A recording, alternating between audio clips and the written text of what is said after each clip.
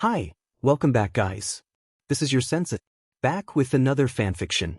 This is the first part of What If Naruto Became a Cold Genius?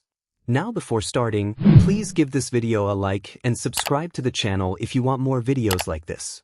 Now let's get into the fanfic. Namake's Minato, the Yondaime Hokage, stood glaring at the man before him. The man tried to release the Kyuubi from his wife. He managed to prevent that, however it was done with a cost. He lost one of his hand. In a battle against normal ninja, this was not a problem. However, the man before him was anything but normal. The man managed to find the secret place where his wife, Kushina, gave birth. The man almost managed to kidnap his son, Naruto, under his nose. This was beyond other ninjas' ability. Not to sound arrogant, but Minato was certain that lesser ninjas would have died before they came close to his son. He tensed. The man charged towards him. His only thought was hoping that Kushina managed to call reinforcements on time. Uzumaki Kushina ran through the forest of Konoha with a baby in her hands. Her eyes moving frantically, seeking any Konoha shinobi for assistance. After some time running, she was about to lose hope when a voice called. "Kushina? What are you doing here?" Tsunade asked. Kushina sighed in relief. Senju Tsunade was one of the strongest kunoichi of Konoha. In addition, as a member of Sennin, when one was sighted, the others must be near. Kushina's prayer was answered when Jiraiya and Orochimaru appeared beside her. "Tsunade-sama, please help. Minato is attacked." Kushina pleaded to Tsunade. Orochimaru tensed. Jiraiya's eyes widened. "Where is he?" he asked Kushina. Kushina informed him. "Jiraiya, Orochimaru, go to Minato. I will follow you after I take Kushina to safety." "No, Tsunade-sama, I'll be fine alone. Please help Minato." Kushina begged. Tsunade nodded. The Sannins leaped. Jiraiya hoped that he was not too late. The Sannins arrived at the secret spot. They froze. In front of them was Minato, dying. Blood soaked his clothes as he panted, one of his hand hanging limply covered in blood. The whole battlefield was covered by the kunais. Beyond Minato, a man with orange mask stood. Aside from his panting, he seemed to be in full health. "How?" Jiraiya asked. Shock filled his being. Minato was one of the strongest shinobi, if not the strongest. How did an unknown defeat him, especially without any visible wound? Orochimaru stared calmly, though inwardly he was worried. Someone whom Minato could not beat definitely could destroy him. Loath as he to admit, Minato was stronger than him. Tsunade froze at the sight of blood. Her fear of blood might be nearly healed, but the huge amount of blood triggered it. Minato disappeared in a yellow flash. He appeared behind the man. Rasengan appeared on his hand. He moved to strike the man. The Rasengan passed through him. Minato flashed again to another direction and continued his Rasengan. The man's eye, revealed to be a Sharingan, transformed for a split second before Rasengan connected. "Foolish man. I have proven to you my power. Your efforts are futile," the man stated. His voice carried power within it. "Yes, but the last time I struck you with Rasengan, I felt your chakra lowers drastically even though there is no visible wound. So I tried another one," Minato panted. "And it shall be your death," the man struck. Jiraiya and Orochimaru attempted to stop him. However, they were not fast enough as Minato's heart was stabbed by the man's hand. Orochimaru kicked the man away and Jiraiya tried to help Minato. "Tsunade, heal him," he yelled. Tsunade snapped out of her daze and moved to heal the Hokage. The other Sannins crouched around them. "No, the wound is too deep." Minato coughed blood. "Tsunade-sama, Orochimaru-sama, Jiraiya-sensei. Please take care of Kushina and Naruto. The man cannot use that technique again." Minato closed his eyes. "Forever." Jiraiya's eyes burned with fury. Orochimaru hissed. Tsunade stood, her eyes turned cold. The man faced them. "Eye closed." "Why did he close his eye?" Jiraiya asked. "Minato-kun informed us that he would not be able to use that jutsu again, and the man seemed to have used it twice," Orochimaru analyzed. "So, one jutsu needs one eye." Tsunade concluded. "Well then." The Sannins moved. Let's go. Uzumaki Kushina watched her baby with worry-filled eyes. They were in Minato's safe house. Its location unknown to anyone but Minato, Jiraiya and her. I wonder if Minato is all right, she asked out loud. A knock sounded from the door. She froze. Minato would not knock. Chakra chains shot from her hand. The chains went through the door and captured the one behind it. She stared at the visitor. Tsunade stared at her with a grave expression. The chains released her. That I'm sorry, Kushina. Tsunade apologized. She moved to show what stood behind her. Kushina's face was filled with horror. Orochimaru and Jiraiya showed the body of Minato they carried. That day, the Sannins and the Uzumaki understood one fact. Namikaze's Minato was dead. The first memory he had was of his mother crying. He did not understand at that time. As he grew older, he began to learn. One day he asked his pale-skinned uncle why his mother cried. The pale man answered that she cried because of his father. Why is my mother crying? The child asked curiously to a pale-skinned man. The man looked thoughtful. I believe it was because of your father. He died the day you were born. He did not fully understand. However, he knew that his father was to blame. That day, Uzumaki Naruto learned hatred. Whenever his mother held him and smiled at him, he felt indescribable emotion. He liked it. He craved it. He tried hard to make her proud. He learned faster than a normal child. He acted more mature than normal child. Whenever he showed what he learned, his mother smiled proudly. Naruto-kun, what did you learn today? A red-haired, blue-eyed woman asked her son. Orochi taught me how to do Bunshin no Jutsu. He answered with a smile. Watch, and he showed her. Her mother smiled proudly. He felt strange and he liked it. That day Uzumaki Naruto learned happiness. When he was 8 years old, her mother told him tales of his father. How he had saved her when they were young. How he had trained hard and became one of the greatest shinobi known to the world. He was fascinated, not by the story, but by the love and adoration in his mother's eyes when she thought about his father. To this day, I have never met a man like him. He was both gentle and strong.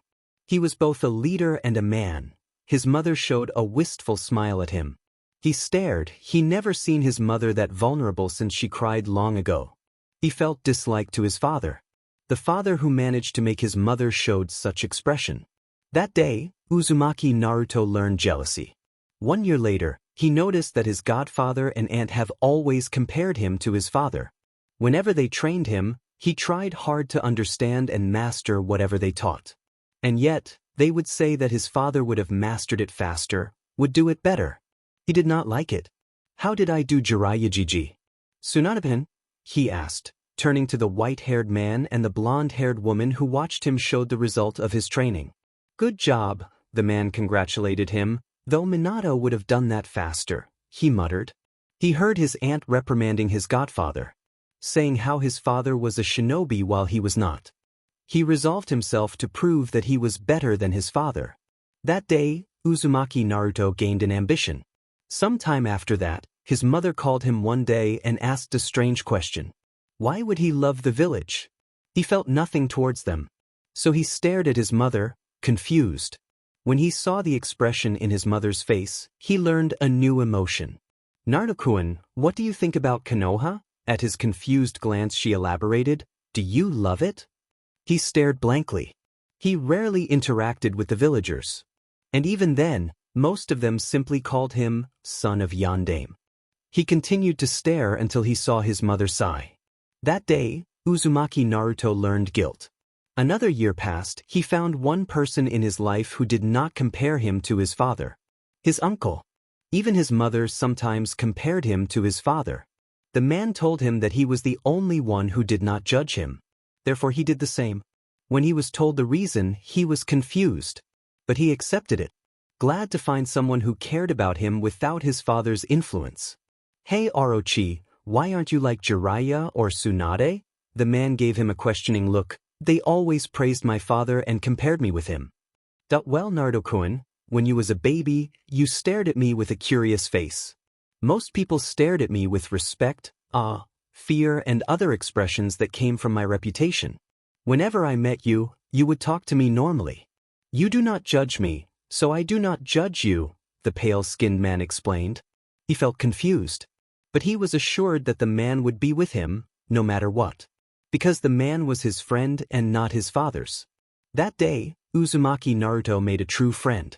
The next year was the graduation of the academy. He passed without any trouble. The training his family gave him was more than enough.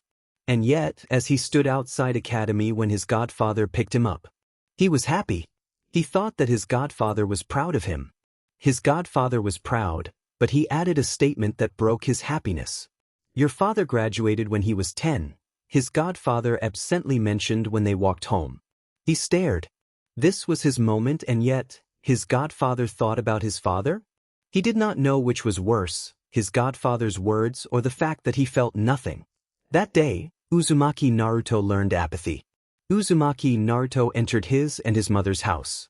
It was a small house with 2 bedrooms, a kitchen and living room. The house was located near Training Ground 44, nicknamed Forest of Death. He had lived here for all his life. The forest was used often by him and the Sennins for training. He saw his mother standing, waiting for him. I'm home, Okasama, he greeted. Welcome home, Naruto-kun. How did it go? Uzumaki Kushina asked with a smile. I passed, Naruto answered shortly. Good job. Kushina hugged him. As a celebration, do you want to go to Ichiraku Ramen? Kushina asked, referring to her favorite restaurant. Smiling happily, Naruto lost any desire to celebrate when Jiraiya compared him to his father. But seeing his mother's happiness, he nodded. His mother's smile widened and he felt that it was worth seeing such expression on her face. The mother and son left to the restaurant. Ayam was the daughter of Tuchi, the owner of Ichiraku Ramen. She had worked at her father's restaurant since she was a kid. She accepted it. She liked seeing people eating her father's ramen happily. She liked how they would leave with satisfied expression. She truly respected her father for all his hard work. However, since 4 years ago, she found a goal. It was just another day in Ichiraku Ramen when a woman with red hair entered, bringing a child with her. Her father greeted the woman as his #1 customer. While her father talked with the woman, she observed the young boy. He ate her father's ramen with blank expression.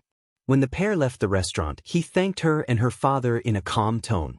She felt that her father's honor had been insulted. She learned the boy's name, Naruto. She wondered why did the boy had a ramen-inspired name. Watching the boy's mother eating ramen with a big smile, she understood. Ever since that fateful day, she begged her father to teach her how to cook. After that, every time the boy came with his mother, she served the ramen she made. At first, the boy stated that her ramen was inedible and refused to eat it after a bite. She worked harder. She felt thankful that the boy at least tasted her ramen each time he came instead of refusing it. After years, the boy finally ate the ramen and asked his mother for a second bowl. Ayam felt a sense of victory. However, after they finished, the boy still left with the same blank expression. Today was the day he graduated from Ninja Academy. She knew for sure that they would come to Ichiraku Ramen. She swore that she would make sure he left with a smile on his face. She saw 2 guests came into the restaurant. She smiled. Welcome to Ichiraku Ramen. When Naruto heard the familiar voice, he saw the girl he had met many times. Ayam was the name. She was an interesting girl. She seemed to made it her mission to cook ramen for him years ago. At first, he was disgusted by the taste.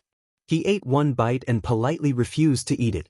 When he saw the disappointed face of the girl, he felt guilty. The second time he was given a bowl, he saw her anxious expression. He ate 1 bite and found that while the taste was still inedible, it had improved. He again refused to eat the ramen. It continued for many times. He believed that his mother and the owner of the ramen stand enjoyed seeing their interactions. Until one day, she managed to cook an edible ramen. He stared at her hopeful expression and ate another bite. She smiled a bright smile that could light up the entire ramen stand. After he finished it, he thought about her smile. It was alien to him, an unknown. He wanted to see the smile again and he ordered another bowl. He was sure the taste of the ramen matched the smile she wore. He stared at the girl. Today she acted more cheerful than any other time. He wondered whether she managed to cook a ramen more edible than the last time. When his ramen came, he took a bite. He smiled. She saw the boy entered. He wore a black t-shirt with a red spiral mark on the back and black long pants. She noticed that he favored dark colors long ago. She also noticed that he always kept a red spiral on all his clothes. She gave the boy the ramen she cooked especially for this day. She watched him as he looked at the ramen closely. She saw his mother and her father watching him as tense as she was. He finally brought the chopsticks to his mouth. Ayam felt her heart stopped. In front of her, the boy, the emotionless boy she knew, smiled. She believed such smile could only came from an angel. When he was emotionless, he could be seen as a statue. A masterpiece. However, when he smiled, she could only describe him with one word.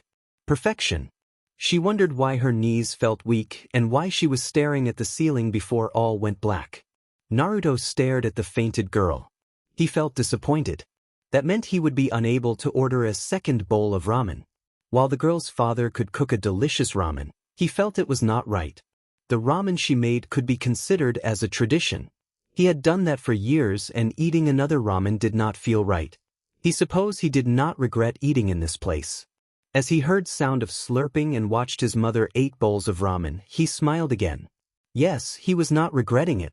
As she walked home with her son, Kushina wondered, not for the first time, how did he became like this? She took care of him as her best friend, Mikoto taught her. With love and care. She assisted him when he needed her. She told him stories of his father and his legacy. She had hoped that he would grow up into a kind, gentle and strong man like Minato. Naruto also received influences from other people, particularly the Sennins.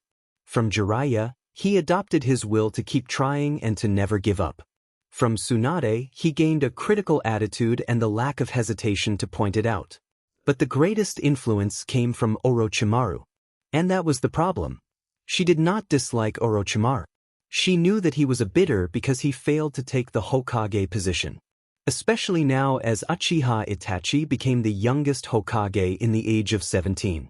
She noted that the man seemed to enjoy Naruto's presence and Naruto seemed to be more comfortable with him rather than anyone else. Anyone except her at least. That was another problem. Naruto seemed to be too attached to her. While he was able to act mature and self-sufficient, whenever he saw her, his thought would focus to her. It was nice to know that he loved her. However, she noticed that it went beyond the point that was healthy. Whenever she offered something, he would not refuse. Whenever she bought something for him, he would take care of it like it was his most important possession. She knew that as a fact. The accident 2 years ago proved it. 2 years ago, she bought him a book for his birthday. The book was a beginner guide for Fuinjutsu. A normal gift for a member of Uzumaki clan when they reached the age of 10. He thanked her and after the party, he was engrossed by the book. One day, he brought it to the academy. Nobody knew that it would lead to an incident. She heard that a group of bullies demanded him to surrender the book. He stared at them blankly as if confused by their attitude and returned his attention to the book. The bullies took this as a challenge and grabbed the book from his hands. He ordered them to return it but they laughed. He stated that it was a book given by her and they should return it. They mocked him as a mama's boy. They scrawled a huge cross mark on the cover of the book. That was their mistake. She did not know what happened. But Naruto returned home earlier than scheduled.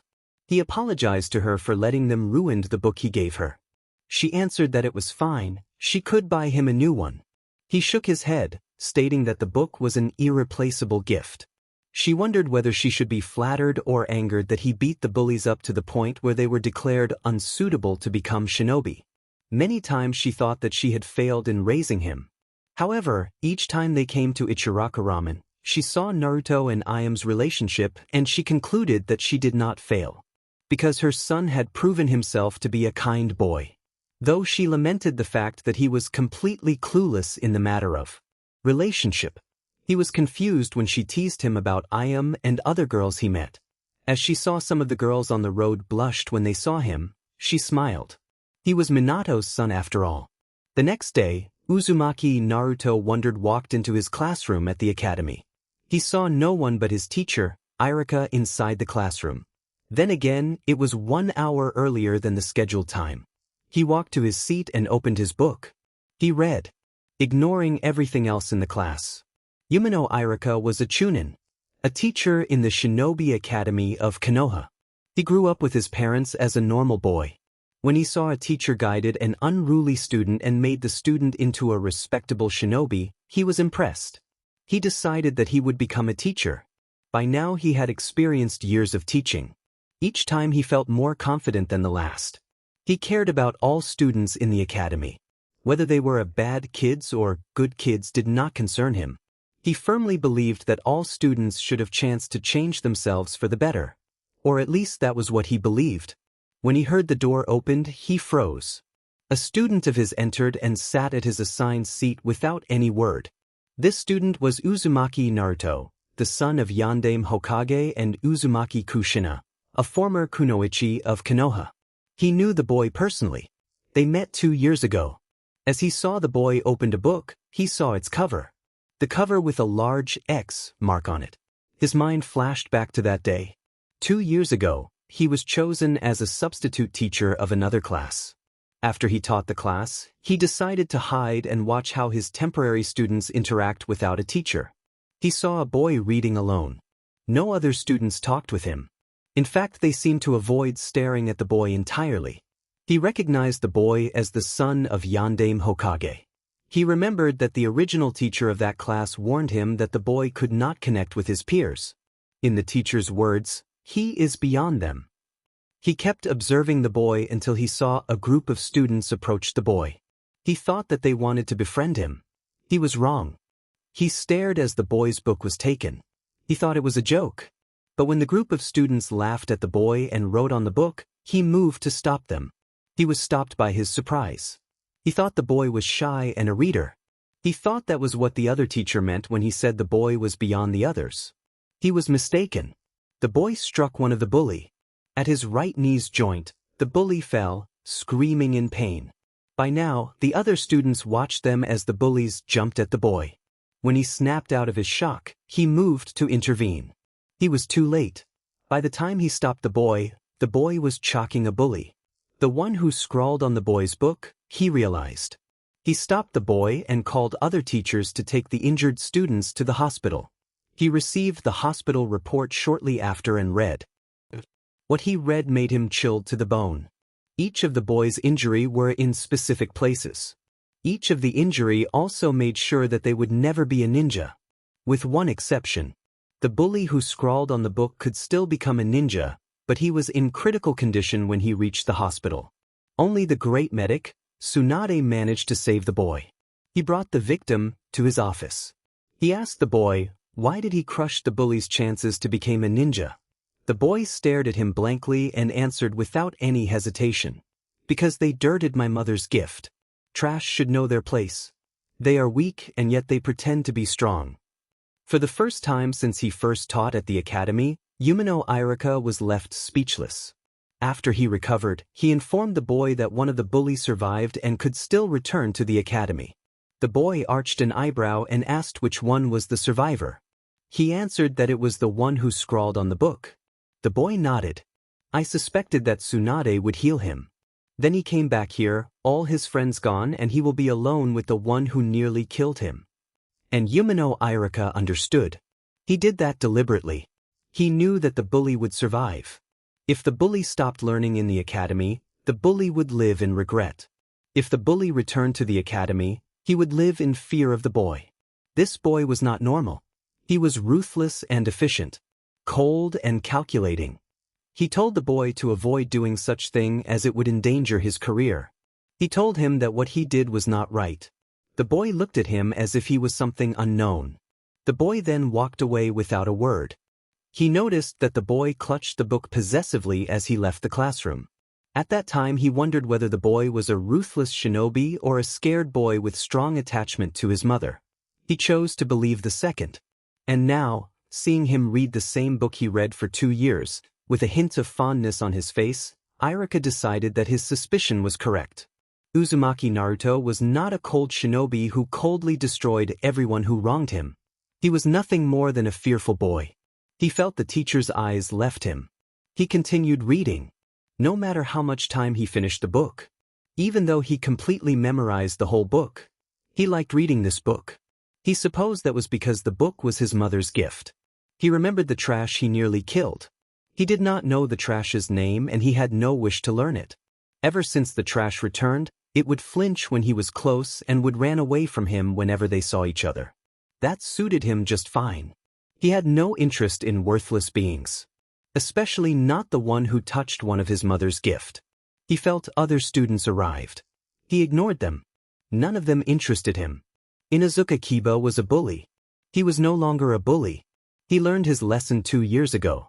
It was supposed to be a joke. When Kiba was young, he grew up with the stories of Yondaime Hokage. He admired the man. He wished to become like him. An alpha. A leader everyone recognized. Born in a clan that respected strength, he trained since he was young. He was loud, brash, and wild. The typical Inuzuka, most would said. When he entered the academy, he heard rumors about the son of Yondaime. He was interested. When he got the son as his classmate, he was excited. That feeling did not last. The son ignored everything. He was content to be alone, reading a book or watching something. He never spoke except to the teacher, and even then only when he was asked to answer a question. Whenever someone called him, he just stared at them blankly until they were uncomfortable and left him alone. One day, Kiba had an idea. He would provoke the boy and make him react, make him act more like a normal kid. When the teacher left the class, he and his friends gathered around the boy and demanded him to give the book to them. The boy stared at them and then returned to his book. Kiba exploded. He stole the book and watched as the boy's eyes showed a flicker of anger. He felt glad. The boy was a human after all. When the boy demanded them to return the book, one of his friends teased him about his mother. Kiba knew that was a mistake. His clan valued family. Insulting one's family means death. As he saw the boy's eyes burned, he knew that they would be in trouble. One of his friends encouraged him to dawdle on the book. He did not want to do that, but they pressured him to, and he did. To this day he regretted his weakness. He stared, surprised as the boy attacked one of his friends. He tried to counter the boy with his friends, but it was futile. Then his world exploded in pain. When he was in the hospital. His mother and sister around him as he laid down on the bed. Broken. His mother demanded an explanation. He told them his story. How he tried to provoke the boy, how one of his friends mocked the boy's mother, and how he was pressured to dawdle on the boy's precious book. His mother was furious at him. His sister scolded him and told him that when he recovered he would have to apologize. When he returned to academy after he healed, he tried to apologize to the boy. He failed. Every time he tried to apologize, his words died in his throat and he felt fear gripping him. He ran away. Now he was a ninja. He swore that he would apologize to the boy one day. Definitely. Uchiha Sasuke was the brother of the Hokage. He was born in the Uchiha clan, the strongest clan in Konoha. Since he was young, he tried his hardest to match his brother. His brother, who was known as the prodigy. He failed, and after his brother was chosen as the Hokage, he felt the gap between them increased. When he heard the Yondaime Hokage's son would be in the academy with him, he was interested. He thought that he could find someone who was like him. He was mistaken. The boy acted like a statue. He never accepted any attempts to befriend him. He ignored other people. Uchiha Sasuke hated him. When the boy proved his strength 2 years ago, his hatred grew. Uchiha Sasuke did not hate the boy because the boy was stronger than him. Uchiha Sasuke did not hate the boy because the boy ignored him. Uchiha Sasuke hated the boy for one simple fact. Because the boy reminded him of Uchiha Itachi, his brother. Both of them were stronger than others. Both of them closed themselves off from the society. Both of them stared at the world with eyes filled with disinterest. And that angered him. When he saw the boy in the class, reading with his usual blank expression, his hatred grew.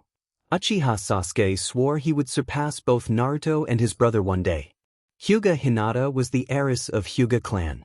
When she was a child, she was kidnapped by a Kumo shinobi. She was almost taken away when a boy saved her and subdued her captor. That day, Hyuga Hinata found her light. She never forget his face. Thanks to her savior, the Hyuga clan met no trouble from Kumogakure. As if they tried to ask for compensation, They would need to reveal that their shinobi was defeated by a child. She trained hard since then, hoping to see him once again, to serve him with her entire body and soul. When she entered the academy, she was beyond happy. Her savior was here, in the same class as her. She thought about approaching him but decided not to. He ignored everyone who tried to initiate a conversation with him. She concluded that he must consider them not worth his time until they have proven themselves. 2 years prior, when a group of heathens dared to challenge her savior, she watched in glee as he struck them down. He punished them by destroying their future as shinobi. But her savior was forgiving. He allowed one of the heathen to return. She swore she would smite the heathen should he try to harm her savior again. The day the team would be announced, she hoped that she would be in the same team as him. Haruno Sakura was an ordinary girl. She came from an ordinary civilian family. She was fascinated by the story of ninjas in Konoha. She decided to enter the Shinobi Academy in a whim. She was glad she did so as she met her best friend. Yamanaka Ino saved her from bullies who insulted her large forehead. They became friends since then. When she entered her class for the first time, she was excited. The son of Yandame Hokage and the brother of current Hokage were both in her class.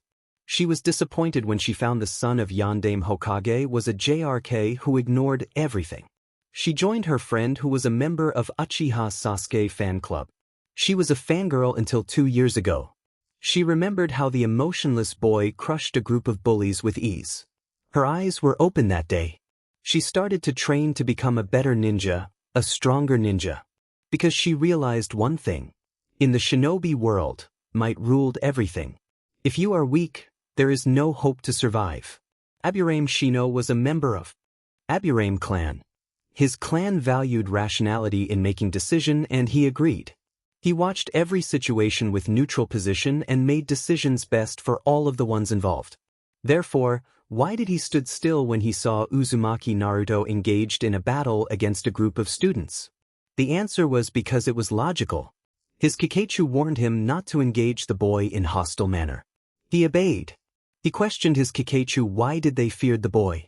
They answered that he was an unknown. As the team announcement was made, he made sure to follow his plan. If he was on the same team as Uzumaki Naruto, a negotiation and alliance would be preferred. If not, engage Uzumaki Naruto with caution and only when necessary. Yamanaka Ino was a member of Yamanaka clan. She would admit that she was a girl before she was a kunoichi. She admired Uchiha Sasuke, the Hokage's brother. Or at least that was what people believed. She was not a fangirl. Her father just told her that deception was one of the greatest tools a shinobi have. Secretly, she admired Uzumaki Naruto, the enigma, more than she admired Sasuke. Not to the extent of obsessing about him. She admired how he acted calm and cold in every situation. Acting like true shinobi, her father told her long ago. When he was attacked 2 years ago, she was worried. She saw as he ruthlessly broke the bully's future as shinobi. She was amazed. Her admiration grew. As she thought about him, she wondered what would it be like if they were on the same team. She decided that it would be interesting. Nara Shikamaru was a member of Nara clan. He thought that life was troublesome. He was a genius with IQ over. He was also a lazy person. His best friend was a Kimichi Choji. One of his most troublesome friend was Yamanaka Ino. When his mother ordered him to enter the academy, he thought that it would be troublesome. He was proven right 2 years ago. A group of students tried to mess with the son of Yandame Hokage. He liked the boy. The boy did not care when he slept through the class. The boy alone was not troublesome, but he seemed to be a magnet that attracted troublesome situations. When the group of students were sent to the hospital, he sighed. At the team announcement, he hoped he was not with Naruto. If he was with Naruto, then his life certainly would be troublesome. Akimichi Choji was a member of a Kimichi clan. He, like most people of his clan, liked to eat. He liked his friends. His best friend was Nara Shikamaru. One of his friend was Yamanaka Ino. He met the mysterious son of Yandame Hokage once before academy.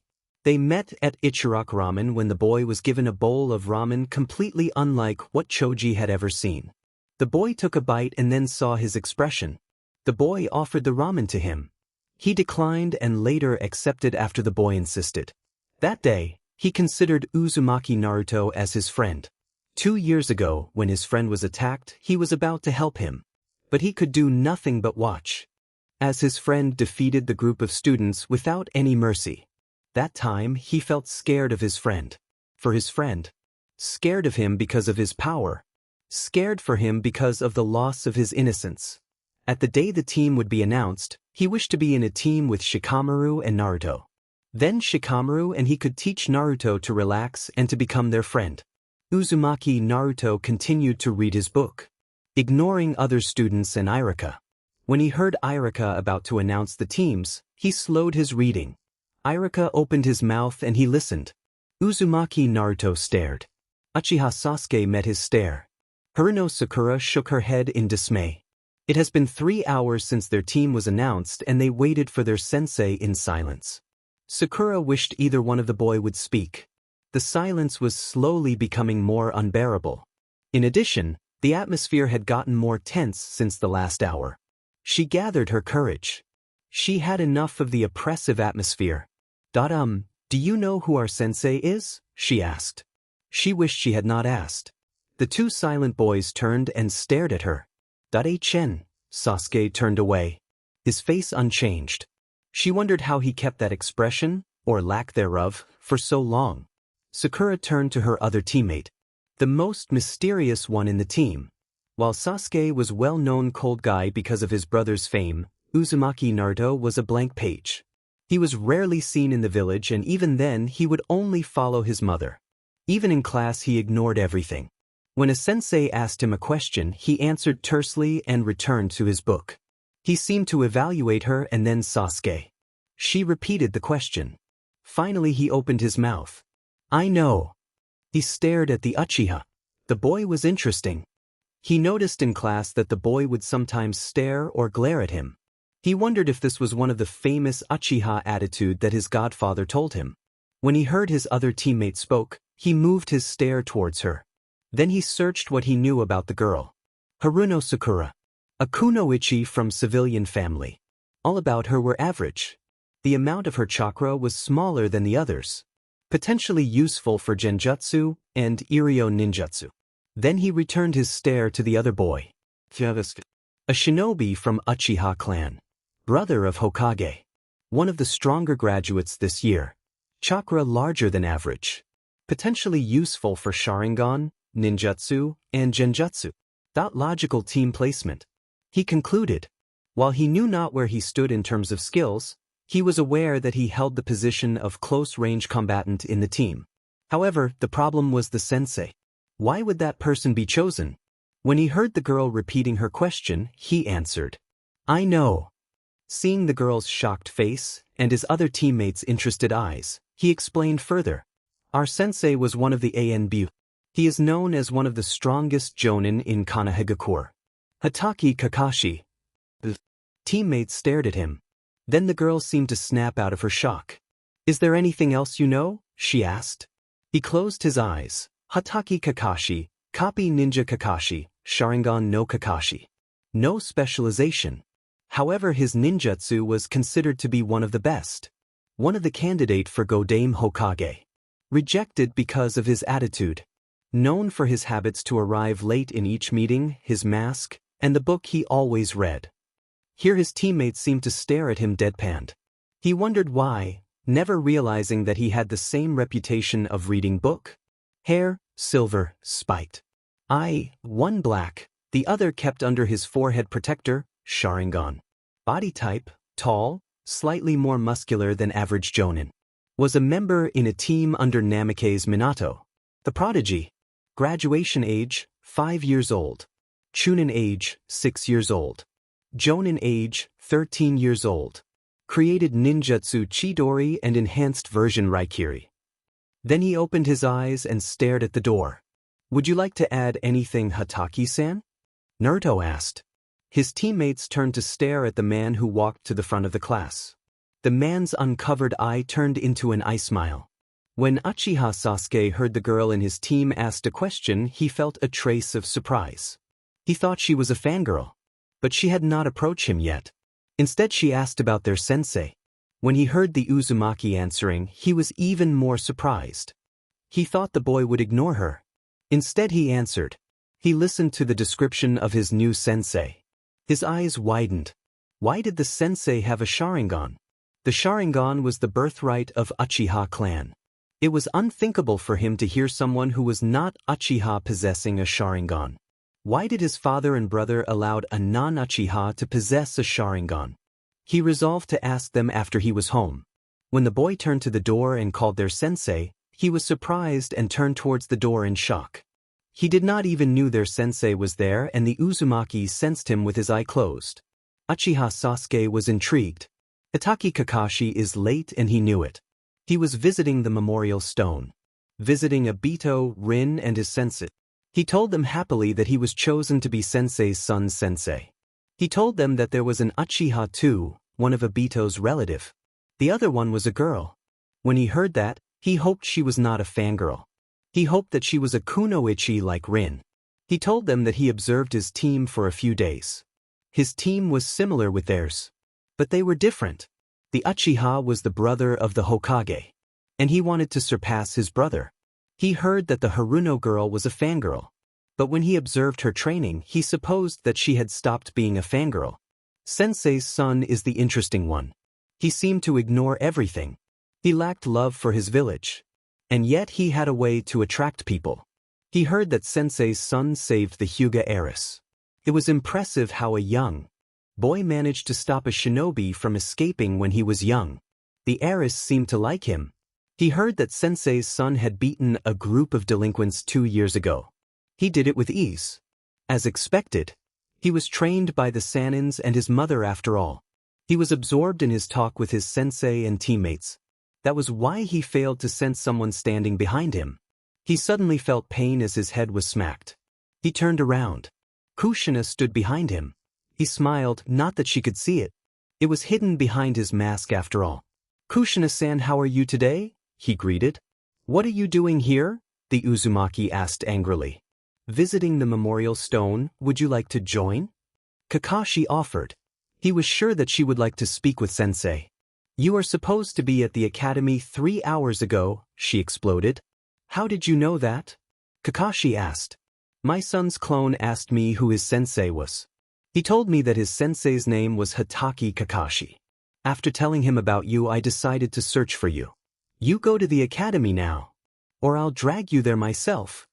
"Calm down," he smiled. "I was about to go there." He stood and walked away from the memorial stone. "By the way, when did Naruto ask you about me?" "1 hour ago. When my son asked a question, I need to answer it as complete as I can or he won't stop asking." Kushina's face grew serious. "Kakashi, I know that you are Minato's student, but don't treat Naruto like Minato's son. He disliked it. Treat him normally instead, or he will ignore you. Just like how ignored most of the village." "Is it because he feels like he is in Sensei's shadow?" Kakashi asked curiously. "I don't know," Kushina answered sadly. "Orochimaru told me that he hated being treated as Minato's son. But he didn't tell me anything else." "Orochimaru is a traitor who abandoned the village," Kakashi pointed out. Kushina sighed. "Orochimaru is my son's best friend. Naruto told me when he was young that his only friend was Orochimaru." "All right. I'll treat him like a normal genin instead of Sensei's son." As Kakashi moved to the academy, he wondered whether he could do that. Naruto was a splitting image of his sensei after all. Just when he was about to enter, he heard his sensei's Naruto's voice. Naruto described him to his teammates. When he replayed his conversation with Kushina, he wondered whether those data were really gathered just 1 hour ago. He entered the room. "Would you like to add anything, Hitaki-san?" His other 2 students snapped their attention towards him. I smiled. This team would be interesting indeed. Even though Hitaki Kakashi said that his team would be interesting a few hours ago, he wondered whether it was a good thing. His mind replayed to his student's introduction. "I am Uchiha Sasuke. I don't have any likes. I dislike idiots. I have an ambition to surpass my brother." While Uchiha Sasuke could have an attitude adjustment, it was normal for Uchiha to act like that. At least he has a drive. My name is Haruno Sakura. I like my friend, Ino. I dislike people who insult me and my friends. My hobby is to play trivia games. My goal is to be a good kunoichi. The girl is still innocent, but she wanted to become a good kunoichi. He would see whether she really is serious or not. The problematic part was Naruto. Uzumaki Naruto. The team waited for him to continue. That's it? What about your likes, dislikes, hobbies, and goal?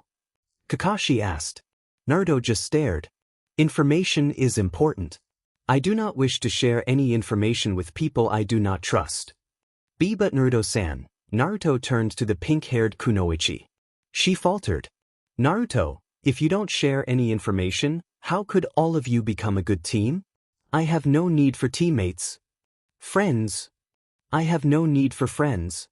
Training partner? I have no need for training partners. Kakashi sighed. With Naruto like this, how could Team 7 have any chance to pass the bell test? How could he make Naruto understand the benefits of having a strong bonds? He was about to tell Naruto that his father had good teammates when he was young, but he managed to stop himself. Kushina's warning sounded in his head. He thought about what he knew about Naruto and tried to find anything to appeal his interest. He found it. Naruto, you know about the legendary Sennin, right? He asked. Naruto nodded. The Sennin consisted of Jiraiya, Tsunade, and Orochimaru were famed for their abilities and great teamwork. Are you aware about how did they receive the name? Naruto answered. The Sennin fought against Hanzo of the Salamander, one of the strongest shinobi, and survived during the Second Great Shinobi War. Yes. They survived because of their teamwork. They assisted one another. It was told that if together, the current Sennin would be unbeatable. Naruto stared. I concede that teamwork is useful. However, I have no need for it. I have no plan to stay in this team for long. You plan to become a Chunin as fast as possible, Kakashi commented. Naruto nodded. However, to pass the Chunin exam, you need a solid teamwork. And without trust, that will not be achieved. I will do it. I will not rely on others. I will pass the exam alone, Naruto declared. His eyes shined with cold determination. Without a doubt, he is Sensei and Kushina's son. Kakashi sighed. Sasuke and Sakura just stared at them. Naruto, without a team you will not survive. If it was not for my teammate, Uchiha Obito, I will not stand here before all of you. Naruto stared. A hint of curiosity in his eyes. I was about to be killed, but my friend pushed me out of the way. He gave me his Sharingan as a gift, and without it, I wouldn't survive most of my battles in the war. Without my friend, I would not become a shinobi like I am now. Bonds helps you grow. Bonds will make you stronger. Uzumaki Naruto. Likes mother. Dislikes nothing. Hobby, training, gardening. Goal, to become a Hokage. Naruto stated. Kakashi smiled. While he could be cold, it seems that Naruto would not ignore a good advice. Although, he needs to be convinced first. Becoming Hokage was interesting information though. Perhaps he wished to surpass his father like Sasuke and his brother. A bell test is still impossible now. He would pass them without a test. However, later when they would enter Chunin exam, he would test them to see whether they have grown or not. But tomorrow, we will meet again in Training Ground 3. I will test each of you. After that, we can decide on our team schedule. He stood up, his team following. I promise I will help all of you achieve your goal. Remember this, in the ninja world, those who break the rules are trash, that's true, but those who abandon their comrades are worse than trash. His team seemed to ponder about the words. Sakura smiled, Naruto and Sasuke's eyes lightened with interest. Team 7 dismissed. In the end, he supposed that his team was not so bad after all. They are young. They could grow. It was his responsibility to assist them in their shinobi life. He will not fail. He will not fail them like he did with Obito. With Rin. With his sensei. His promise to help them reach their goal was genuine. And he will do it. Uzumaki Naruto walked to his home in silence. He thought about his sensei's words. Was it true? That a team is needed? That bonds will help him? If they were true, then he would be mistaken. When Naruto reached his home, he saw his mother waiting for him, smiling. He pushed the thoughts away. After their dinner, he stared at the ceiling of his room. His mind flashed to Orochi's final lesson. Naruto-kun, when you see me with Jiraiya and Tsunade, what did you think? I wondered, why are you tolerating them? Isn't it better to be alone? You are shinobi. You have secrets. With more people it is harder to keep a secret. Orochimaru's face became serene. He seemed to be lost in his memory. Because Naruto-kun, we are human. And no human can live alone. Naruto wondered whether that was true or not. For now, he would do what Orochi and Hatake-san said. He would try to accept his team. If it was true, then he would concede and accept what they said. If not, then it seems that he was correct after all. He ran through the familiar forest. If he remembered correctly, there should be a river beyond this forest. He prepared himself to jump. He leaped, he turned his head and saw his hunters following him. He felt fear. If they caught him, he would be forced to return there. He would not give up, no matter what. Then he felt hands around him. He looked around. He did not sense any hunters near him. Then when the two other hunters arrived near him, he knew it was over. I have captured the cat. Naruto's voice echoed around the clearing. Sakura and Sasuke stopped near him, staring at him, surprised. They chased the cat for hours and Naruto just grabbed him like it was nothing. Naruto stared at their faces. He was a little confused. Why would they be so tired? Capturing a simple cat should be an easy task. He decided that he would have to ask Hatake-sensei for additional training. There must be something wrong in their training if they failed to complete such easy mission.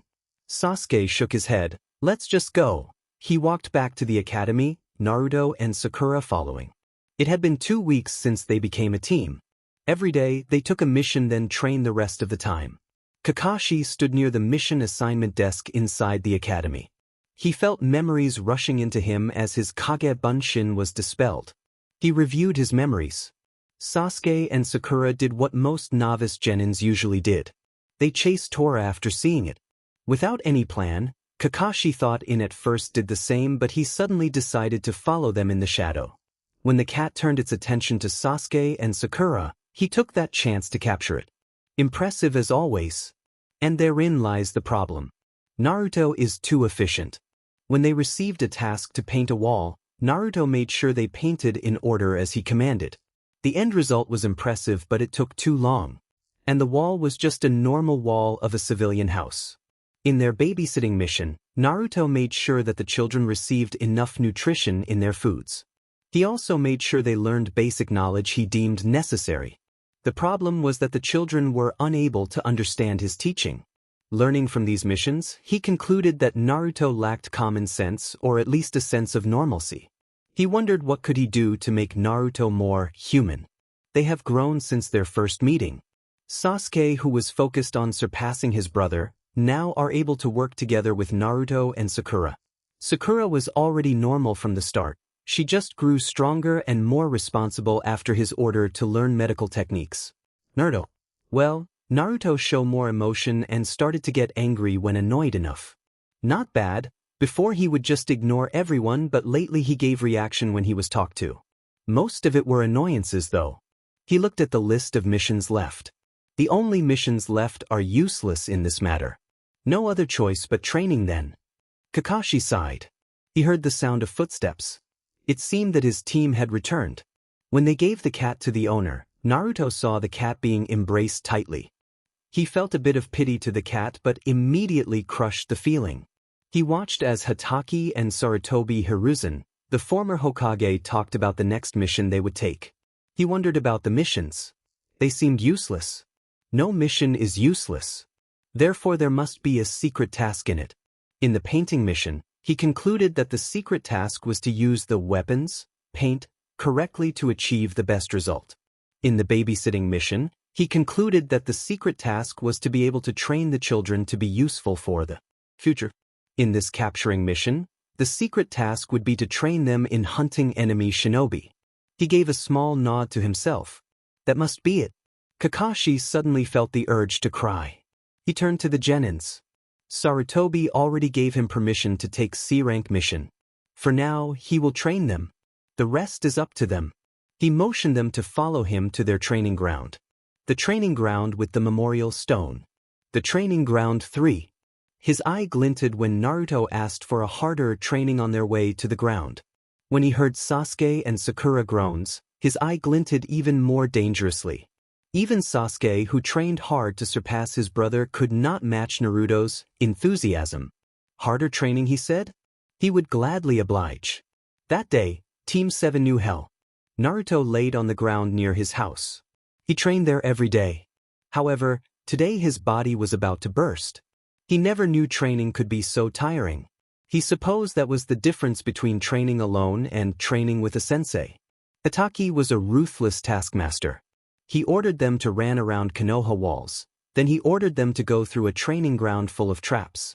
After that he taught them taijutsu, then ninjutsu, then genjutsu, and returned back to the running around the walls. The cycle continued. It opened his eyes. He's weak. Compared to someone such as Kakashi, he is a weakling. Naruto swore he would become stronger. Strong enough to survive the training. Strong enough to match Kakashi. Strong enough to wipe that DMNI smile on that Cyclops face. As he fell asleep, Naruto did not even think how much he changed after 2 weeks with his team.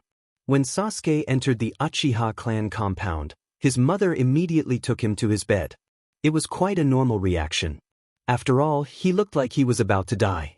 When his mother bathed him in front of his father and brother, though, his vitality was restored. Not too much. Just enough to swear revenge to Kakashi. That med scarecrow. After she arrived to her home, Sakura is glued to her bed. All of her body ached. She was given less strenuous training, but she asked for more training as she felt she needed to catch up with the boys. She wondered whether that was a mistake when Kakashi's eye glowed with glee. Now she knew it was a mistake. She resolved to learn more medical techniques. If she learned all of them, sooner or later she would find it. Her new goal in life. To castrate a one-eyed SDST. Itachi Kakashi shivered while he was reading his book. He thought about it. Could someone be plotting a revenge against him? He decided no. There is no way someone would hate him. After all, he was kind enough to give his genin a taste of what they would go through if they joined ANBU. There is no way someone would hate such kind person. Itachi Kakashi smiled. Perhaps tomorrow he would give them the same training. After all, they survived today. Within 1 week, Team 7 managed to set several new records. First, running around Konoha on the wall every day. 10 rounds in the morning, 10 in the evening. Second, record time of capturing Tora the cat. The cat seemed to be unable to sense Naruto. Third, and personally for Kakashi, the best, Team 7 were the first to hear Naruto use a foul language. It was, "I'll kill you one day," to his beloved sensei. Fourth, the first genin team this year to accept an A-rank mission. And completed it without any assistance. How did this happen? The Hokage, Uchiha Itachi asked. Team 7 stood in the Hokage's office with said Hokage and 2 missing nins. Kakashi rubbed his head. Well, it was an interesting story. That I have time, the Hokage answered. All of it started when we accepted C-rank mission to escort a bridge builder to Nami. We met in front of Konoha's main gate. That day was the genin's first C-rank mission. We already met with our client Tazuna. It was a good meeting, that I am not a midget. Naruto, put that kunai away. Which part of that was a good meeting? Itachi asked. It was a good meeting, Kakashi repeated firmly. After the good meeting, we went to Nami. On the way, we were suddenly attacked by the nefarious demon brothers. Hataki, you are a shinobi, not a storyteller, Itachi pointed out. Agreed, Kakashi was stabbed. His team betrayed him and agreed with the Hokage. How could they? He conveniently forgot that all Konoha shinobi should obey the Hokage. After the great and cool Jonin defeated the demon brothers, we found out that Nami was terrorized by the tyrant Gato. Unable to turn away from their plight, the handsome devil Kakashi agreed to help the poor village. Then he heroically with his 3 sidekicks fought and destroyed Gato's army. Nami was freed and the hero Kakashi returned triumphantly to Konoha. The office was filled with silence. Hataki-sensei. Naruto trailed off. Kakashi grinned behind his mask. He managed to make Naruto speechless. Another new record. He truly is the great, cool, and badass Kakashi. That you are stupid, his pink-haired student insulted him bluntly. He felt as if his body was struck with his own Raikiri. Can any of you give me a clear report? Itachi asked the genins. And why there are two unknown shinobi here? Sasuke and Sakura looked at Naruto. He nodded. When the demon brothers attacked, Sasuke, Sakura and I defeated them. Itachi-sensei appeared after he lazed around somewhere. I did not laze around. I was merely watching to see whether my cute little genins can win against the enemies or not.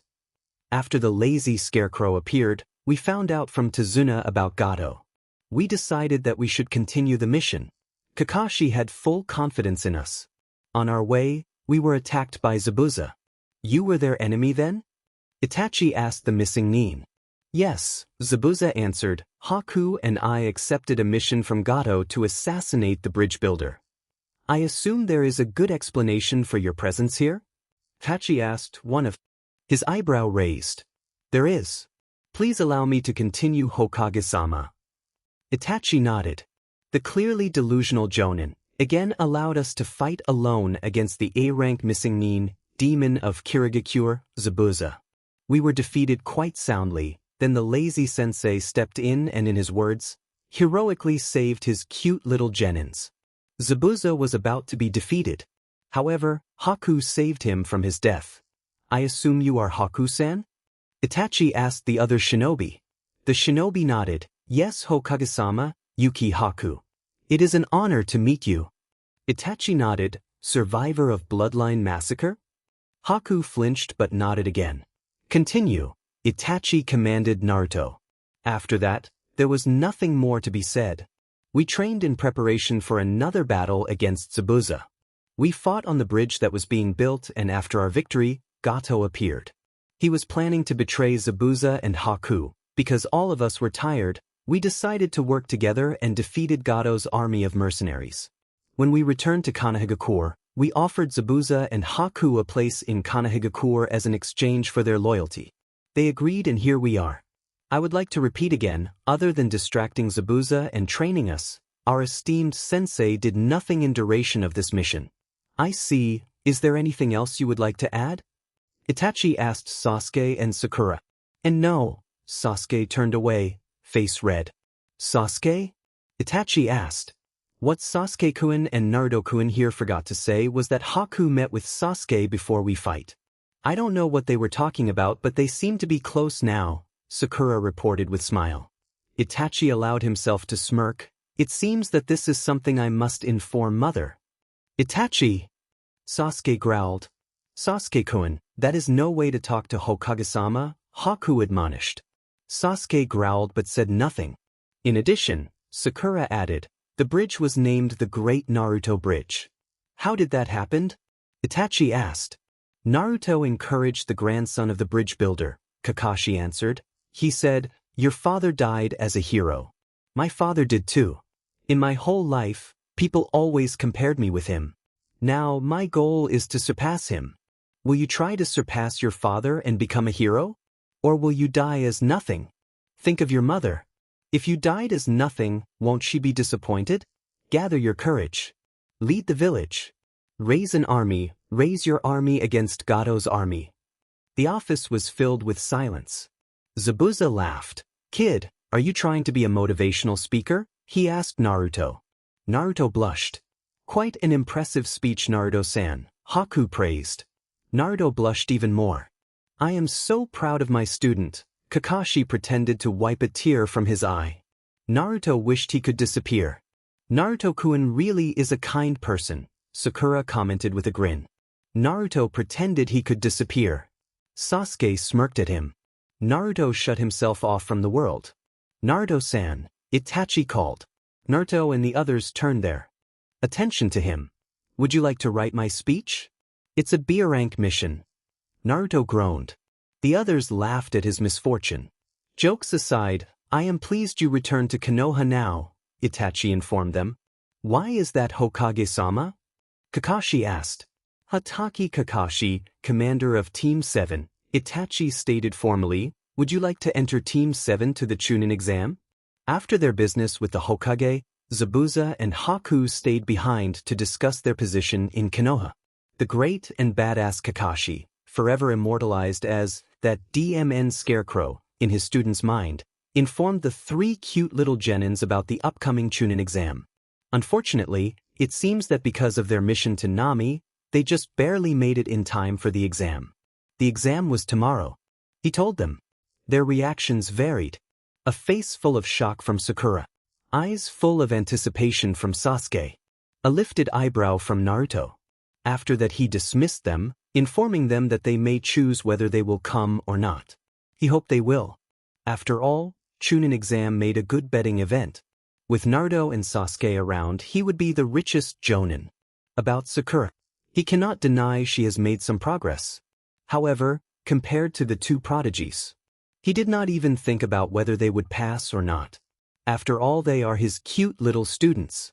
Anything less than Jinchuriki in the exam is no trouble. What are the chances of a Jinchuriki joining the exam now? Nothing can possibly go wrong. Hatake Kakashi would learn to regret his thoughts. Uzumaki Naruto and his teammates stared at the forms the Demed Scarecrow gave. He observed his two teammates. The past 2 weeks with them had been pleasant. If he passed the exam, he would be separated from them. Not that he cared. However, he doubted that he could find teammates such as them. They provided adequate supports. That is the only reason he is worried. It is certainly not because he is worried about their feelings. Nodding to himself, he opened his mouth and asked the two. He knew their answer. Shall we join the exam or not? Sasuke definitely was not expecting the silent member of the team to ask that question. True that Uzumaki showed more emotion and talked more after they became a team, but he rarely started a conversation. Even if he did, it was to ask for a spar or training. He thought about the question for a moment. When they became a team, Uzumaki declared that he would pass the Chunin exam alone. And now, the same boy just asked them something that went against his declaration. Some part of him feel proud that Uzumaki decided that Haruno and he are good enough to be his teammates. Though he would never say it outright, he recognized that Uzumaki is stronger than him in some aspects. Haruno, too, surpassed both Uzumaki and him in medical knowledge and chakra control. He smirked. Do you even need to ask? Sakura looked at her teammates. They both seemed confident. Naruto's question caught her off guard. The old him would never ask that question. Sakura smiled. The one-eyed BSDRD's lesson came to her mind. In the ninja world, those who break the rules are trash. That's true, but those who abandon their comrades are worse than trash. Sensei, I think we are beginning to understand that now. When Sasuke gave his answer, Sakura smiled. She nodded. Whatever trouble they might face, they will face it together. Because they are a team. And those who abandon their teammates are worse than trash. Naruto sat at the roof of his house. A team, he muttered. An image of him, his teammates and Kakashi flashed in his mind. Friends? Orochimaru's proud smile as he mastered a jutsu came to his mind. Followed by the image of Team 7 returning from their mission to Nami. Naruto stared at the moon. He did not know why, but staring at the moon always calmed him down. The moon have always felt familiar. I should go train. Naruto began to stand. Suddenly he narrowed his eyes and threw a kunai. Come out. I know you are there. He honestly doubted anyone would appear. When someone did appear, his eyes widened marginally in shock. It has been quite a long time, hasn't it, Naruto-kun? The shadow asked. Sasuke and Sakura stood in front of the academy. They were waiting for Naruto. As more and more genins entered the academy, they grew worried. It was unlike Naruto to be late at anything. Did something happen to him? My apologies for being late. A familiar voice sounded and they both turned their heads to the direction of said voice. There stood Naruto with white shirt, black jacket and black pants. What's with the change of clothes? Sakura asked. Usually her teammate would wear white shirt, orange jacket and orange pants. He claimed that they provide excellent stealth training. Sakura thought he just liked the color. There is no reason to limit myself this time. No matter what the test is. No matter who the opponent is. I will crush them without holding back. Sasuke and Sakura understood. Naruto once told his team that the orange clothes he wore was made by his godfather, Jiraiya of the Sennin. It was covered with weight seals. His teammates followed his example and began to wear weighted clothing after that. In this exam, Naruto released his weights from the start. Sasuke smirked, "You are serious?" "There is no benefit in holding back in this exam," Naruto stated coldly. Sakura shook her head, smiling, "Let's go, there's no more reason to stand around here." Naruto and Sasuke nodded. Together they entered the academy. Team 7 stood before Kakashi. "I'm glad all of you decided to come. If any one of you is missing, I would send the others back. This is a team exam after all," Kakashi informed them cheerfully. Team 7 Genins just stared blankly. Did something happen?" Kakashi asked curiously. When we entered, we saw a group of people making a scene in front of a room covered in genjutsu. We just ignored them. Probably some kind of Genins trying to trick academy kids, Sakura informed Kakashi. Kakashi's sweat dropped. That was supposed to be an additional test for Genins. "After that, I was challenged by a strange creature," Sasuke continued. Kakashi blinked. "Strange creature?" he asked, looking at Naruto, hoping for additional description. "A green being with strange hair and massive eyebrows," Naruto described this strange creature. Kakashi's eye widened in recognition. It seems that the rumored cloning of Madogai is a truth. This cannot be allowed to happen. If left alone, his cute little Genins could be infected by the shudder flames of youth. The strange creature was fast enough to defeat Sasuke's speed. "We decided to keep Sharingan secret until the right time, and so we allowed it to leave with its victory," Naruto stated. "Good decision." Kakashi approved their strategy. His mind flashed to when Sasuke activated his Sharingan. Naruto laying down on the bridge with body full of needles. Sasuke stared at the body in shock. "And then?" he asked. "And then? Was that a stutter he heard from Naruto?" An even stranger creature appeared. Sasuke continued. "It seems to be a larger version of the first unidentified creature. They did something that caused a genjutsu." Kakashi winced in sympathy. Sakura's face was pale as ghost. "We tried everything, Kakashi-sensei, but it wouldn't go away." Sakura's stare turned vacant. "Team, I congratulate you for surviving a meeting with Madogai and his mini-me. Let this be a lesson to you that eccentric people such as them could be stronger than you." "More like stranger," Sasuke muttered. "Well." Kakashi clapped his hand. "Go into the exam room and make me proud." The team turned serious and nodded. They entered the room. When they entered, all the occupants turned and glared at them. Sakura clenched her fist as some of the Genins turned their head away as if dismissing them. Naruto grabbed her hand. She looked at him. He stared back blankly. She relaxed her hand. "Hey, Sakura!" Ino called the pink-haired Kunoichi. Naruto narrowed his eyes. Sakura recognized that as a sign of him being annoyed. "Don't reveal my name to other villages' Genins," Sakura whispered to Ino. Ino had the decency to look sheepish. "Sorry. Didn't mean to do that." As more of their former classmates gathered, Naruto stepped back and hid in the shadow. He scanned the Genins in the room. He found 4 people staring at him. Danger. A Kumo Kunoichi with blonde hair and black eyes. A cat. A Suna shinobi with red hair and kanji of love on his forehead. A raccoon. A Taki Kunoichi, or was it shinobi, with green hair and red eyes. A bug. A Kiri shinobi with black hair that covered one of his eye. A slug. He closed his eyes, wondering why the 4 shinobi seems familiar.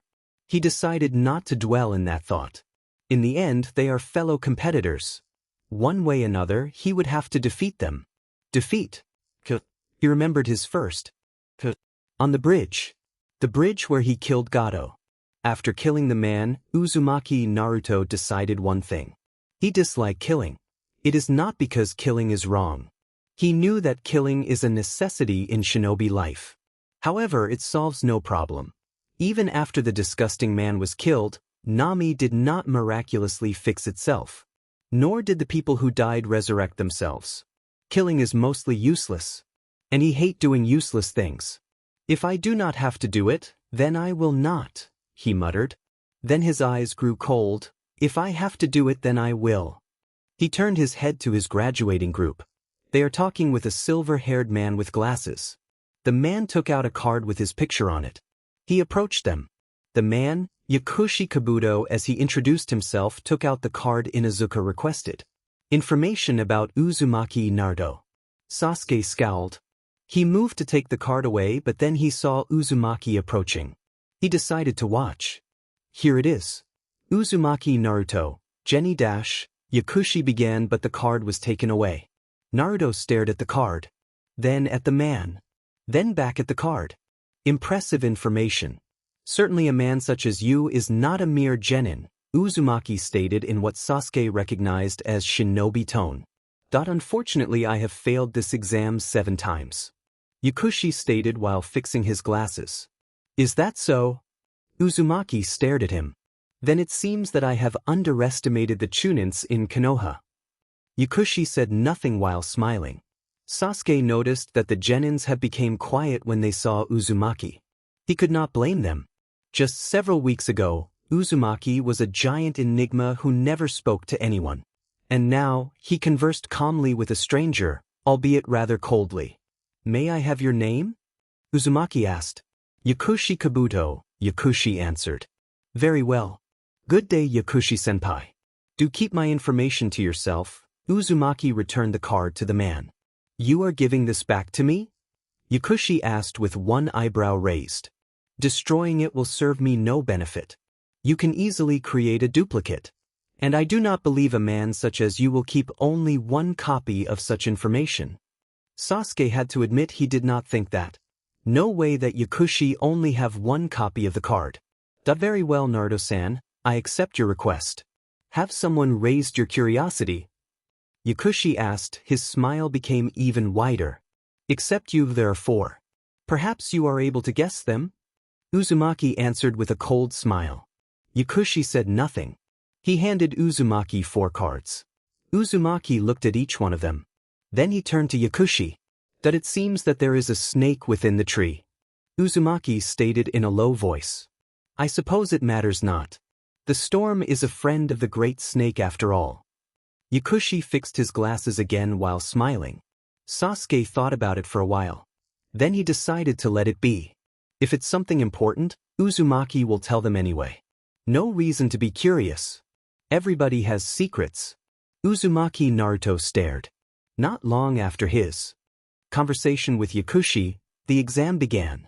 The proctor of the first exam was Marino Ibiki, and he gave them a written test. He stared at the questions before him. Useless. All of them are questions which are useless for shinobi.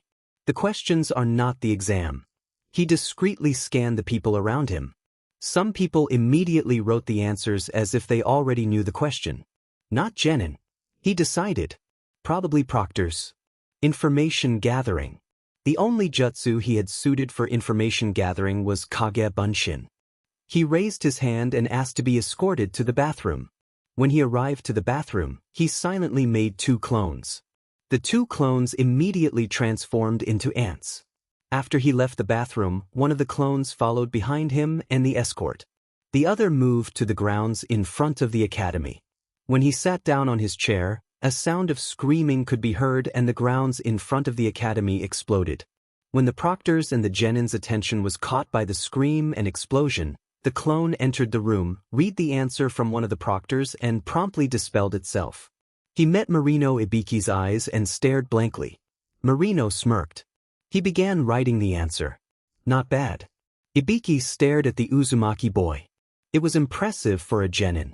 It might not trick him, however he could not say the same for the chunin proctors around him. When he met his eyes, he thought that the boy would flinch. The boy just stared blankly instead.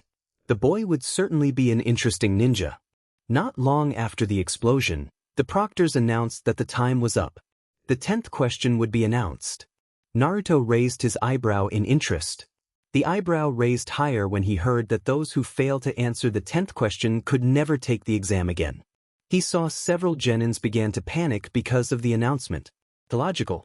Marino Ibiki does not have any right to forbid a genin from taking this exam again. He turned around to check his teammates' conditions. Sasuke looked confident. Sakura also seemed to be calm. He nodded at them as an attempt to reassure them. They nodded back. Is there anybody else who want to quit? He turned back to Marino. When there is no answer, he continued. Very well. All the genins here. Pass. Among the cries of shock and surprise from the other genins, Uzumaki Naruto gave a little smile to his teammates. They smiled back. After the genins calmed down, Ibiki explained the meaning of the 10th question. The first 9 questions were made to test your information-gathering skills. The 10th question is the primary test for this part of Chunin exam. Seeing several genins with confused looks, he continued, the final question simulates a mission. When you are tasked a mission, you may or may not have any information. There are cases where your clients lied. There are cases where you are betrayed. However, as a shinobi you may not allow such fear hold you back. As a shinobi there is only one answer to the question. Take the mission. Those who take the mission deserve to be a Chunin. At least in terms of mindset. Then Ibiki took off his bandana. When his head was fully exposed, the several genins gasped. Ibiki's heads were full of aftereffects of torchu, slash marks, screws, and burns all over his head. To all of you candidates, remember this information is important. It is what decide a mission success or failure. Protect it with your lives. Ibiki put on the bandana again. Then he narrowed his eyes as a shadow smashed through the window. 2 kunais launched to the sides, revealing a banner. Second stage Proctor Mitarashi Enko. Yo brats! Don't look so happy just yet, a woman shouted, appearing in front of the banner. The genins blinked in confusion. Ibiki shook his head. Enko, bad timing. The woman, Enko, ignored him. She scanned the genins. 0.26 teams Ibiki? You must be losing your touch. Ibiki smirked. There are several outstanding candidates this year. Well, anyway you brats. I am the great Mitarashi Enko. Oh God. Not another Kakashi. Your second proctor. And I will cut your numbers down at least to half, she declared with a smile. The genins were stunned by the bold declaration. At least half? A duel? Tournament? No, tournament stage is usually reserved for the final part of the exam. Closing one of his eye, Naruto decided to stop guessing about the exam and scan the leftover genins. The 4 I watched here. Konoha genins this year here. Strange creature here. Follow me brats. His observation cut short, he looked at his teammates. They stood up and followed the proctor. To wherever the second stage is. That was what went trough Uzumaki Naruto's head. And he was sure his teammates also have the same thought. A familiar forest. The same forest Kakashi took them to when he asked for a more intense training. The forest of death, as the BSTRD Scarecrow called it. For them, this is the forest of pain. The place where they suffered for 1 week under the Diamond Cyclops' watchful eye. That I'm going to kill that scarecrow. Sasuke muttered as he looked at the forest with slight anxiety. Later, he told his teammates. We still need him. For now. Sasuke and Sakura nodded. Seeing the forest, their desire to kill, or at least maim, the scarecrow intensified. Welcome to the forest of death. Or as I call it, my playground. Naruto heard a genin made some mocking scared noise. He ignored the genin. They would soon learn to fear the forest. That this is going to be hell, isn't it? Sakura asked sadly. Do you expect anything else? Sasuke asked back. No, and that is the sad thing, the pink-haired one answered. That let's just go to the tower as fast as possible, Naruto advised them. They nodded. The tower, as they call it, is the only safe place in the forest.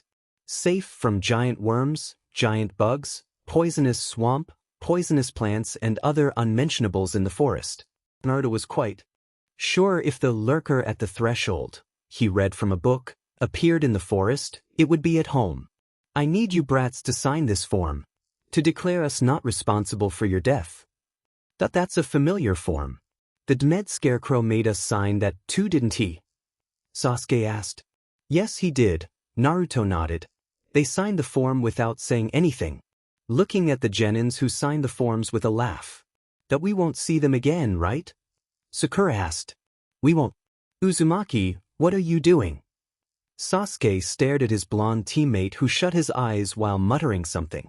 Naruto opened his eyes. It is only polite to pray for the soon-to-be deceased. They nodded and joined him in his prayer, never noticing how other genins looked at them strangely. Later, they were given a heaven scroll and was tasked to find an earth scroll to finish the stage. The time limit is 5 days, but Naruto and his teammates knew that the faster they finished this stage, the safer they would be. Currently Team 7 of Konoha are moving like hell-possessed through the forest. Move faster! Sasuke shouted. Go! Go! Go! Sakura shrieked. It is getting nearer. Naruto calmly stated. Though for Sakura and Sasuke, they could sense slight tremor in his tone. It is their mortal enemy in the forest of death. It is a creature. A snake to be precise. The difference is, said snake have mouth and teeth. And the snake is large enough to eat a tree in forest of death in a single gulp. Naruto called it Nihauger. They are quite glad it is Nihauger who attacked them though. At least they have yet to find Verfolner and Ratatosker. Last time they met those three at once. Let's just say that they are glad Itachi is a protective brother. Without the help of a Hokage, a former Hokage, and several high-level Jonin, they would not survive. Sandaime Hokage told them that when Shodaime Hokage made the Forest of Death, those creatures migrated to the forest. Naruto commented the irony of 3 creatures of Tree of Life would migrate to Forest of Death. Sandaime told him that it has something to do with that mad scientist Tobirama who thought that the squirrel is cute. By the way, for those who don't know Norse mythology, the squirrel is Rikudō, the Verfolner is an eagle. Sasuke, Sakura, go to the tower. I will stop this thing here, Naruto declared. No Naruto. That's a death flag. Sakura screamed. Don't worry Haruno. He won't die even if it kills him. Sasuke grabbed Sakura and they ran faster to the tower. Naruto watched them disappear deeper to the forest. Then he looked at the beast. He who knows when he can fight and when he cannot, will be victorious, Naruto quoted from a book he read. And it is clear that I will not win now. The Nihauger moved to eat him. The moment its jaw closed, Naruto exploded. Sasuke and Sakura stopped as they heard an explosion from the direction which they came from. Naruto. Sakura quietly watched as smoke rose from the forest. What are you doing behind us? That was a clone, Naruto stated. Let's go. Sakura sighed. The current Naruto is more human than the old one, but his jokes are rather unique. Haruno, let's go before Verfolner or Rikudō come. Sakura nodded and they continued their path to the tower. By the way, weren't they supposed to be contained? Deeper in the forest of death, Anko cursed. Who the hell released the beasts? She shouted at a group of sheepish-looking Jonins and Kakashi who kept reading his book. Well, I was about to lock them away, but my book caught fire so I panicked and let the seal go, Kakashi reported. That was my fault actually. Kurenai startled me and I accidentally dropped my cigarette, Asuma continued. You told me to stop him from smoking Anko. So I grabbed him, Kurenai informed her. Anko was about to shout but her voice was drowned by the sound of explosion. What was that? Kurenai asked looking at the smoke. Judging from the chakra, that would be Naruto. Kakashi closed his book, clone explosion probably. It is his favorite technique to escape from the 3 monsters. How come a genin know about the monsters? Asuma asked shocked. Well, funny story about that. Welcome to your new training grounds. The Forest of Death. It seems that his cute little genins are a little skeptical about this forest. That won't do. That won't do at all. He ushered them into the forest. Unfortunately, it seems that the great and cool Kakashi forgot one thing. And that is? Anko asked. Let me continue. The new Ika Ika Paradise came out today. Kakashi. He forgot that the monsters are unchained that day. He just sent his cute little genins to a forest where those 3 monsters dwell. Of course he would not let them die. As fast as lightning he informed his findings to the Hokage. He could testify that he had never seen the Hokage move that fast. Not as fast as the great Kakashi of course. Kakashi. With his new party members, the hero Kakashi accepted the main quest. Main quest, save the genins. He and his party journeyed to the murky forest of death. Lo and behold, he saw his cute little genins working together to survive against the 3 dangerous beasts. He shed a tear, proud of how they managed to bond together just in a short while inside this forest. However, those monsters cannot be allowed to terrorize his genins anymore. He conveniently forgot that he was the cause of their trouble. The gallant Kakashi jumped to the fight and heroically saved his students from dangers. After that, he finally got his new Ika paradise as the quest reward. Kakashi. Kurenai sounded empty. Wow. Just wow. Asuma shook his head. Is that a tear Kakashi saw from his eye? Anko is speechless. Indeed. They must be stunned by the tale of heroic Kakashi. The Kakashi Quest XXI. Well, let's just seal them back, shall we? Kakashi asked with an eye smile. It must be Kakashi's fault, Sakura concluded. Yes, the scarecrows? Naruto agreed. Usually he would wait for some evidences before concluding something. However, he instinctively know that this must be the one-eyed BSTRD's fault. Hataki's, even Sasuke agreed. Somewhere, Kakashi felt a sudden urge to cry. Brats! Surrender your scrolls, an Amigakure Genin demanded. Unfortunately, the Genin wore an eye patch covering one of his eye. Even more unfortunate is that his teammate wore a mask and have spiky hair. To add another insult to the injury, the last teammate of theirs read an Ika book while giggling. That Hataki might not be here but... Sasuke began. Sakura cracked her knuckles. Close enough. Naruto jumped. The AIM team stood no chance. When they entered the tower, they were surprised to find another team there. The woman with blonde hair and black eyes that Naruto saw, a man with similar blonde hair and black eyes, and the last a man with tan skin, white hair and black eyes. They scanned each other. Kumogakure team. Sakura observed. Sasuke, Sakura, they are dangerous, but the woman is the most dangerous one. Be careful, Naruto advised. Understood, Sasuke knew that Naruto must have a reason to tell them that. Naruto is not the type to tell them anything unless he is sure about it. Naruto's mind flashed to the card Kabuto gave him. Jinchuriki. His mother is one. He knew better than most how dangerous they are. His mother told him stories about how when raged, she would lose consciousness and woke up finding the area destroyed. Nibi, he muttered. He saw the woman's eyes widen. Didn't expect such enhanced hearing. Could be dangerous, but could be useful. A plan forming in his head to fight the Nibi's Jinchuriki. Let us go, Sakura, Sasuke. Team 7 entered the tower, being watched by the Kumogakure team all the while. Naruto sat in the room provided for the candidates.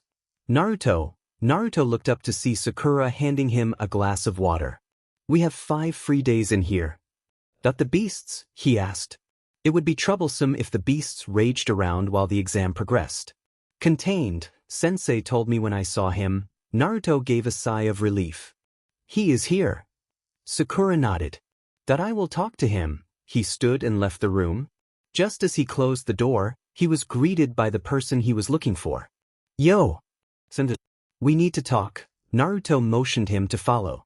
Kakashi grew serious. Anything that can make Naruto call him sensei must be serious. Jinchuriki. From anything that Kakashi expected, this was not one of them. Which one? Kakashi asked. Kumogakure, blonde-haired woman, Nibi. Sunagakure, red-haired boy, Ichibi. Takigakure, green-haired girl, Nanabai. Kurgakure, black-haired man, Rokubi, Naruto listed. How did you come across this information? Kakashi asked. When I saw them, I thought they felt familiar. It was probably because mother is one. So you can sense Jinchuriki? Kakashi asked for confirmation. Perhaps. I will inform Hokage-sama. How dangerous are they? Unknown, Nibi's Jinchuriki is at least low Jonin. Can you subdue her? Kakashi asked. I have some seals Jiraiya gave me. If they use their Biju, I can stop them. Naruto's eyes answered the rest. But you may not survive? Possible. We should call Jiraiya. Naruto said nothing, already knowing that it is the inevitable result of their conversation. Side story: Nihāgar, Verfolner and Ratatosker. After no Hagakure was built, Senju Hashirama brought Senju Tobarama to the forest he had grown. Look, Tobarama, beautiful is it not? Tobarama watched the forest in boredom. Boring. There's no cool animal around. Can you bring some giant monsters around? Like a lizard that can breathe fire or a giant bird of prey? Hashirama laughed, used with his brother's eccentric self. Why don't you find some? You can bring them here if you want, Hashirama told him. He regretted it when he saw Tobarama's eyes glowing. Really? However, as an older brother, he must act like a man. Yes, you can bring anything here. I promise. All right. 6 months later, Hashirama regretted his promise. Where did you find a squirrel this big? Hashirama asked, looking at the giant creature in front of him. It was on the big tree overseas. It seemed lonely, so I brought it here. You promised, right? Tobarama asked like a child. Hashirama wished he could scream to his brother and demanded what insanity spawned him.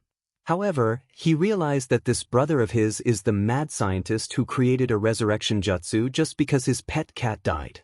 That jutsu would later be found and used as a tool of war, while that cat would later be found and named Tora. Fine. Just make sure it does not harm anyone. With that said, Tobarama placed the squirrel into the forest. Some years after that, the population of the forest grew larger with additional large snake and large eagle. To this day, no one but the Senju know where they came from. Side story: Kakashi Quest XX. The hero Kakashi was given a dangerous quest: to defeat the raging monsters inside the Forest of Death. To survive this dangerous task, the hero Kakashi made a party. The party consisted of the smoker Asuma, smoker, the bench mistress Kurinai, its genjutsu mistress, the snake charmer Enko, not bad, and that man who have survived hundreds missions. That man who lived within the hearts of many women. That man who is very kind and caring towards his cute little students. The great and baddest, Kakashi the hero. Together with his servants, Kakashi the hero moved through the deep forest, their eyes seeking the targets. Suddenly he sensed a disturbance at the force. It is as if a group of Amigakure genins suddenly screamed in terror and were silenced. However, sealing the foul beasts is his main mission. The subquests could wait until later. They are here. As his party faced the terrible three, Kakashi thought about how proud his students will be when they knew how heroic he looked now. In another part of the forest, Sasuke, Sakura and Naruto sneezed. They blamed Kakashi. The 5 days passed without any trouble. Now the surviving team stood before the Hokage and several jonins. His eyes narrowed when he saw the Kumogakure Jonin, a bull. Naruto's eyes narrowed even further when he saw Jiraiya standing at the back. Naruto checked the teams. Konohagakure, Team 7, Team 10, Team Guy. Kakashi told him to call them that. Team Kabuto, Sunagakure, Team Ichibi, Kumogakure, Team Nibi, Kurigakure, Team Rakubi, Takigakure, Team Nanabai, 10 teams, 30 genins. The last stage of Chunin exam is usually a tournament. There are too many. I would like to congratulate you for passing the second test, Itachi stated. When he spoke, Naruto could see how he became a Hokage. He was completely different from how he usually spoke with Team 7. However, before we move on, I would like to inform all of you the purpose of this exam. This exam is the answer to the attempted peace of Shinobi lands. This exam's purpose is to replace war. Itachi scanned the genins. Tell me, how do the clients know which village is the best? The genins did not answer. The answer is through a display of strength. This exam is one of them. A stage to display the strength of next-generation members of each village. Those of you who stood here before me possess potential. Potential to help your villages grow. By showing your skills to the leaders, to the people, the fame of your village will grow and therefore, the wealth will also grow. This is the battle for your village. And therefore your lives will be at stake. In this exam, while killing is not encouraged, killing is allowed. The genins looked at each other. Naruto thought about the words. Basically, instead of proving their superiority in wars, the villages prove their superiority through contests. This contest is one of them. That explained why the old Chunin test was replaced by this. Long ago the last test was to bring the 4-leaf red clover from Akagahara. But now it was changed into tournament. A tournament of death. And now, I would like to inform you that you may not rest just yet. The genins snapped to attention hearing that. Some of them looked outraged. There are too many of you. We will cut down the numbers by entering preliminary stage. The Jonin Gecko Heiate will explain. A pale, sickly man moved to the front. Thank you, Hokage-sama. Now before we begin, is there any of you who want to quit? Heiast. 2 members of Taki team and Kiri team raised their hands. The vessels teams. Interesting. 26 left. Hearing no more answer, Heiate nodded. Very well then, he coughed. The preliminary stage is a one-on-one battle. If you would like to surrender, you may. We would like to avoid needless death. The board behind him began to move. That board will decide the first 2 fighters. All the genins looked at the board. Immediately, the current batch of Konoha genins gasped. Uzumaki Naruto vs Inuzuka Kiba. Naruto stood at the ring calmly, waiting for the Inuzuka. The Inuzuka in question is currently talking with his sensei. Kiba-kun, it might be better for you to forfeit. Kurenai advised her student. She knew what happened in the academy. She is worried that Kiba might not be able to handle the emotional strain of facing the Uzumaki again. Sensei, I can do this. Kiba shouted. Since he saw Naruto again, still with the same blank face he had in the academy, his desire to get even increased. Especially when he remembered his friends who can no longer become a ninja thanks to the blonde-haired BSRD. Naruto watched as Kiba jumped to the arena, Akamaru besides him. This time I'll beat you, Kiba declared. Naruto stared at the boy blankly for a while. He thought about his plan to face the Inuzuka. He need a way to win quickly and he have to win without revealing his fighting style. He found what he need. He smiled. When Sasuke, Sakura and Kakashi saw the smile they muttered a quick prayer for the Inuzuka. Kakashi also thanked whoever watching over him for the easy money he is about to get.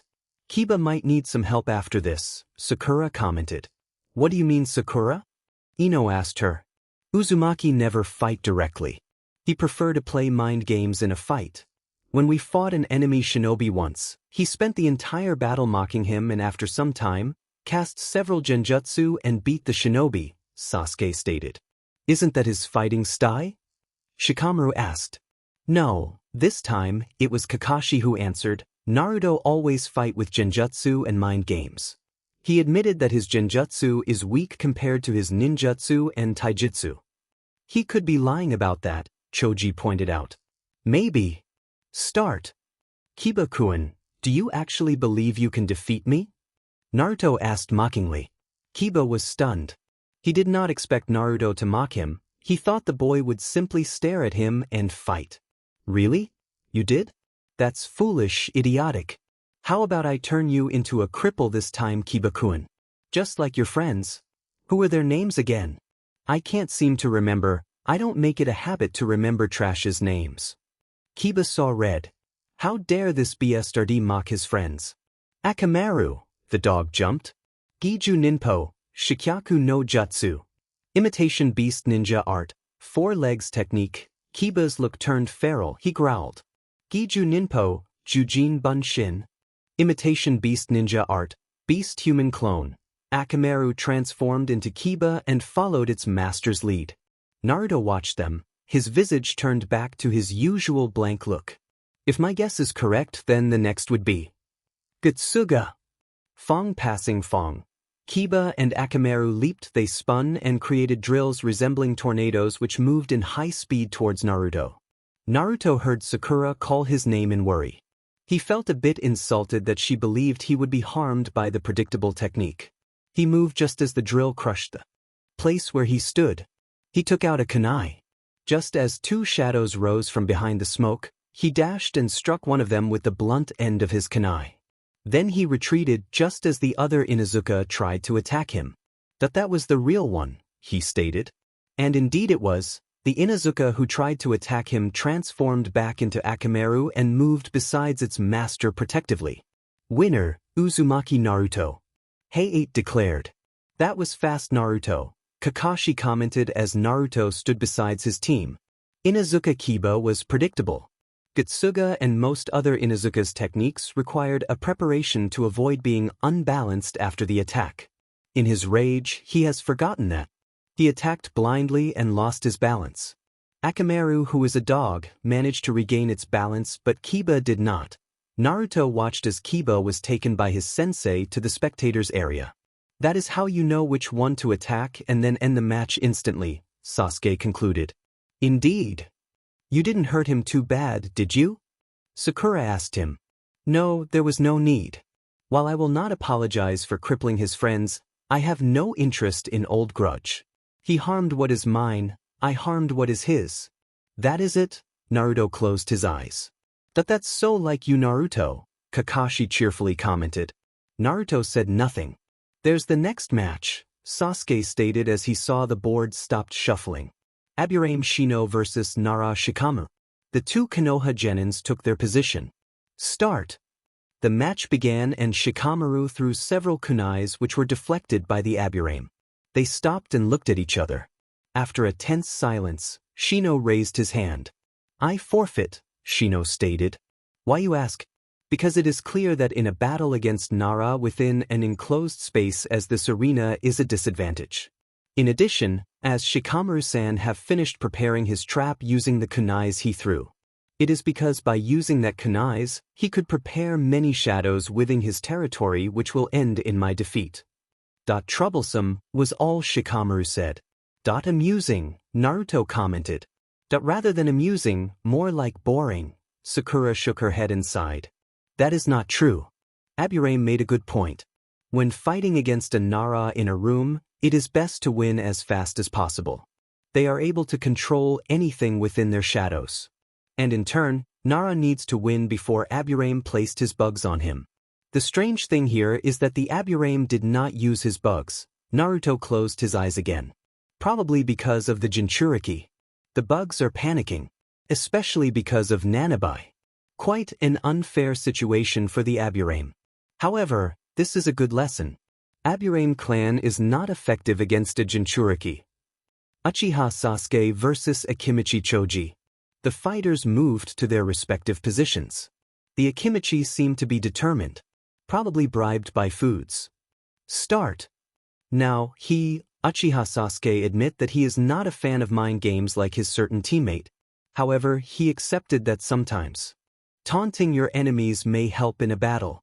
And faced with an enemy with easy berserk button as this, Uchiha Sasuke see this as a great chance to test his teammate's tactic. Shall we begin, fat one? He asked, ominously. Mentally he winced. That one sounded bad even in his mind. No matter how bad it sounded, it worked. The Akimichi charged at him like a raging bull. He smirked. Meanwhile in the spectator area. Sensei. Yes, Naruto? Is my desire to punch Uchiha normal? He asked expressionlessly. Is it because his bad taunt? Yes. Then it's normal. Understood. Sasuke shuddered. He felt someone's killing intent. It is fine. It's not like his teammates are angry at him or something. Now, the second thing he learned from his blonde teammate is to hide his fighting style. That means no jutsu. He smirked as a plan appeared in his head. Baika no jutsu. Nikuden Sensha. Multi-size technique, human bullet tank. The Akimichi grew rounder and rolled at him. Sasuke wondered what will happen if the Akimichi is stabbed. Will air come out? And an evil idea spawned itself in the Uchiha's brain. When the Akimichi got close, he jumped. As expected, the Akimichi crashed into the wall. The round ninja spun around as if drunk. Sasuke dashed and kicked the boy up to the ceiling. He predicted the crash site and placed his hand in a tiger seal. He heard Sakura's gasp in surprise. He heard Kakashi's giggle. And he heard Naruto's growl. He is sure Kakashi will add that to Team 7's record. However, he has a mission. A mission he must do. His eyes glinted. Kanahagakur Haiden Taijutsu Oji, Sennin Goroshi. Kanahagakur hidden secret taijutsu technique, 1,000 years of death. He supposed the world stopped. At least that was what he felt. When the Akimichi went back to the sky with guts of wind, he felt victorious. Seeing Naruto's twitching face made it sweeter. Winner, Uchiha Sasuke. Even the referee was stunned by how he won the battle. I'll kill him. Naruto growled. Do you know it got serious when Naruto started to speak like that? Sakura shook her head with a smile. Now Naruto-kun, you can't blame Sasuke for wanting to be a cool shinobi like your sensei here. Kakashi said with an eye smile. Naruto felt a flashback of pain from his genin exam. He had never been humiliated like that before. Kanahagakur Hiden Taijutsu Oji, Sennin Goroshi. Just hearing the technique's name made him sick. He resolved himself to kill or at least maim the smug Uchiha. In his rage, Uzumaki Naruto forgot that he is in public. And so, when the Uchiha came back to the team, he jumped at the boy. Said boy smirked and countered him. Brawled. Uchiha. You first, Uzumaki. No techniques or skills, just a brawl between two kids. Naruto, Sasuke, we are still in the exam, Sakura told the boys. They froze. They stood beside each other trying to look as professional as possible. Well, at least if the brawl is forgotten they would look professional. In his place, Itachi smiled. He is glad Sasuke have found good friends. It seems his decision to place them together is not a mistake after all. He saw Kakashi giggling while reading his book. Then again, with a sensei like that, he doubted. Yamanaka Ino versus Temari. This will be boring. Naruto instantly concluded. Though, the information of the girl's techniques may help him in the final. His eyes met with his godfather's and he nodded. Naruto made a shadow clone and wordlessly left the place. Why are you here? Naruto asked Jiraiya. The man had left Konoha to take care of his spy network. Why would he suddenly appear? I heard that you're entering the exam. I want to see how strong you have become, Jiraiya answered with a grin. And the main reason? He doubted the man would leave his spy network just for that. The spy network is essential for the village. He cannot leave them just because of his filial obligations. Why don't you try to guess? Think of it as a training. Naruto closed his eyes and began to think. Jiraiya's presence in Konoha meant that there is an important event. Something that will need his presence. The only event in Konoha now was the exam. However, Jiraiya has never came to other exams before. He would have at least visited their place if he was at Konoha. Of course there is a chance that Jiraiya did not visit them and he is always here at the exam, but Naruto doubted it. Is there anything special in this exam? The answer is clear. Jinchuriki. It was obvious. 5 of them, 6 if you include his mother, were here at the same time. The Jinchuriki's identities were one of the best kept secret in a village. For them to be here at the same time is troubling. Why would the villages send their vessels here? To increase the village's reputation? To show Konoha their strength? Invasion, Jiraiya stated, his face serious. This one statement made Naruto's eyes widen as his mind furiously tried to imagine the destruction caused by 5 Jinchurikis attacking at the same time. We suspected this a month ago. We immediately made alliance with Kumogakure to prepare for the possible invasion. Hearing your report to Kakashi confirmed it. Jiraiya's eyes met Naruto. Kumo might be our ally, however, do not let your guard down. Understood, Naruto nodded. Jiraiya stared at Naruto. There is more, isn't it? Is there anything you want to tell me? Will mother join the war? Naruto asked despite knowing the answer. She is a Jinchuriki. Naruto's eyes narrowed. Train me? What? Jiraiya's serious face fell, revealing his surprise. Naruto had never asked training from him. Not even once. Usually it would be him who is dragging Naruto to train. Teach me seals. Teach me techniques. Teach me how to fight a Jinchuriki. His eyes glowed with determination. You want to defeat them so your mother doesn't need to fight. Naruto nodded. No. Jiraiya's reply was short and clear. Why not? The boy asked, his voice rising. If you fight a Jinchuriki, you will die. Jiraiya's voice is even. As if he is merely stating a fact. Then teach me to survive. Naruto shouted, his chakra rising. His mind showed the images of his mother's possible deaths, making him even more angry. No. I am strong enough. I will prove it to you if I have to. Naruto's voice became cold as his chakra rose even further. Jiraiya sighed. Kage Bunshin, shadow clone, Naruto stated. As his hand moved into a cross position, the special clone seal. 2 Naruto clones appeared with an explosion of smokes beside him. Jiraiya just stood there. The clones moved to Jiraiya's position and began attacking him with punches and kicks. Jiraiya avoided them without taking his eyes from the original Naruto. Naruto did not move an inch and Jiraiya shook his head. Kid, are you going to stand there forever? The Naruto made several hand signs and then took a deep breath. Futon, de Tapa. Wind release, great breakthrough. A gust of wind moved in high speed to the Sennin's direction. Jiraiya jumped up to the tree and evaded the technique. He saw Naruto's 2 clones following him.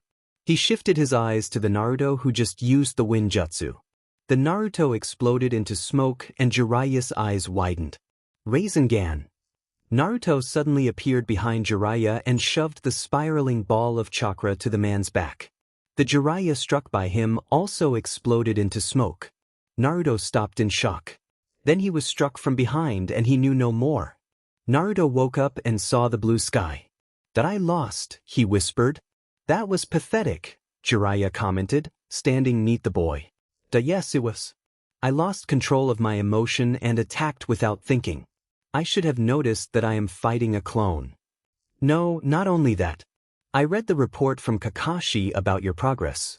You are at most mid-chunin, Jiraiya informed him. I thought you would be low jonin by now. Naruto averted his eyes in shame. He thought he was stronger than that. He grew overconfident. Fighting against Zabuza and Haku and surviving made him believe that he would be able to match a jonin by now. He should have known. In that battle, Kakashi was the one who fought Zabuza and Haku was outnumbered by Sasuke and him. Even in that situation he nearly died. It was thanks to Sasuke's Sharingan they managed to survive. He was foolish. I suppose you have learned your lesson. After the preliminary is over, meet me at the training ground near your house. Jiraiya began to walk away. Yes, Jiraiya-sama. Naruto laid there and blankly stared at the sky. Jiraiya thought he would be stronger than this. When he joined Team 7, how strong was he? High Genin? Low Chunin?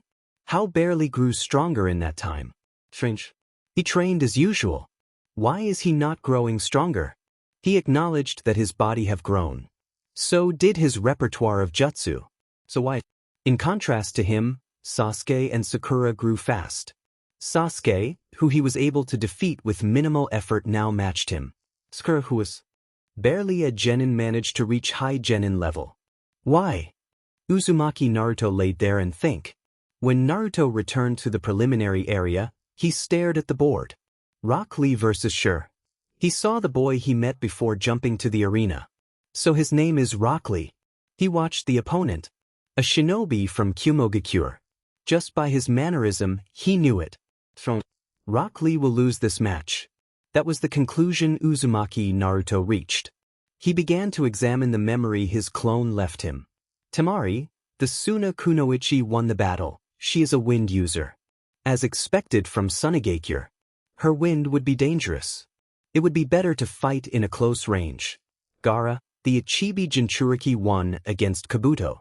Though he doubted the snake showed his real power. Use sand. He need to learn water jutsu to fight the boy. Yujito, the Nibi Jinchuriki, won against Tsurugi, a member of Kabuto's team. She used fire jutsu but he doubted that is the extent of her power. An unknown.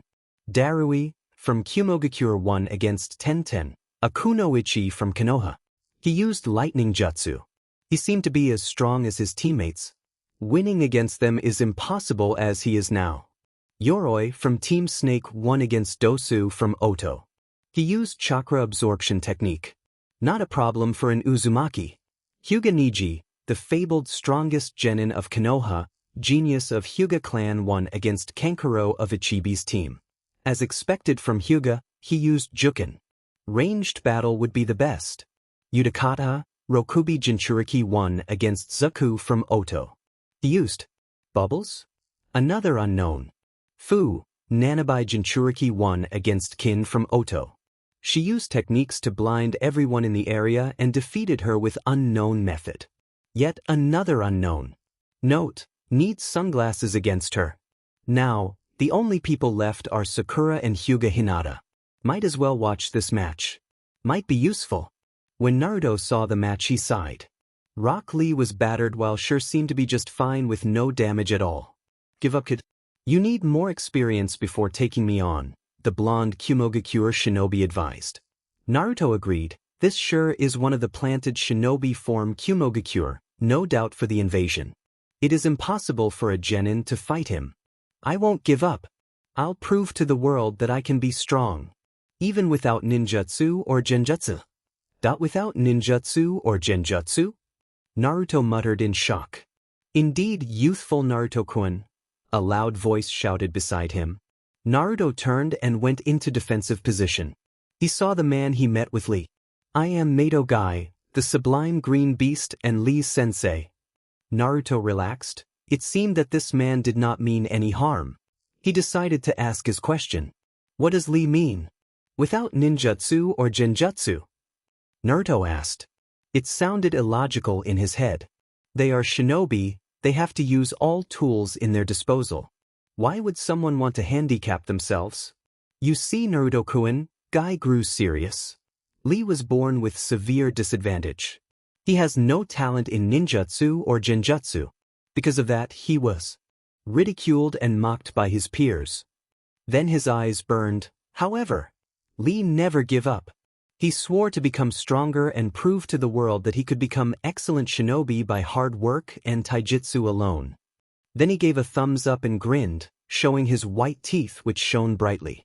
Naruto stared at the man in surprise. Unable to use ninjutsu and genjutsu?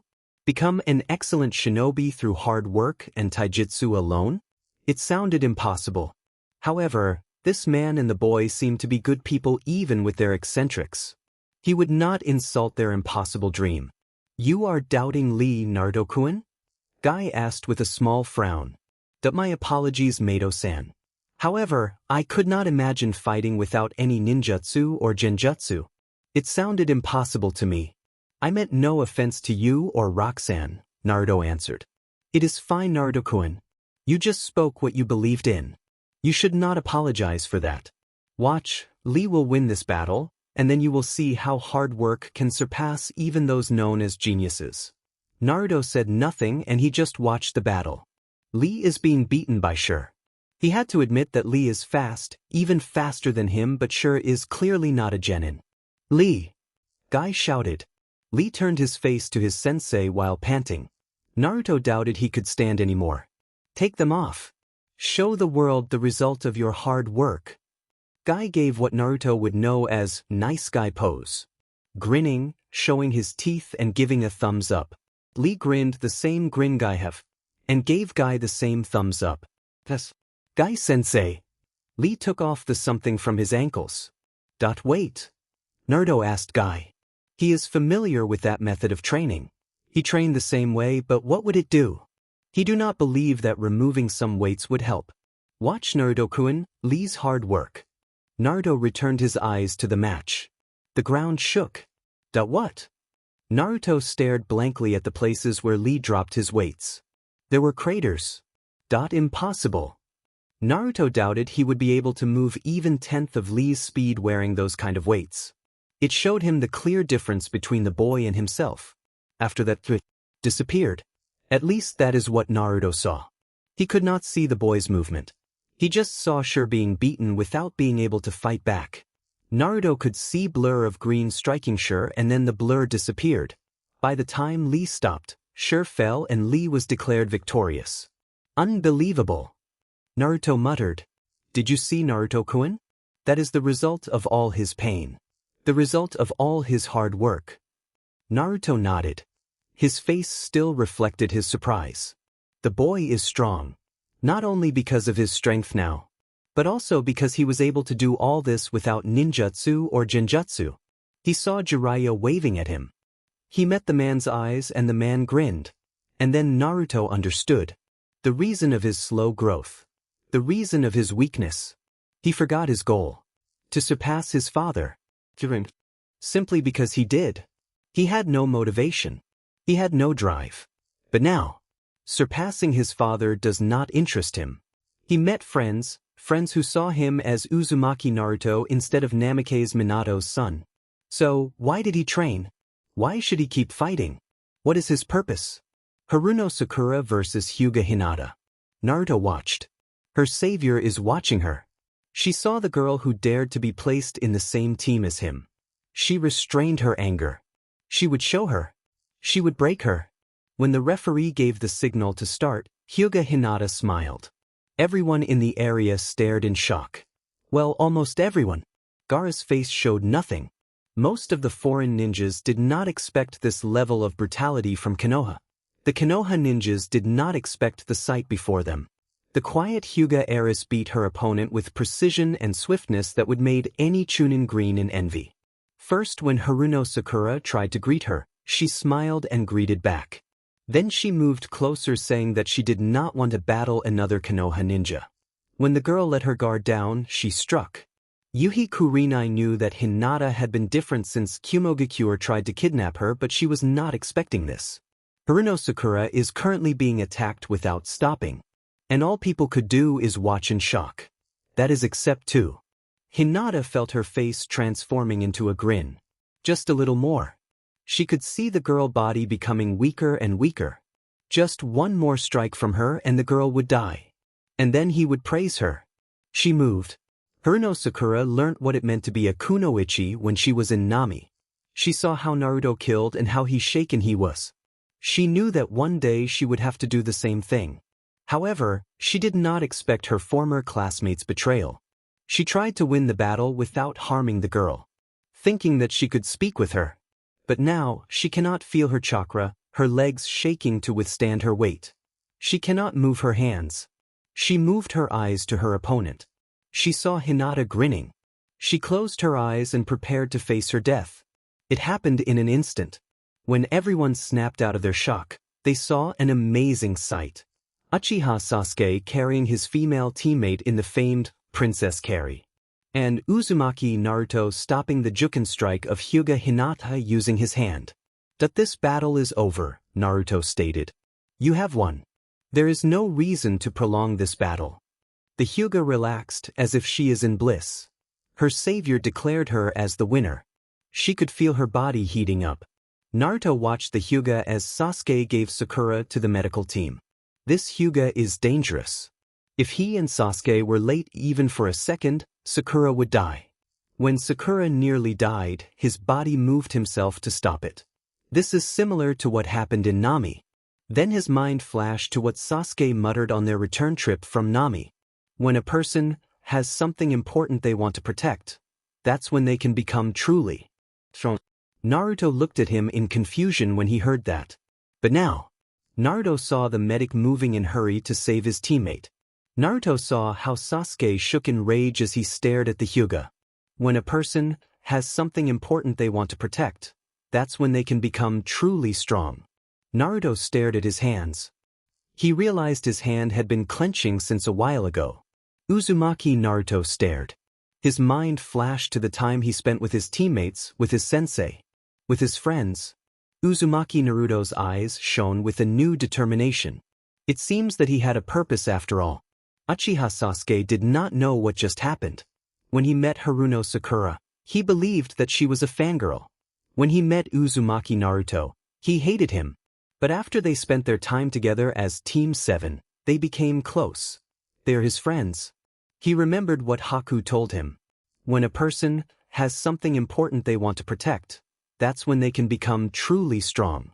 He believed it, because she said it with so much conviction. And now he saved his friend from death. He realized from his time with Team 7, surpassing Itachi is not his goal anymore. He have a new goal now. When Jiraiya and Itachi saw what Team 7 did, they smiled in pride. Itachi knew that his brother have become a good man. A shinobi he and his clan could be proud of. Jiraiya realized that Naruto have learned what is strength, what it means to be strong. Hyuga. Hinata's head turned to her savior. If you try to kill Sakura again, clan heir or not, you will die, Sasuke warned. I will not allow our friends to be harmed by anyone. Neither will Sasuke, Naruto stated. We will fight to protect our precious people. Sasuke smirked when he heard Naruto saying that. He continued Naruto words, because when we fight for something we want to protect, we will become strong. That is our ninja way, Naruto ended. Hearing their words, Kakashi smiled behind his mask. One of his few true smiles since Minato's death. Obito, Rin, Sensei. You would be proud. The victorious genin stood in front of Itachi. Behind Itachi was a board with lines, showing the empty tournament chart. The Hokage began calling the names.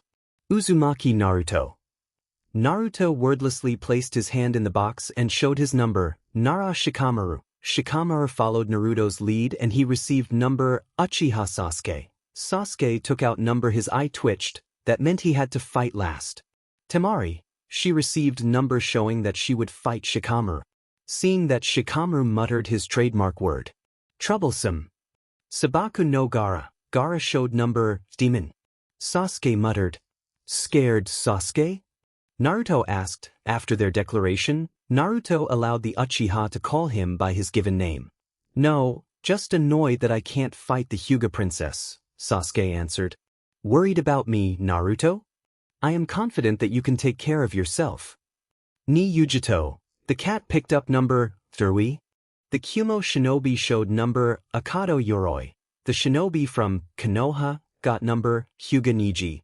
The Hyuga received number Utakata. The slug revealed number Fu. The green-haired girl took number Rock Lee. The spirited boy picked number 2 and began shouting about how he will show his youth to the youthful Naruto-san. Naruto, not understanding, replied instinctively, My apologies, did you say something? Hearing that, somehow Guy appeared and he and Lee shouted about how the youthful Lee had found his eternal rival. Naruto felt Kakashi's hand on his shoulder. He gave the man a questioning stare. I feel your pain, Naruto. From now, the boy will challenge you every day. Just like Guy did to me. Kakashi was expecting Naruto to growl, scream in frustration, or be annoyed. He definitely did not expect the answer that came from the boy. I am glad. I could learn many things from him. He is a great shinobi. Kakashi nodded. Inwardly he is crying in joy. Naruto is finally acting like a normal boy. He can't wait to tell Kushina this. She will be very happy. Guy and Lee, hearing Naruto comments, began shouting about how Naruto-kun is indeed an embodiment of youthfulness and how Lee will also grow thanks to his new eternal rival. Hyuga Hinata, Itachi called, even though all of them knew what she will get. Number the result. Match 1. Uzumaki Naruto vs Rock Lee. Match 2. Darui vs Akado Yoroi. Match 3. Nara Shikamaru vs Temari. Match 4. Hyuga Hinata vs Hyuga Niji. Match 5. Uchiha Sasuke vs Sabaku no Gaara. Match 6. Utakata vs winner of Match 1. Match 7. Ni Yujito vs winner of Match 2. Match 8. Fu vs winner of Match 3. Match 9. Winner of Match 4 vs winner of Match 5. Match 10. Winner of Match 6 vs winner of Match 7. Match 11. Winner of Match 8 vs winner of Match 9. Match 12. Winner of Match 10 vs winner of Match 11. Naruto's eyes narrowed. There is something strange here. The Jinchurikis are all placed last. So it is not random after all. Perhaps they did it to reduce the amount of damage. Jinchurikis are very powerful after all. The expected end result is 4 Jinchurikis in the semi-final, Naruto thought. Too bad he and Sasuke are going to break it. Itachi announced the time of the final. The final will be held next month. That gave them a chance to train and rest. Sasuke, I'll meet you at the final. Don't lose before meeting me, Naruto. After the Hokage dismissed them, Naruto, Sasuke and Kakashi left to visit Sakura. That how is the damage? Naruto asked an Irioni near him. Thankfully you and your friend managed to save her in time. However, when we examined her we were stunned. What do you mean? Kakashi asked. From his experience, anything that stunned the medics are either very beneficial or very dangerous. She was not hit by Jukin. The male members of Team 7 looked at the medic, shocked. The Hyuga is well known for the Jukin. They recognized it as Jukin from seeing Niji fighting before Hinata. How could it not be Jukin? But suppose I should restate that. She was struck by a variation of Jukin. A new variation. What is the difference? Sasuke asked. This could be useful for the tournament. Jukin normally works by injecting chakra to the opponent's chakra pathway system. This is especially harmful if struck to the 361 chakra points in human body. The foreign chakra and the body will reject each other and damaging the body in the process. However, in this one, in addition to foreign chakra, we found traces of poison. This poison is affecting the body's ability to fight foreign or harmful viruses, essentially affecting their antibody. In this case, it reduces body defense against Jukin? Naruto speculated. Correct. Thanks to the poison, the effect of Jukin increased. If the attack continues, there might be permanent damages to the chakra points. Can we see her? Kakashi asked. Not now, you can visit her tomorrow. They thanked the medic and left. Hyuga Hinata is a dangerous opponent, Sasuke commented once they stepped out of the medical room. Yes, she is. Though I believe that your first opponent is even more dangerous. Sabaku no Gaara? Yes. I am sure that Kakashi or your brother will tell you about him. Naruto started to walk away from the two shinobi. You are not coming with us? Kakashi asked. No. I have someone I need to meet. Naruto gave a bow and left. You know who is it, Kakashi-sensei? I think I do. Don't worry about Naruto. His sensei is strong. Naruto-sensei. Sasuke smirked. Never thought about it. Then again, anyone who can train someone like that must be strong. At the training ground near to the Uzumaki house, Jiraiya and Naruto faced each other. Jiraiya-sama. May I have the honor to be trained by you? Naruto bowed as he asked. Jiraiya laughed. What's with the formality, kid? Just ask normally. Then, Jiraiya-sama, can you please train me? Naruto asked again. Not even your normal question is formal. Jiraiya shook his head, amused. Fine. You seems to be different compared to before. Yes. I have found my, shall we say, motivation? And that is, to protect everyone precious to me, Naruto answered without a pause. Yes, I heard your and the Uchiha's declaration. Where did that came from? When we returned from Nami, Sasuke said, when a person has something important they want to protect, that's when they can become truly strong. I ignored it at first, but now. Naruto trailed off. Now you know what it meant, Jiraiya ended. Uchiha? Didn't expect a kid like that from the Uchiha clan. So, shall we train, Jiraiya-sama? I will train you for the first 2 weeks, Jiraiya told him. What about the later 2? Naruto asked. There is another sensei for you. Let's focus on our training for now. And I will give you some rules. Yes, Jiraiya-sama. Rule number 1, obey all of my orders. Even if they sounded ridiculous, there is always a reason. Understood. Rule number 2, do not tell anyone about me. To someone. Ask Lai. Yes. Those are the rules for now, but I might add more later. Naruto nodded. Now, let's go to the hot spring. Jiraiya began to walk away. Naruto blinked in confusion. However, he followed Jiraiya, remembering rule number, this place is definitely the best. Jiraiya giggled. Jiraiya-sama. Not now, Naruto, he waved the boy off. Jiraiya-sama. I said not now. Jiraiya-sama. Naruto called the man again after a silence. Jiraiya sighed. Why does Naruto need to interrupt his research? Don't he know that his sensei, the gallant Jiraiya, the last hope of all perverts, the super pervert and the great stud Jiraiya need to examine the great wonder of female body? What is it, Naruto? Jiraiya asked with a defeated voice. There are several women behind you wearing towels, Naruto stated in monotone. Jiraiya froze. Anyone you know? He asked Naruto, stuttering. Inazuka-sama, her daughter, Narasama, Mitarashi-san, Yuhi-san. And Tsunade Obasama and her apprentice. And Okasama. When the last sentence was spoken, Jiraiya felt his world shatter. He dimly realized that soon so will his body. He shakily turned his head and greeted the women. Each of them wore a furious expression. Hello ladies. I am just teaching my little apprentice here how to spy on the enemy. Jiraiya gave an excuse. However, it had no effect. They moved and circled him. Naruto. Savior Sensei. This is your training. Jiraiya shouted. Naruto moved. He grabbed Jiraiya and jumped away.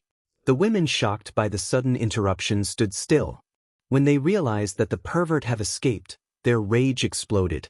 The Kumogakure team knew that Konohagakure had its share of strange and crazy ninjas. Madogai and the Sennin, Jiraiya ranked among the highest. They heard the stories from Konoha about how there exists a demon cat who will not die, even for 100 years.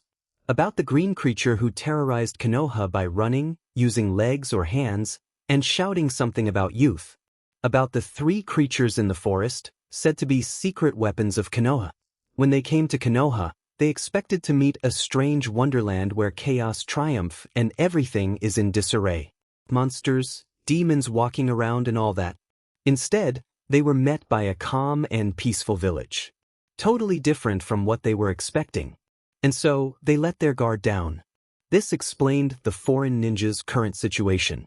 Staring blankly at the sight of a boy dragging a member of the legendary Sennin while being chased by a group of women wearing towels. When the strange group disappeared from their sight, they snapped out of their shock and looked around. The villagers ignored what happened and continued their usual activity as if there were no boy dragging a member of the legendary Sennin while being chased by a group of women wearing towels. The Kumo team began to think whether it was a good idea to hold the Chunin exam in this clearly insane village. Then they realized that they have their own crazy ninjas, such as Killer Bee. Looking at each other and nodding, they went back to what they were doing previously. Just another normal day in Konoha. They are faster.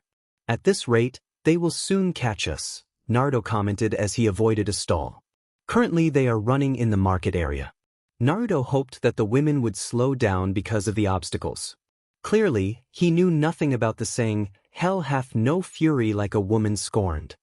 Though in this case, it would be, "Hell hath no fury like a group of angry women in bath towel."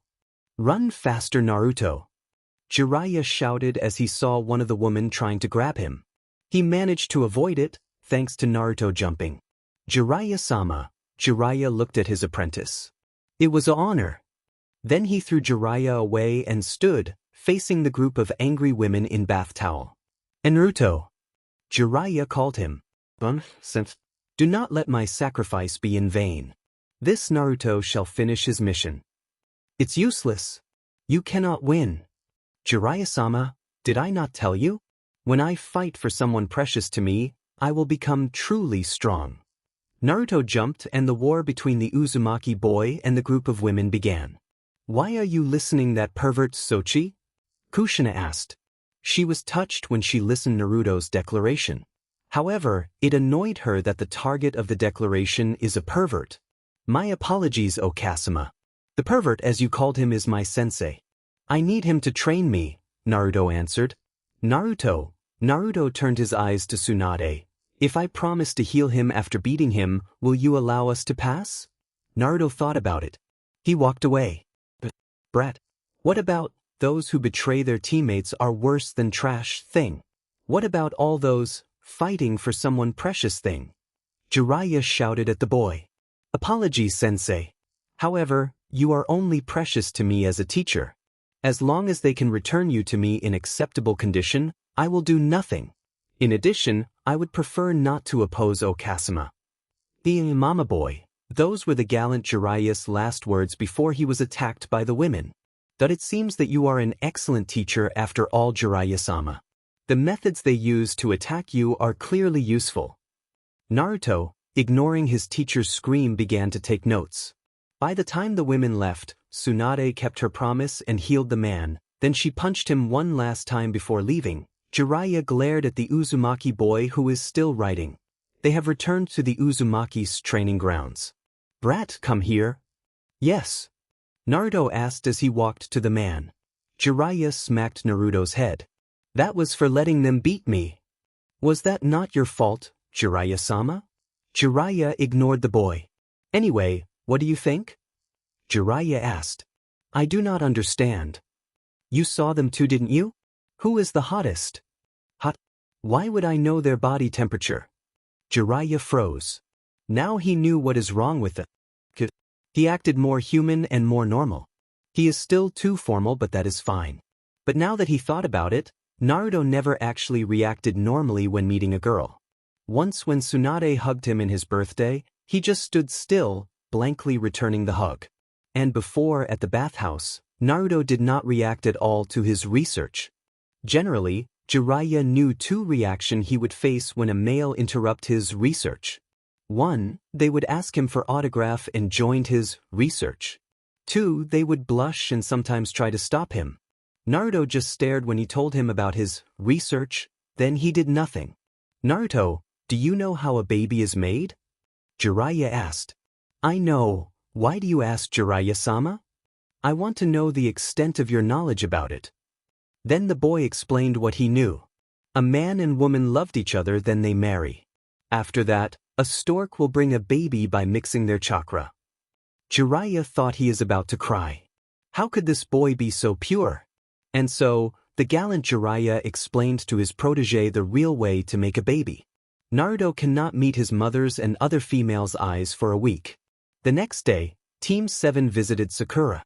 Sakura smiled when she saw them. Are you all right, Sakura? Kakashi asked. I'm fine, sensei. The nurse told me to take it easy for 1 week or so. But there is no permanent damage. That's good, Kakashi smiled. I heard from a nurse that the final is in a month. What are you going to do, Naruto? Sasuke? I am training, Naruto answered shortly, remembering Jiraiya's rules. I'm with the scarecrow over here, Sasuke answered. Then he thought for a moment, Zabuza and Haku too. Good luck, both of you. Do you think you can win? Sakura asked. She heard who their opponent is. Rock Lee is a strong genin and that Gaara seems dangerous. We'll win. Don't worry, Sasuke assured her. If I face that Hyuga, I'll avenge you. Sakura shook her head. No, you don't need to do that. Just do your best. Sasuke and I promise to fight in the final. And we will. Naruto will beat his opponents. I will defeat mine. You can watch the final, can't you? I can, Sakura smiled. Then she noticed something. Sasuke, since when do you call Naruto well? Naruto? Kakashi giggled. You should have seen them, Sakura. After they saved you, they declared their nindo to everyone there. They said they will fight for everyone precious to them. The boys glared at Kakashi. So I'm precious? Sakura asked with a smile. You are our teammate, Sasuke answered with a smirk. And our friend, Naruto continued. Thanks. Sakura's smile grew. Kakashi watched his team with a fond smile behind his mask. They are completely different compared to their first meeting. At first, there were walls between them. But now, they acted like a true team. Several days after Jiraiya's first lesson, when he was returning from his training with Oroji-sama, Mother told him to call him that after he told her what the Sennin taught him. Inuzuka Kiba stood before Uzumaki Naruto. The Inuzuka bowed down to the ground and apologized for ruining his book. Naruto stood. He did not expect that the Inuzuka would apologize. Inuzuka clan is a clan of proud people. It is not easy for them to bow to anyone. He told him to rise. The Inuzuka stared at him, surprised. The boy thought that the Uzumaki would ignore him or attack him. He nodded. Apology accepted. With those words, Uzumaki Naruto left. Naruto stared at Jiraiya. Orochi once told him that the man is insane. He did not believe him. But now, a proof have presented itself. This man is clearly insane. Are you sane? He asked one last time. Yes, I am. But is there no changing your mind? No. Obasama will kill you, Naruto warned. It will be worth it. That I will see what I can do. That night Jiraiya was found peeping at the Senju clan's bath. Uzumaki Naruto received a B-rank mission money and a photo of Tsunade for informing her about Jiraiya's plan. The next day, said photo was handed to Jiraiya. Jiraiya's face turned into a twisted smile as he gazed at the photo in his hand. His eyes shadowed by hair seemed to glow. Just as planned. Training with Jiraiya had been interesting. He gave him an incomplete jutsu and told him to complete it. That was how he learned Rasengan when he was a kid. He taught him Fuinjutsu by giving him a problematic seal and told him to fix it. Jiraiya taught him by making him independent. Not only that, Jiraiya's strange quests, such as peeking or stealing, helped him to train his abilities, as most of the time, Jiraiya peeked or stole from high-level kunoichi. Today is the last day of Jiraiya's training. He is quite disappointed about it. However, Jiraiya have his own duties, especially with the invasion. When Naruto came to the training grounds, he was surprised. On the training grounds stood not only Jiraiya but also the Hokage. Jiraiya-sama, Hokage-sama, Naruto bowed. There is no need to be so polite, Naruto-kun, Itachi told him. May I ask, why are you here? Itachi seemed to be lost in thought for a while. Naruto-kun, what do you think about the world? The Hokage suddenly asked. I do not understand. Tell me, what do you think about the state of this world? About the current peace between villages, especially the effect of upcoming invasion. Currently, Konoha is officially allied with Suna, Taki, and other minor villages. Kiri shut themselves off. Iwa is building their strength. Kumo is searching for bloodlines to increase their strength. However, because of the invasion, it is clear that Konoha has no more ally. Even Kumo will only assist us for a time. And even if we manage to repel the invasion efficiently. Naruto trailed off. Itachi motioned him to continue. There will be damages, and if Konoha seems weak to Iwa, they will attack us. The invasion could be spark for the Fourth Great Shinobi War. Itachi looked thoughtful. I am afraid you are not exactly correct. Naruto-kun. Naruto nodded. He had expected that. Iwa will not attack us. Because if they did, they will be attacked by Kumo. I am sure you know the geography of our country. Konoha is located in the center. Kumo is northeast to us. Iwa, northwest. Suna, southwest. Kiri, southeast, beyond the destroyed Yuzushigakure. Most other minor villages surrounded us. And what about between Kumo and Iwa? Asked Jiraiya. They are separated by an ocean. Indeed, and in ocean, Iwa's Doton Jutsu will be ineffective. In a naval battle, Iwa is in disadvantage. Iwa will not attack Konoha. Because if they do, Kumo will attack through the ocean. Naruto nodded in understanding. As of now, the threats to Konoha are Iwa and Kumo. Suna and Kiri have become weak. If Iwa attack, Kumo will attack Iwa and vice versa. Do you have any question? Why is Kumo assisting us? It is in their best interest. An alliance between three Jinchuriki is a trouble. However, if Konoha lose, they will gain QB too. It is best to destroy this alliance before they even move. Naruto thought about it. Kumo is not our only ally, is it? Itachi smiled. Very good, Naruto-kun, you pass. Naruto blinked. He is going to train you, kid, Jiraiya informed the boy. But Hokage-sama, what about your duty? A clone is sufficient to take care of the paperwork. You may call me Itachi-sensei. Come, Itachi left the training grounds. Naruto followed his new sensei. The training with Itachi was different. Unlike Kakashi, who focused on their respective strengths and teamwork. In addition, Kakashi rarely trained them directly. Unlike Jiraiya, who taught him to be independent and gave tasks to test him. Training with Itachi means training directly. Naruto doubted he ever a shinobi such as Itachi. Itachi is a jack of all trades, master of most.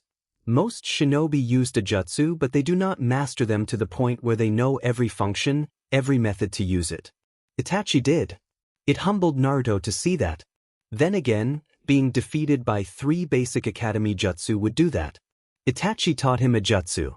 Then told him to spar with him only using that jutsu. Unless he is able to reach adequate level, the spar will not stop. When he first sparred with Itachi using only wind manipulation, he wasted 3 hours in the spar. To use it to attack, to use it with exploding tag, to use it to increase a kunai speed and therefore strength, to use it as a boost to reach unreachable place, even to use it as a shield or sword. There is even a method to increase the pressure and making the opponent incapable of breathing. Itachi told him that he had learned most of Futon Jutsu. This continues to every elemental manipulation. When he had trouble with manipulating fire because of his wind affinity, Itachi told him to continue. He said, "Blaming your affinity will get you nowhere. If you train enough, you will learn it." And he did. Though Itachi told him that as of now, his mastery of all manipulations only reached capable level. In Itachi's lesson, there are several levels of mastery. Incapable, capable, adequate, mastered. Naruto doubted most shinobi even reached Itachi's capable level. He trained him taijutsu and genjutsu the same way. He gave Naruto several unofficial missions such as purging bandits and helping mission assignment desk. Purging bandits was unpleasant. Itachi told him that it was to train his shinobi mentality. 2 days before the final, Kakashi called his Team 7 to their usual training grounds. Sakura was declared healthy enough to train. But training is not why Kakashi called them. Now that you all are here, do you remember the Genin exam? Kakashi watched as his team shudder. How could they forget? A week after Team 7 was formed, Kakashi told them that he was supposed to test them first. After that, with no warning, he gave them a test. To take 2 bells from him. Fight me with the intent to kill. In that test, Naruto found a great hatred toward a certain jutsu. The Sennin Goroshi. Kana Hagakur Haiden Taijutsu Oji, Sennin Goroshi, and Naruto flew. That was the start of the Uzumaki's vendetta against the one-eyed scarecrow. In the same test, Sakura, who was nervous around Naruto, managed to act normal. She laughed at Naruto. When her team watched her, she stopped and went back into being nervous. Naruto just titled his head and returned to his fight with Kakashi. They failed and Naruto was tied to a log. Kakashi left them with a message. If you feed Naruto, you fail. Sakura, who felt guilty for laughing at him, gave him the food. Enru-san, I already ate, you can eat mine. Sasuke admitted that he doubted he could pass the test without the blonde and cut the rope. As much as I hate it, you are the strongest one here. We need your help. Naruto told them that they do not need to worry about them and should just focus on themselves. I don't need your help. I am fine alone. What surprised Naruto and Sasuke, and Kakashi who was hiding, was Sakura exploding. Naruto-san, we are a team. We help each other. There are many ninjas who died because they fight alone. We have to work together, we have to learn to trust each other. Though after that, she blushed and stammered apologies. Naruto stared at her in wonder. Then he gave his response. I understand, let us work hard together, Haruno, Uchiha. Hearing that sentence came from Naruto's mouth, Hatake Kakashi passed them. What about it? Naruto asked. Well, I thought that you 3 might want to try it one more time, Kakashi answered. Hearing that, the Genin's eyes took a dangerous glint. All right, come at me with the intent to kill, Kakashi smiled. Maybe you can survive until I use Sharingan. Bring it on, Cyclops. Sakura shouted. I've been waiting for this, Sasuke smirked. Die. Naruto disappeared. Naruto punched the place where Kakashi stood. Kakashi jumped away as the place exploded, making a crater. Naruto watched him. His hand covered in wind chakra. That spun like a tornado. Don't let your guard down, sensei. Sakura appeared behind him. A chakra scalpel in her hand. She tried to stab Kakashi, but the man was replaced by a log. Chakra scalpel? Looks like you've been training, Sakura, Kakashi commented as he appeared behind her. Kakashi was about to knock her out when he sensed another presence. Keton, Gokakyu no Jutsu. Fire release, great fireball technique. Sasuke unleashed a giant fireball from Kakashi's left, forcing the man to jump back. Kakashi smiled. His cute genins worked together well even after being separated for almost 1 month. The great Kakashi is proud. You are open. Naruto's wind-covered arm burst into flame as he punched Kakashi. The Kakashi he punched exploded into smoke. Well now, this is interesting. Kakashi appeared from the forest near the training grounds. You are using elemental manipulation, Naruto? Another Kakashi appeared. This time from the lake. Sakura used medical techniques, yet another Kakashi appeared. I trained Sasuke in jutsu. The fourth Kakashi stood on top of the log where Naruto was tied. However, can you defeat me? The fifth Kakashi jumped out of the crater where Naruto first attacked Kakashi. Sasuke scoffed. 1 or 5 doesn't matter. Sakura moved back to back with Sasuke, as long as we work together. You will soon face your maker. Naruto moved to the center. The Kakashis surrounded them. Let's go wild. They charged. The Genins looked at each other. Even though they were clones, there is no way they could defeat 5 Kakashi at the same time. Another teamwork test. Sasuke, Sakura. Cover me. Sasuke and Sakura stood near Naruto with their kunais raised. Naruto dispelled the chakra from his hand. The Kakashi's eye smiled, the Genins twitched. 1 is bad enough, and now 5. And began to attack, trying to reach Naruto. Watching his teammates, Naruto focused his chakra, Hitsuji, Tori, I, Tora. The Kakashis narrowed their eye, they recognized those seals. His sensei used that jutsu in the war. They prepared to counter, making the same seals. Jump, Naruto ordered. Sasuke and Sakura jumped.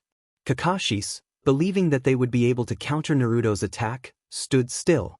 Futon, Kunai Kage Bunshin, wind release. Kunai shadow clone. Naruto threw a wind-enhanced kunai towards Kakashis. The kunai multiplied into countless numbers and continued their path. Hearing the name, Kakashi's eye widened in surprise.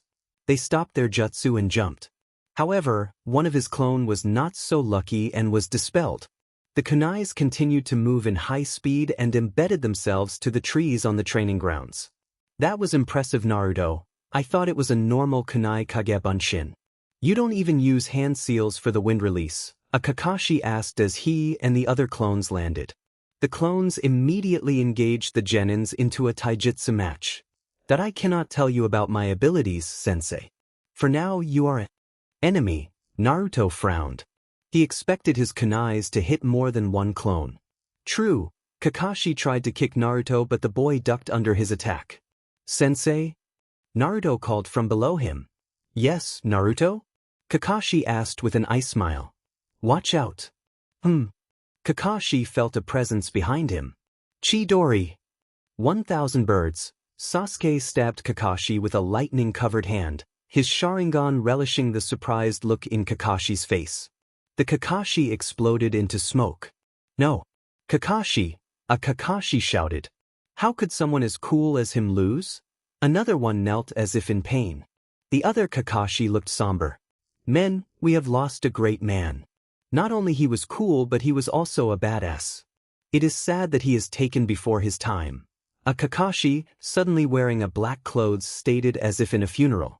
He was immediately stabbed by Sakura and was dispelled. That was dangerous. What if that was the real me? A Kakashi asked. We'll give you another funeral. Don't worry, Sasuke dismissed Kakashi's protest. Besides, you are supposed to be the big strong Jonin, how could we hurt you? Sasuke smirked. But my students are mean, the Kakashi dispelled himself. Leaving only one. Is he the real one? Sakura wondered. Playtime is over, kids. I'll show you the badass Kakashi's true strength. Kakashi lifted his headband, revealing the Sharingan. His students' sweat dropped. How could he make a cool scene ridiculous just by speaking? Yes, he is the real one, Naruto deadpanned. The Genins met their teacher in battle. In the end, the Genins lost. No matter what they did, Kakashi would avoid their attacks or copy them using his Sharingan. In the middle of the battle, Naruto lost his cool Kanahagakur Haiden Taijutsu Oji, Sennin Goroshi. Again! With Naruto losing his cool, Kakashi was able to subdue him and then defeated the other 2 Genins. Their vendetta against Kakashi left unfinished. The Genins glared at the scarecrow. So, tell me about what you've learned in a month? Kakashi asked, clapping his hand. Looking at each other, the Genins waited for one of them to speak. Allow me to begin then. First, from Jiraiya-sama, I learned several ninjutsu and fuinjutsu.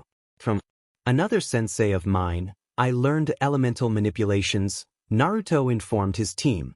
About your elemental manipulation, what is the extent of your control? Kakashi felt curious about this sensei of Naruto but figured that Naruto had a reason to hide his sensei's identity. My control is highest in wind. I can create wind sword and shield with it. I am able to create an air pressure using it. In other elements, I am able to use weaker version of jutsus without hand seals. I am also able to support my non-elemental jutsu with wind or lightning elements. Weaker version? Sasuke asked. Let us use Gokakyu for an example.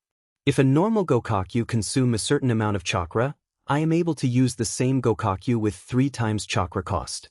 If I used the same amount of chakra to create a Gokakyu, the fireball size would be smaller.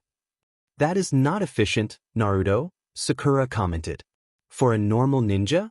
No, it is not efficient. For a Uzumaki? It is acceptable. Kakashi muttered something about Uzumaki and their crazy capacity. However, even with my chakra reserves, if I fire such fireball without stopping, my chakra will eventually run out. About at the same pace as a normal Chunin. So, you have 3 times amount of Chunin's chakra? Sasuke asked, amazed. Approximately this. My capacity is about the same as Kakashi-sensei. Kakashi thought for a while. Yes, I think so. That is about high Jonin level capacity. Still smaller than your mother's though. Sasuke and Sakura looked curious. They heard Naruto spoke about the woman before. He seemed calmer every time he talked about her. Of course, mother's chakra capacity is easily the largest in the elemental country. About 10 times larger than mine, I believe. 10 times? Sakura thought she was about to faint. Her chakra capacity was very small compared to Naruto. She did not want to imagine comparing it to Naruto's mother. Your mama is one scary chick, Naruto, Sasuke commented. Sakura and Naruto looked at the Uchiha. Sasuke, never say that again, Naruto told him. Aye, boss, he gave a small wave. Kakashi's sweat dropped. After training with him for a month, Sasuke have changed. He was more playful now. And less polite as well. Uzumaki Kushina is special. No need to explain further. The identity of Kyuubi Jinchuriki is still a secret after all. Kakashi met Naruto's eyes. Of course, Naruto agreed. It is mother's secret. Alright, how about you two, Sasuke, Sakura? My Sharingan is at full maturity. I learned some fire and lightning ninjutsu. I'm starting to learn how to cast genjutsu using Sharingan. Thanks to your training, my chakra capacity, speed and strength increased considerably. My taijutsu improved. I am one step closer to be a true badass Uchiha. Sakura and Naruto groaned. One Kakashi was bad enough. Sakura regained her composure. I'm learning medical techniques and some genjutsu. I don't think my battle skills increased as much as Naruto or Sasuke, but I think I can support them in a team battle. Kakashi looked thoughtful. From that battle before, I think Naruto is nearing low Jonin. At least in terms of skills, you still lost your cool and you relied on elemental manipulation too much. Overall, still a Chunin material. Sasuke is all-rounder, definitely a Chunin material. But from our training, I noticed that you seems to be focused on your Sharingan. Need to work on that. Sakura was able to support you both adequately. While one of you fight, the other is healed by Sakura. Not bad, you should try to become a medical ninja after this. Team 7 Genins nodded. So, shall we eat together? My treat, Kakashi offered. The Genins agreed and Team 7 left the training ground. Team 7 entered the Ichiraka Ramen. Yo, Tuchi-san, it's been a while. Kakashi greeted Tuchi. Kakashi? Why the sudden visit? Tuchi asked. Long ago while Minato and Kushina dated, Minato usually brought his team to Ichiraka Ramen. After Minato's death, it is rare to see Kakashi eating there. Naruto suggested us to eat here. Kakashi gave a small eye smile while answering. Tuchi laughed, like mother, like son. The teams sat next to each other. Sasuke and Sakura examined the menu. Then Sasuke ordered shoyu ramen and Sakura ordered a miso ramen. Kakashi ordered a shio ramen. Alright, 1 shoyu, 1 miso, 1 shio, and 1 I am special, Teuchi listed. I am special? Kakashi asked. That is a new one. I am special is a ramen that my daughter, I am made for Naruto. Teuchi grinned as he heard a loud sound coming from the kitchen. Special ramen for Naruto? Sakura asked curiously. Naruto eating was a rare sight for Team 7. Even in a mission, he only ate ration bars. Yes, when Naruto was a kid his mother took him here. For some reason, Ayam told me she wanted to cook a new ramen. She gave it to Naruto. And then? Sakura asked. This story sounded like a romance to her. The concept of Naruto and romance were foreign to her. Beside her, Sasuke listened. He too was curious about Naruto's past. He tasted it and refused to eat it. Sakura sighed. That certainly was Naruto-esque. Now, Naruto, you shouldn't do that when a girl make a food for you, Sasuke advised his friend. Sakura stared at the new Sasuke in shock. Teuchi continued, not knowing how out of character Sasuke's comment was. After several tries, Aya managed to make an acceptable ramen for Naruto. She kept trying to cook an even more edible ramen. This continues every day. Until the day of his graduation, Aya managed to cook a ramen that made Naruto smile. Sakura and Sasuke blinked. Even Kakashi looked surprised at that. Naruto? Smile. As far as they knew, that is even rarer than Kakashi being serious. It was difficult to imagine Naruto smiling because of a food. Just watch. Throughout all this, Naruto did not listen a word and instead watched Ayam cooking. When the ramen came, Sasuke and Sakura watched Naruto. At first, they were planning to see what Kakashi looked like under his mask, but seeing Naruto smiling is a too great temptation to resist. They noted that Kakashi also watched Naruto discreetly. The moment the bowl was placed in front of him, Naruto ate and smiled. Sasuke, Sakura and Kakashi watched in shock as the smiling boy finished the ramen in a record time. Then the boy gave a small content sigh. The rest of Team 7 were left in an even larger shock. Naruto did not sigh contently. I am San, Naruto called. The girl almost dropped the ladle she was holding. Naruto noted the strange reaction. Weiss, Naruto-san? Naruto stared and for a moment, Ayam thought her heart might burst out of her chest. May I call you Ayam? Naruto asked. Ayam nodded rapidly. Naruto thought her head might fall. He had to prevent. The loss of such talent in cooking would hurt the world. Ayam, may I ask for another bowl? The girl smiled happily and skipped to the kitchen. His mission done, Naruto observed his teammates. Are you not going to eat? Naruto asked. They snapped out of their shock and started to eat. Robotically. Naruto, you are one hell of a playboy, Sasuke commented. Kakashi and Sakura nodded. Naruto tilted his head in confusion but decided to ignore it. The ramen is more important. After finishing their meal in Ichiraka Ramen, Team 7 decided to separate. The Genins returning to their respective homes and Kakashi visited the memorial stone. He had to tell Obito, Rin and Minato about Naruto and the ramen girl. Naruto entered his home. Mother, I am home, he called as he entered the living room. Naruto saw his mother and a guest. Naruto instantly recognized the guest. The guest was Uchiha Mikoto, his mother's friend and Sasuke's mother. She visited his mother daily and helped taking care of him when he was a child. Mikoto-sama, good afternoon, Naruto bowed. Kushina and Mikoto smiled at him. Good afternoon, Naruto-kun, are you done with your training? Mikoto asked the boy. Yes, I assume that Sasuke is on his way home, Naruto informed her. I see, I'm going home then. Thank you, Kushina, Naruto-kun. I'll see you tomorrow. Kushina waved at her friend and Naruto bowed again. Mikoto-sama, Naruto called the woman. Yes, Naruto-kun? Mikoto wondered why Naruto called her. It was quite rare for him to start a conversation. Is Sasuke all right?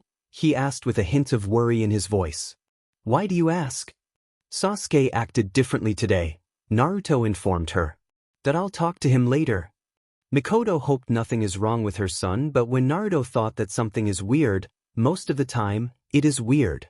They watched as Mikoto left the house. How was your training, Naruto? Kushina asked the boy. Kakashi-sensei tested us again. He concluded that we are approximately Chunin level, Naruto informed her. After that, Kakashi treated us at Ichiraku. Kushina smiled. Are you happy, Sochi? She asked. Naruto closed his eyes and then opened them again. That I am content. Kushina gave a small laugh. The exam's final is soon, right? Naruto nodded. Do you think you can win? I promised Sasuke that I will face him in the final, Naruto stated. You are avoiding the question, Kushina pointed out with a smile. That I will do my best. However, I know. There are Jinchurikis in the exam, right? Naruto met his mother's eyes. Okasama knows about the invasion? Naruto asked. Kushina gave a sad smile. That I will not let them hurt you, Naruto declared. It is inevitable, Sochi. I am a Jinchuriki after all. Kushina hugged him. I hoped that you won't have to face something like this. Naruto stared at his mother. His eyes shone with new determination. He hugged back. At the day of the exam, Naruto gathered with the rest of the competitors in the stadium. Ignored the proctor's explanation about the rules. He had memorized them long ago. He scanned the competitors. The Jinchurikis were his main concern. He could not let them go berserk in Konoha. Such event would force his mother to fight. Naruto twitched. Indeed, killing them is an option. That way, it would be impossible for them to cause trouble. He disliked it. He would prefer to leave them alive. Lost in his thought, he barely heard the proctor announcing his match with Lee. Naruto-kun. Shall we begin? Lee shouted, snapping him out of his thought. Naruto looked at the energetic boy. It would be very easy for him to cast several genjutsu to defeat the spandex wearing genin, but it would be an insult to Lee. An insult to his hard work. As a chunin, he should just use genjutsu and end the battle as fast as possible. As someone who respected the other boy, he should fight him fairly. Lee-sen, Naruto called. Yes, Naruto-kun? Lee asked. Release your weights. And I will do the same. And then we will fight all out. No holding back. Do not consider me a comrade. Think of me as your opponent. If you don't, I might not be able to forgive myself. Lee looked at his sensei for a guidance. Guy nodded, striking his trademark pose. Lee grinned and released his weight, creating craters and drawing a gasp from the audience. Naruto threw his black shirt aside, leaving him with black shirt and black pants. Note, for Naruto's clothes, think of Sasuke, Road to Ninja's clothes but all black. Futon, wind release. Naruto felt his wind chakra covering him. Normally, he was no match against someone like Lee. That is why for the final week, he trained to control his wind to cover his entire body. Katan, fire release. Instantly, his hands and legs were covered by flames. Several members of audience gasped in shock. Again, even with additional training, his fire manipulation was lacking. However, with wind manipulation, he just need to cover his wind with fire and let them do the rest. Let us begin, listen. Kaimon. Gate of opening. Naruto arched an eyebrow. Lee could unlock the gates? That is impressive. He could open the gates? Kakashi asked in surprise. A 13-year-old boy unlocking the gate was unheard of. Of course. Thanks to Lee's hard work, he managed to train his body to unlock several gates. Guy answered with a proud grin. Gates? Kiba asked. The green-clad genin seemed to be stronger after doing whatever he did. Kiba wondered whether he could do it too or not. I think I heard about it in a medical book. There are 8 of them, each located in certain chakra points. Each of them are normally closed to limit the amount of chakra in human body, Sakura informed him. Yes, unlocking the gates allowed someone to surpass their physical limit. At a price, Kakashi explained. What is the price? Sakura asked. Guy grimly continued the explanation. Unlocking the gates would cause extreme damage to human body. Unlocking the 8th gate means death. The genins gasped hearing that. That boy is Namikaze Minato's son, is he not? The Kazekage asked. Indeed he is, Itachi gave a small nod. Will this be a short fight? The Mizukage asked. No, his opponent is Mato Guy's student. and is known as one of the strongest genin in this village. Mato guy? The spandex-wearing taijutsu user, the Reikage could see the resemblance. Yes. Lee immediately dashed at the boy, kicking him. Naruto used the wind to propel him out of Lee's striking range, and used it again to return to his previous spot, countering Lee's kick with a punch. Lee evaded his punch easily. Konoha Shofu. Leaf Rising Wind. Lee allowed his back to fall and kicked Naruto upwards, sending him to the sky. Omote Renge. Primary Lotus. Lee jumped, following Naruto. Then he used his bandages to restrain Naruto and dove to the ground headfirst, bringing Naruto. The two genins smashed to the ground, creating a crater. Then the Naruto who smashed, exploded. Banshin Daibakaha. Clone Great Explosion. Naruto appeared near the crater. It seemed that his bet paid off. That was lucky. When the clone was kicked, it used futon to reduce the impact and therefore was not dispelled. However, any longer and his clone would have been dispelled. Maintaining katon and futon was something he could barely do. A clone could enter that state for at most a minute and no more. Lee jumped out of the crater, bruised and battered, but still grinning. Naruto gave a tired sigh. What a scary genin you are, he muttered. Naruto-kun, that was a great technique. However, that is not enough to stop my flames of youth. Naruto smirked. Several spectators sighed dreamily. I know. Kumon. Gate of Healing. Instantly, Lee's vitality seemed to be restored. He dashed at Naruto again. Fist ready to punch. When Lee reached Naruto, Naruto's smirk disappeared. Raitun, lightning release. His body was covered by lightning chakra and he met Lee's punch with his own fist. Lee was electrocuted. However, Naruto underestimated the potential released by the gates as Lee shrugged the electric shock off and punched Naruto with his other hand. Naruto flew to the wall. Lee immediately gave chase. When Naruto's body was slammed to the wall, Lee kicked him and made a Naruto-shaped crack on the wall. Lee jumped back and entered his Goken stance. The proctor looked worried. He was about to check on Naruto when the boy stood back up. That if I wasn't a Uzumaki, I would have been knocked out, he commented. He cracked his head. Seems like I underestimated you. I would advise you not to, Naruto-kun. I am strong. Lee declared. I am afraid I cannot lose here. There is something I have to do. Naruto's eyes turned cold. I was hoping to hide this. Was it? Then we shall continue, Naruto-kun. Lee was about to continue until Naruto's next sentence stopped him. No, it's over. It was not a threat. It was stated as a fact. Lee was about to deny what Naruto said.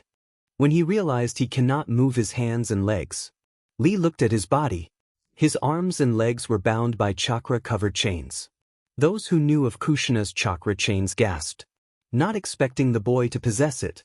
As far as they knew, no other Uzumaki had it. Uzumaki, Kusari, Uzumaki, chain, Naruto stated. Lee tried to break free but the chains were too strong. Raitun, Kusari, lightning release, chain, Lee was electrocuted. This time, the effect was stronger than before and burns appeared on his arms and legs. Give up, Naruto advised the boy. I will never give up. That is my ninja way. Lee shouted, eyes blazing. He tried harder to escape. Naruto nodded. He could respect that. Then there is no other choice. Raitun, Kusari, Naruto increased the chakra even further. Lee screamed in pain as the lightning-covered chains tightened its bind. Then he stopped screaming and the chains faded. The spectators watched in shock. They were not expecting a member of Konoha to attack another Konoha shinobi this ruthlessly. Lee fell. The proctor checked him and found him to be unconscious. Winner, Uzumaki Naruto. The crowd snapped out of their surprise and cheered. Naruto bowed at Lee's unconscious form. Fighting against the boy made him respect the boy even more. You are impressive, Lee-senpai, he whispered. Guy who checked on Lee heard the whisper and smiled at Lee. Lee, you found someone who recognized your hard work. Be proud, my student. Before he went to the waiting area, he felt a strange chakra from the Kage's area. He met the Mizukage size. The turtle. There is one more Jinchuriki. Naruto went to the waiting area. What was that chain, Naruto? Sasuke asked. The boy wore similar clothes with Naruto but with green pants and Uchiha symbol on the back of the shirt. He also had a necklace with Uchiha symbol on it. Note: Sasuke rode to ninja clothes. Later, I'm tired, he sat beside the Uchiha and closed his eyes. The damages from his impact to the wall were massive. Without his chains he would not win the battle. Then again, he doubted Lee could only open 2 gates. If he managed to open more gates, he doubted his chains would hold. He felt his consciousness fading and decided to leave one message. I'm trusting you to protect me, Sasuke. Sasuke nodded. Leave it to me. When he opened his eyes, he heard a sound of cheering. Sasuke? Naruto asked sleepily. You're awake now? Watch, there's something interesting going on, Sasuke told him. Naruto followed Sasuke's line of sight and saw the fight. A battle of Jukin. He stated. Yeah, though it seems that the Hyuga boy didn't know about the poison that the girl has. Too bad, but the pretty boy is going to lose, Sasuke commented. His movements are slowing. Indeed, Niji's movement slowly became sluggish as Hinata continued to rain Poisonjuken strikes on the boy. Hakurokujian Sho. 8 trigrams 64 palms. Niji decided to place his bet on his last technique. Hopes were dashed when a second voice rang out. Hakurokujian Sho. Hinata followed Niji's lead and countered the boy's strikes with her own. Finally, Niji fell and Hinata was declared victorious. My turn. Sasuke muttered. Sasuke, be careful. He had more chakra than me. Finish this as fast as you can, Naruto advised. Don't worry. I have a plan. Sasuke stood in front of Gaara. Even though I said I had a plan. Really, all I planned was to use Suiton Jutsu at his sand and hope for the best, Sasuke thought as he saw Gaara's maniac grin.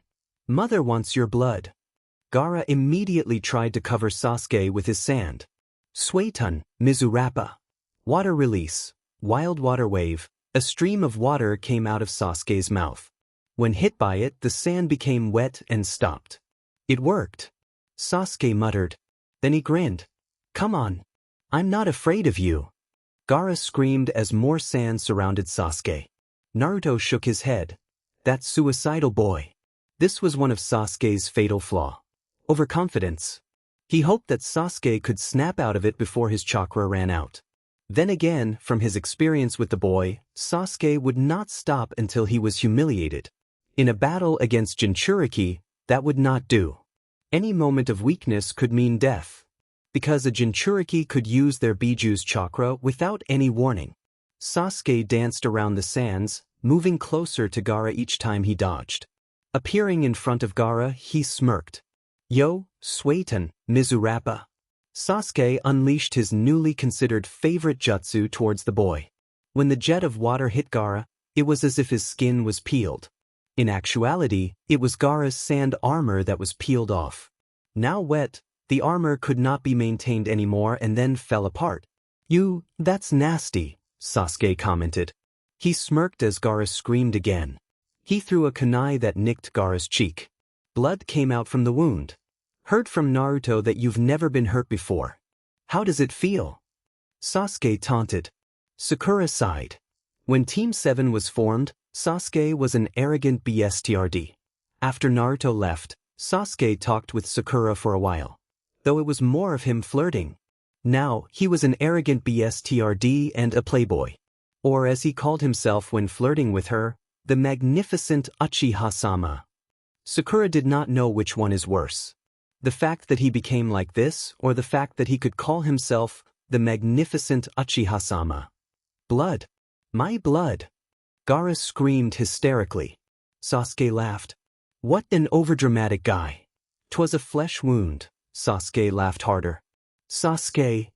Naruto shouted. Yeah, Naruto? He asked between his laughter. Are you a joker or something? And this quickly.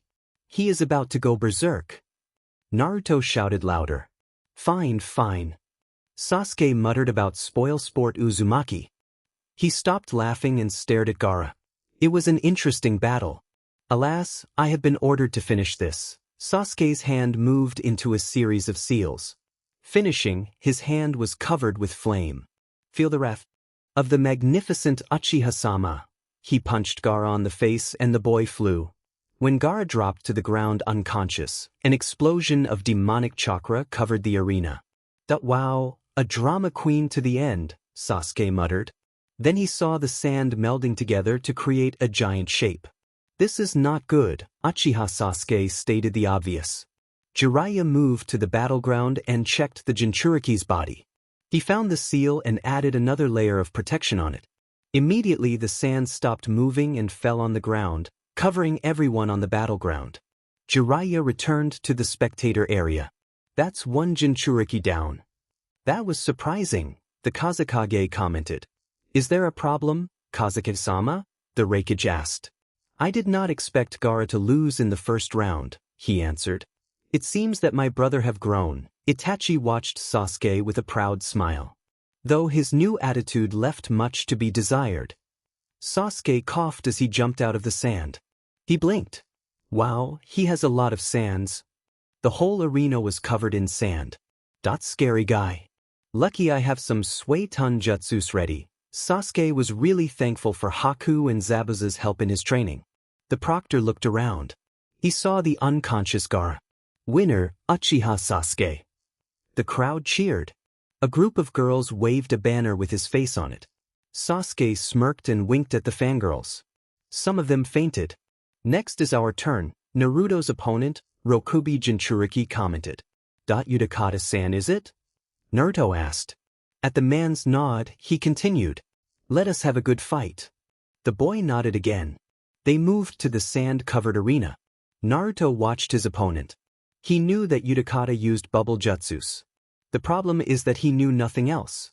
Suiton, Hamitsu no Jutsu, water release, bubbles technique. In an instant, countless bubbles appeared on the battlefield. Some of them stayed in place while some of them moved towards Naruto. Naruto threw a kunai at one of them. The bubble exploded. Dangerous. Naruto went through several hand seals and ended it in a Tora seal. Futon, kunai kagebunshin. Naruto threw a kunai and the kunai multiplied, each stabbed the bubbles and caused many explosions. Even after he used the technique, the amount of bubbles left were still countless. Naruto scowled. A long battle is disadvantageous for him. He made several shadow clones and began a series of hand seals. While his clones defended him from the bubbles, he continued to concentrate his chakra. Finally he stopped and one of his clone moved beside him and threw him at the Jinchuriki. Kaze no Yaiba, blade of wind, Naruto formed wind blades around him to cut through the series of bubbles protecting Utakata. When he reached Utakata, he threw a kunai with explosive tag on it towards the standing man. A dome of bubble appeared around Utakata and the kunai exploded when clashing with it. After the explosion ended, the dome disappeared. Utakata made more bubbles and Naruto frowned. He decided to try again. Kaze no Yaiba. Again, Naruto created wind blades and dashed towards the man. This time, he intends to fight him in close range. Utakata jumped on one of his bubble and floated to the sky. Futon, Naruto created a layer of wind chakras on his legs and jumped, chasing his opponent. Utakata snapped his fingers and the bubbles moved faster towards Naruto. While jumping, Naruto cannot move freely and therefore could do nothing as the bubbles surrounded him. When Naruto was covered by the bubbles, Utakata snapped his fingers again. The bubbles exploded. The bubble under Utakata popped and he landed on the sand-covered ground. Suddenly, the sand under Utakata exploded and Naruto jumped out from it, punching the Jinchuriki. The crowds gasped in surprise. Naruto grabbed Utakata before he could move and kicked him away. When Utakata flew from the kick, Naruto threw another kunai with explosive tag. The kunai exploded, Utakata was struck by the explosion and fell to the ground. Naruto mentally thanked his clone's quick thinking. After it threw Naruto towards Utakata, the clone hid under the sand. And then, when the bubbles were about to explode, the clone used Kawarimi and switched place with him. Utakata stood and his eyes became yellow-colored as the Biju chakra surrounded him. Finally, Naruto muttered. Uzumaki, Kusari. Chains appeared from behind Naruto and bound the Jinchuriki. Naruto noted that the Biju chakra seems to weaken because of the chain. Does the chain possess the ability to subdue a Biju? Mother did say that Kyuubi could not break free from it. That is good. I do not have to use Jiraiya's seals then. When the Jinchuriki tried to break free, Naruto moved, Raitun, Kusari. After several seconds being electrocuted, Yudakata stopped moving. Naruto released Yudakata and the man fell. Winner, Uzumaki Naruto. That's two, he muttered. Yudakata lost, the Mizukage stated. Indeed, the son of Yondaime Hokage is quite strong. The Raikage looked thoughtful. Those chains, were they a bloodline? The Kazekage asked. We do not know. No one but his mother and him possessed the chains, Itachi answered. Naruto returned to the waiting area. That was cool, Naruto, Sasuke commented. I was lucky. If my clone was not prepared, I would lose, Naruto admitted. Don't forget to thank him then. I did. Sasuke nodded. The next match was supposed to be Nyujito against Darui, but Darui gave up. Again, the next match between Temari and Fu, Temari gave up. Naruto supposed that it was logical. They knew the other was a Jinchuriki. It would be the best to save their stamina for the invasion. The next would be Sasuke against Hyuga Hinata. He wondered what Sasuke would do. So, shall we begin, dear lady? Sasuke asked with a smirk. Hinata said nothing but moved into a Juken stance. So cold. Sasuke muttered. Oh well, he preferred those who played hard to get anyway. When the battle started, the Hyuga immediately moved. Closer towards Sasuke. She struck, targeting a chakra point in his hand. Sasuke moved to avoid the attack and countered. Raitun, Jibashi, lightning release, electromagnetic murder. From Sasuke's hands, a wave of electricity came out and struck Hinata. She gritted her teeth in pain but otherwise stayed silent. You are no fun. Sasuke jumped away. It would be the best to avoid fighting against a Hyuga in close range. Hinata wordlessly chased after Sasuke. However, it was useless. Sasuke was faster than her. In addition, Sasuke would attack her with many kind of jutsus, causing her to be unable to predict his movement. You know, if this is the extent of a Hyuga's power, then I'm really disappointed. Byakugan. White eye, the veins around Hinata's eyes bulged. What's the use of that? It's not like you can match my speed, Sasuke taunted. I mean really, the ability to see 360 degrees and the ability to see through physical objects? Rather than a shinobi's eyes, it should be pervert's eyes. And lastly, seeing chakra pathways and points? Yeah, real useful against jutsus. Sasuke gave a laugh. Throughout all of this, the spectators' reaction varied. Fugaku, Sasuke is acting more like you. Mikoto scolded her husband. It is fine, he is showing those Hyuga how superior we are, Uchiha Fugaku smirked. Take that Hayashi. Disrespectful boy, a Hyuga elder shouted in outrage. That if Hinata lose here, it would certainly leave a stain on the Hyuga name, Hyuga Hayashi stated. Damn it. I won't lose this bet, Fugaku. Hinata glared at the smug Uchiha. She tried to attack him again. But he evaded and moved to counter. Hakusho Kaiten. 8 trigrams palms revolving heaven. Hinata spun rapidly. A barrier made of rotating chakra appeared and hit Sasuke. As Sasuke flew, he saw Hinata moving into a familiar stance. He cursed. Hakurokujian Sho. Hinata struck. Enai Sho. Hinata struck 2 times. Yan Sho. Again she struck 2 times, gaining faster speed and strength. Hachi Sho. This time, she struck 4 consecutive strikes.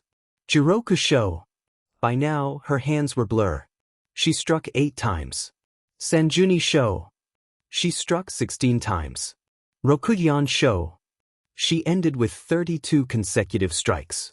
The Sasuke who was hit exploded into smokes. Thank gods for Kage Bunshin, Sasuke groaned. He was barely able to use shadow clone substitution to avoid the last 32 strikes. In addition, because of Kage Bunshin, he was running low on chakra. No choice then Sharingan. Copy wheel eye. Sasuke's eyes transformed into a fully matured Sharingan. Sasuke felt his body weakening. The poison seemed to be active. I should finish this as fast as possible. Sasuke moved into a stance. Everyone who watched the battle gasped. Let's go! Hakurokujian Sho. Sasuke moved to attack. Hinata panicked. She knew about Sharingan's ability to copy ninjutsu, taijutsu and genjutsu, but she thought that her clan techniques could not be copied. As she was caught in her surprise, Hinata did not manage to avoid the attack. Just kidding. Sasuke rapidly kicked and punched her without stopping. Then as Hinata wobbled around, he knocked her out with the blunt side of his kunai. That's for Sakura, Sasuke told her as she fell unconscious. Winner, Uchiha Sasuke. Sasuke returned to the waiting area. Didn't she got me, Sasuke cursed. The rules stated that the winners could not receive medical treatment until the tournament ended or until they lost. Sasuke rest. I'll try to buy you some time, Naruto told him. Sasuke nodded and fell asleep on one of the chair. Naruto made a Kage Bunshin to watch over Sasuke.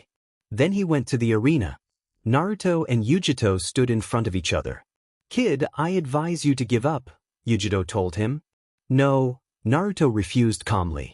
If you don't give up, you'll meet a black cat, she warned. That you know that I know. I also know about the reason you are here. But sorry, I am planning to fight my teammate at the final, Naruto told her. Kid, your teammate was hurt all over. He managed to win against Ichibi Jinchuriki and the Hyuga, but I doubt he could win against Nanabai's Jinchuriki. He will win. That is why I will defeat you. Naruto met the Jinchuriki's eyes. Alright, don't say that I didn't warn you. Nezumi Kedama. Mouse hairball. Yujito spat a flaming ball of hair which transformed into a burning mouse. Naruto jumped out of the mouse's way, but the mouse split into several smaller parts and chased after him. Naruto threw several kunais to meet the burning mouses and they exploded. Then, Naruto sensed a presence behind him and jumped away. Nekizum. Cat claw. He was not fast enough and his left leg was scratched by Yujito's elongated claw. Naruto fell a distance away from Yujito. Naruto stood, holding his injured leg. That I cannot move fast in this condition and with Sasuke still unconscious. Nezumi Kedama. Yujito spat another flaming ball at him. Doton, earth release, a layer of earth chakra covered him and protected him from the explosion. When the smoke cleared, Naruto stood on the same place. You are going to stay like that? Yujito asked. Naruto stood still. Even with his large chakra capacity, the previous battles were taking its toll on him. He doubted he could continue for much longer. As if on cue, the earth chakra disappeared. Yujito sighed and walked towards the boy. When she reached him, she lazily scratched him with her claw. Blood flowed from the scratch. Naruto still watched her. That this is getting boring, Yujito moved to end the battle. She raised her claws. Naruto grabbed her shoulders. Waff. Futon, Ketten. Naruto's hands were covered in wind chakras and then burned. Yujito hissed in pain as her shoulders were grabbed tightly by the burning hands. She escaped from him and crouched like a cat. Naruto released his wind and fire chakra. Then he pointed at the Jinchuriki. Uzumaki, Kusari. Unlike before, this time only one chain appeared. It circled Yujito's body and moved to bound her. Yujito tried to escape but her legs were caught by the chain. She tried to use her Biju chakra, but like Utakata, the chakra was subdued by the chain. However, Naruto noted that the chakra was steadily increasing. It seems that one chain was not enough to hold a Biju. Raitan, Kusari, he decided to knock her out before the chakra increased even further. Soon, Yujito met the same fate as Naruto's two previous opponents. Winner, Uzumaki Naruto. The boy won, however, I doubt he is able to fight anymore. The Raikage watched as Naruto limped to the waiting area. Itachi chuckled. What is it, Hokasama? The Mizukage asked curiously. Do not underestimate him. I have no doubt that he would fight in the final match. No matter what condition he is in. An impressive trait, such trait is something all shinobi need to possess, the Kazekage praised. Naruto returned to the waiting area and his clone dispelled himself. Rest, Naruto, Sasuke advised him. Sasuke placed him on a chair. Naruto made a Kage Bunshin to wake him up after Sasuke's match and then he fell asleep. Sasuke walked out to the arena. His opponent followed. Sasuke checked his opponent. Are you a boy or a girl? Sasuke asked bluntly. Fu's face went red. I'm a girl diminute. A tomboy then, Sasuke observed. Hiden, Rinpungakure no Jutsu. Secret, hiding in scale powder technique, she exhaled a shining powder from her mouth that blinded everyone. Almost everyone. Sasuke caught Fu's fist and countered her with a kick. How? Fu asked in surprise. Sasuke released the genjutsu he placed over his face and revealed his secret. A sunglasses? Fu sounded incredulous. Yeah, Naruto told me that I should prepare this in case I have to fight you. Seems like it worked, Sasuke smirked. Fu stared at Sasuke in disbelief. Then she punched him. Caught off guard, Sasuke did not defend. The hell was that for? Sasuke asked. For being stupid. Then she tried to punch him again. You know, other than that blinding technique, you don't really have anything else, do you? Sasuke asked. Fu went red again. Shut up. She released some of her Biju chakra to partially transform. A pair of insect wings appeared from her back. She began to flew. That's kind of cool, Sasuke commented. Fu began to attack Sasuke by diving to the ground and then returning back to the sky again. Sasuke avoided the attacks and then prepared himself to counter the flying girl. Fu moved to attack Sasuke again, but he was prepared. Raitun, Jibashi, Sasuke released a small wave of electricity. She screamed as she crashed into the wave. Got you! Sasuke increased the chakra in the technique and it knocked her out. Sasuke noted that with some of his chakra points closed, his jutsu was weakened considerably. Too bad, he would prefer to fight Naruto in full strength. Winner, Uchiha Sasuke. Impressive, the Raikage nodded. It seems that some of his chakra points have restored. It's elves, Itachi noted. Then, let us begin the final match. Naruto and Sasuke faced each other. Too bad that we both are too tired for this, Naruto commented. Sasuke nodded. We won't be able to use jutsu in this battle. We will have a duel then? Naruto asked. Yeah, a duel, Sasuke smirked. The boys walked closer to each other. Then they both readied their hands. The audience, even the Kages, held their breaths. As one they moved. Jankenpon. The whole audience face-faulted. Jankenpon, or more commonly known as Janken, was a game derived from Sansukumi-ken, a battle between snake, frog and slug. Janken, unlike what most believed, was not a random game. It was a battle of mind. It was the ultimate test of ability. The ability to predict and outmaneuver your opponent. There existed old scrolls containing the secret of Janken. The scrolls held the formula. The formula of victory. In it was written the many strategies that could be performed in Janken. Some of the strategies include, but not limited to, history matching, frequency analysis, and random guessing. All of that, in Janken, shinobi style, were useless. In Janken, shinobi style, the two shinobi who faced each other would employ tricks and mind games to defeat the enemy. The most common tricks are dojutsu, genjutsu, and ninjutsu. When a Janken was declared in a battlefield, the two opposing shinobi shall duel with their full strength, and in the end, only one may walk away victorious. Right now, two teammates, two friends, a Uchiha and a Uzumaki, stood facing each other in this deadly duel. Jankenpon. They threw their hands. In that second, the Uchiha's eyes transformed. He predicted Naruto's next move, scissors, and reacted accordingly. He froze. Naruto smirked. Had he made an error? The magnificent Uchiha-sama? The Naruto facing him suddenly disappeared and was substituted by different Naruto. The Kage Bunshin? Curse him. When the hands were revealed, the result was a draw. Both papers, much to Naruto's surprise. What manner of trickery is this? Naruto demanded. Sasuke smirked. I know that you must have set a trap somewhere. That is why instead of throwing a winning hand, the great magnificent Uchiha-sama, decided to throw a paper. Why don't you just throw a scissors? Logically speaking, I would throw a paper, and if you threw a scissors, it would end in your victory, Naruto pointed out. That it would, wouldn't it? Sasuke tilted his head. Oh God, why didn't I do that? It matters not. Let us continue. They drew their hands back. Jankenpon. This time, they punched each other. They glared. Cheating BSTRD, they shouted at the same time. Jan Kenpon. Their paper met each other. Stop copying me, they shouted at each other. Jan Kenpon. The audience stared blankly. What the hell? One Inuzuka Kiba summed their thought perfectly. That's Sasuke and Naruto, alright. Sakura shook her head and with a smile. What do you mean, Sakura? Ino asked.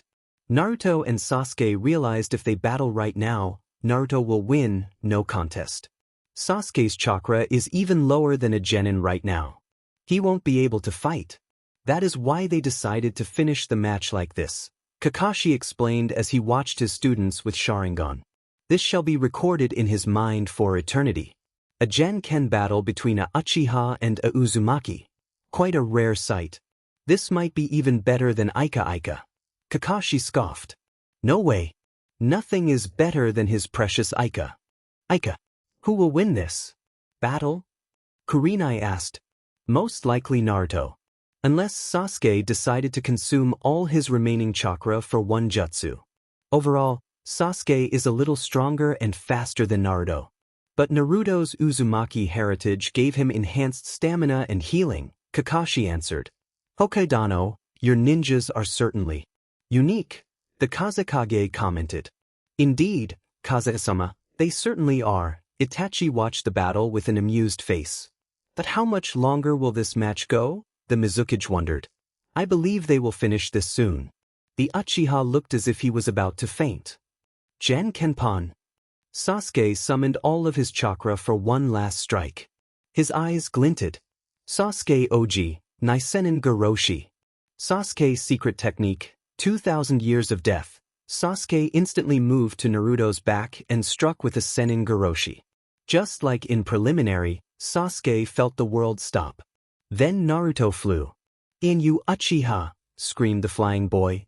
When Naruto began to descend, Sasuke moved to Naruto's landing area. He punched Naruto back to the sky. Sasuke raised his right hand to the left of his neck. He made a thumbs down and dragged his hand across his neck. The universal sign of, kill you. Naruto slammed to the ground. The proctor checked him. When Naruto did not move, he announced the winner. Winner, Uchiha Sa-. He was cut off when a flying sandal hit Sasuke. Already weak because his chakra ran out, Sasuke instantly fell unconscious. Naruto stood back up, his other sandal raised. Use any tools for victory. Even sandals, Naruto stated with a smirk as he threw his other sandal aside. Winner, Uzumaki Naruto, the proctor declared with a shocked expression. The moment Naruto's victory was declared, all hell broke loose. The Kage area exploded and ninjas from Taki, Suna, Oto and Kiri moved to attack. Diamen, no warning at all. Naruto muttered as he avoided a Kiri-nin attack and punched the ninja back. Sasuke, wake up, he shouted at the unconscious boy. Sasuke was surrounded by enemy ninjas. Before they could touch him, they were struck by a hail of Senbon. Naruto-san, I'll protect, Sasuke-kun. Do not worry, Haku appeared beside Sasuke and carried the boy on her shoulder. Naruto nodded. Then he sensed a presence behind him and he attacked. Calm down. It's me, Jiraiya grabbed his arm. Jiraiya-sama, how are the Jinchurikis? Naruto asked. You, Kushina and I will take care of them.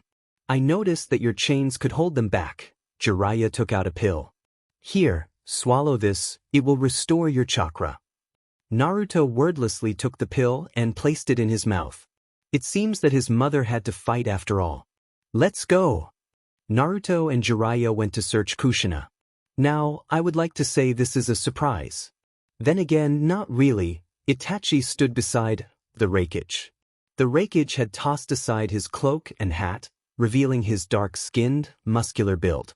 Beside him stood Killer Bee, his brother and Hachibi. Jinchuriki.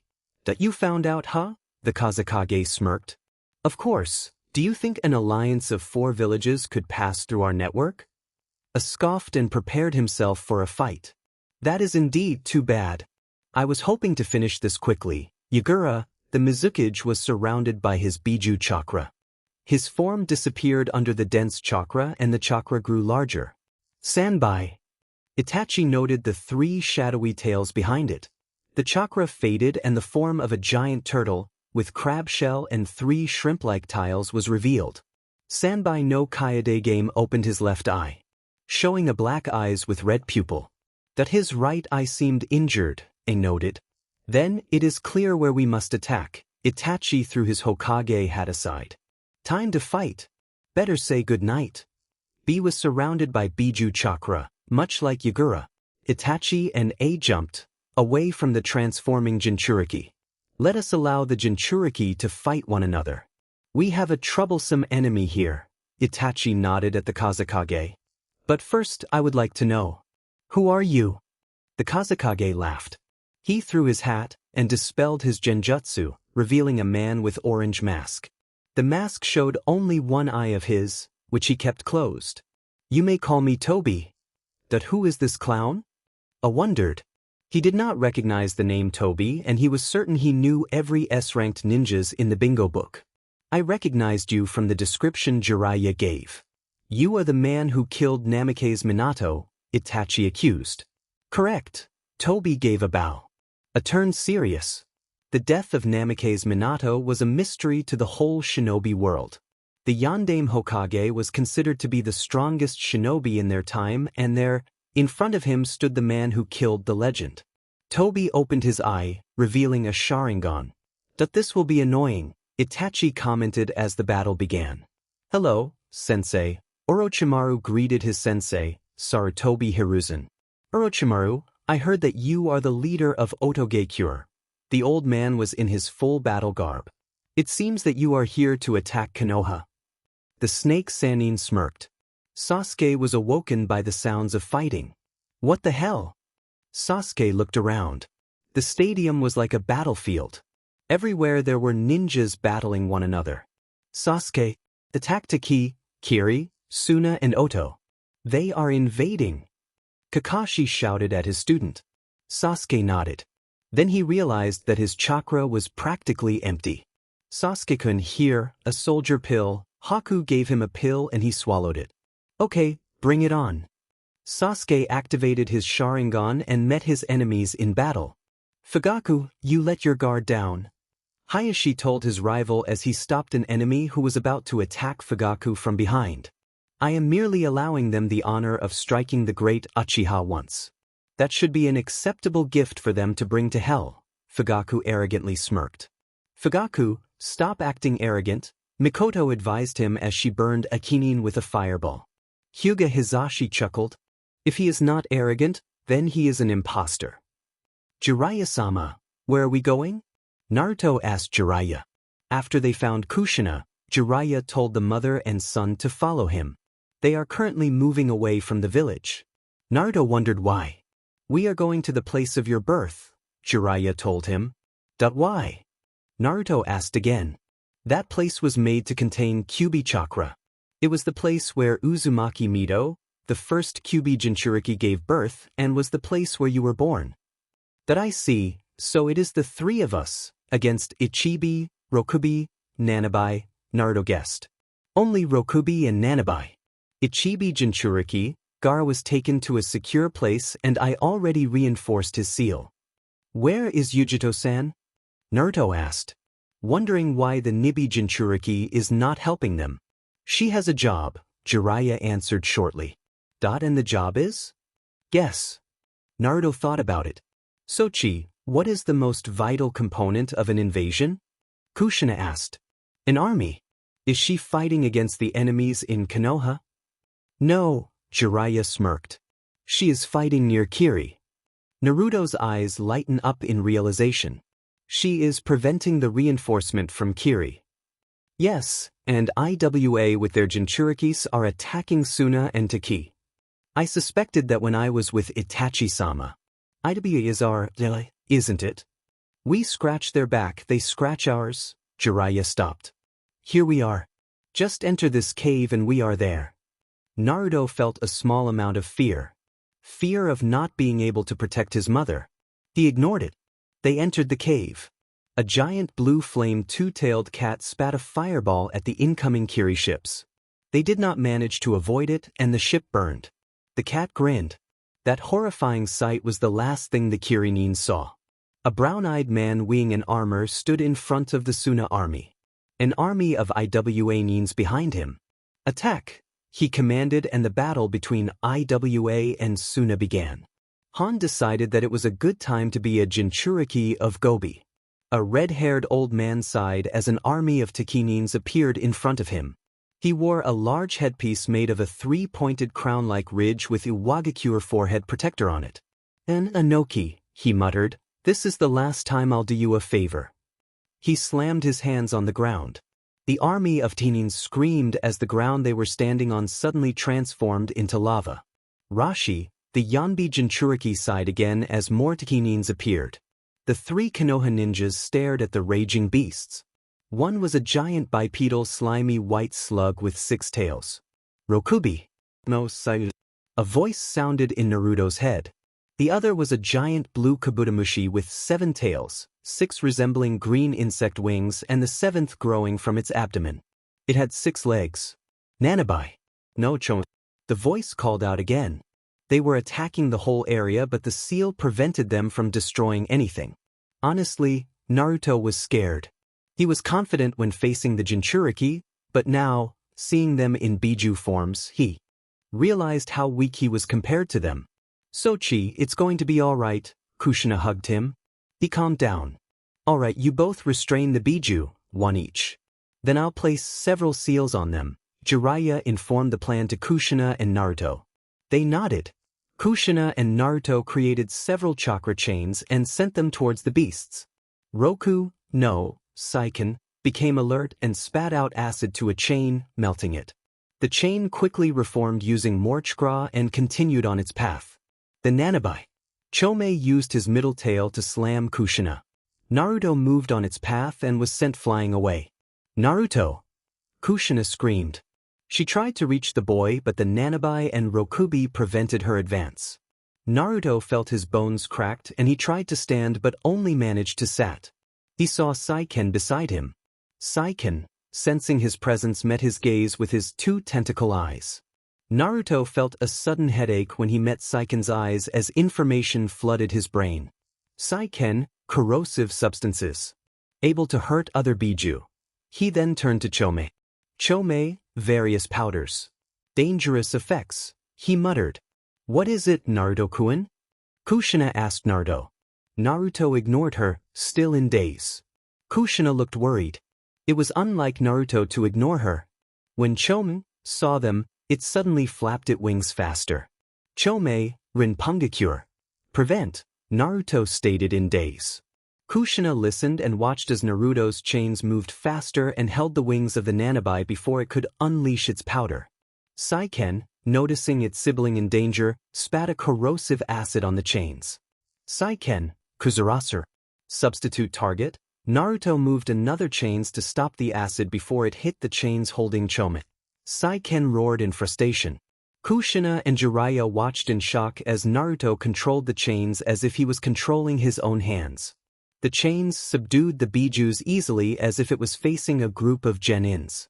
Suddenly, they felt Naruto's chakra explode and the chains became faster. "Geto, Kusari." "Outer path, chain," Naruto muttered in daze. The Bijus roared in pain as the chains glowed. Jiraiya and Kushina stared as the Bijus weakened and finally transformed back into their Jinchurikis. After the Jinchurikis fell unconscious, Naruto turned to face Jiraiya and Kushina with glazed eyes. "Geto, Kusari." Again, the chains appeared, this time, targeting Jiraiya and Kushina. Jiraiya cursed. Itachi cursed in unknowing unison with Jiraiya. "You are annoying," he told Tobi. No matter what A and he did, their attacks would pass through the masked shinobi.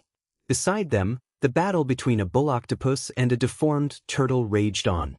The Sanbai's remaining eye was struck by the octopus ink and it berserked around without aiming its attacks. The Hachibi was, "I float like a butterfly and sting like a bee. 'Cause I'm the Hachibi, da being crazy. B. End that battle now. We'll surround this guy. I bro. Prepare to feel the Hachibi-sama power." B in Hachibi form made a black ball of energy. The Baijidama, The ultimate attack of a Biju. The attack made by balancing the black and white chakra 8:2 ratio respectively. The ball was compressed by the bull octopus mouth. The moment he unleashed the black sphere, the ground shook. Itachi turned and had to admit he was impressed. The Sanbai's shell was broken through and the beast fell, transforming back into Yagura. "But it seems that I am in a disadvantage," Tobi commented as the Hachibi and the two Kages turned to him. "I will retreat. For now." His body spun and he disappeared. Space-time jutsu. Itachi frowned. The last shinobi who used space-time manipulation became known as the first SSS-ranked shinobi in the elemental country. Now the killer of said shinobi used the same space-time manipulation. As what Nara Shikaku would say, troublesome. In the arena, the Konoha forces managed to defeat their opponents. The invading forces were planning to attack until their reinforcements arrived, but thanks to Kumo and IWA, the reinforcements were destroyed before they arrived.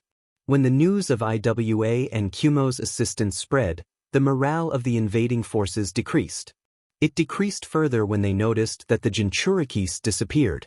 When Yagura was defeated, they surrendered. Kakashi scanned the area. "Naruto, where are you?" Jiraiya and Kushina stood before Naruto's Uno-conscious form. Jiraiya stared at his godson with toad-like eyes. "What happened to you, Naruto? What happened to him?" Kushina voiced Jiraiya's thought. The Kyuubi chakra receded from her and her red-slitted eyes returned back to her usual violet blue. "That I don't know." Jiraiya wondered why Naruto went into a daze all of the sudden. Not only that, in that state he only used his chains and no jutsu. What was it he called the chains? Geto? Kusari? His control over the chains was amazing. He even defeated Kushina before she used Kyuubi chakra to reinforce her chains. Does it have something to do with Kyuubi? Kushina wondered.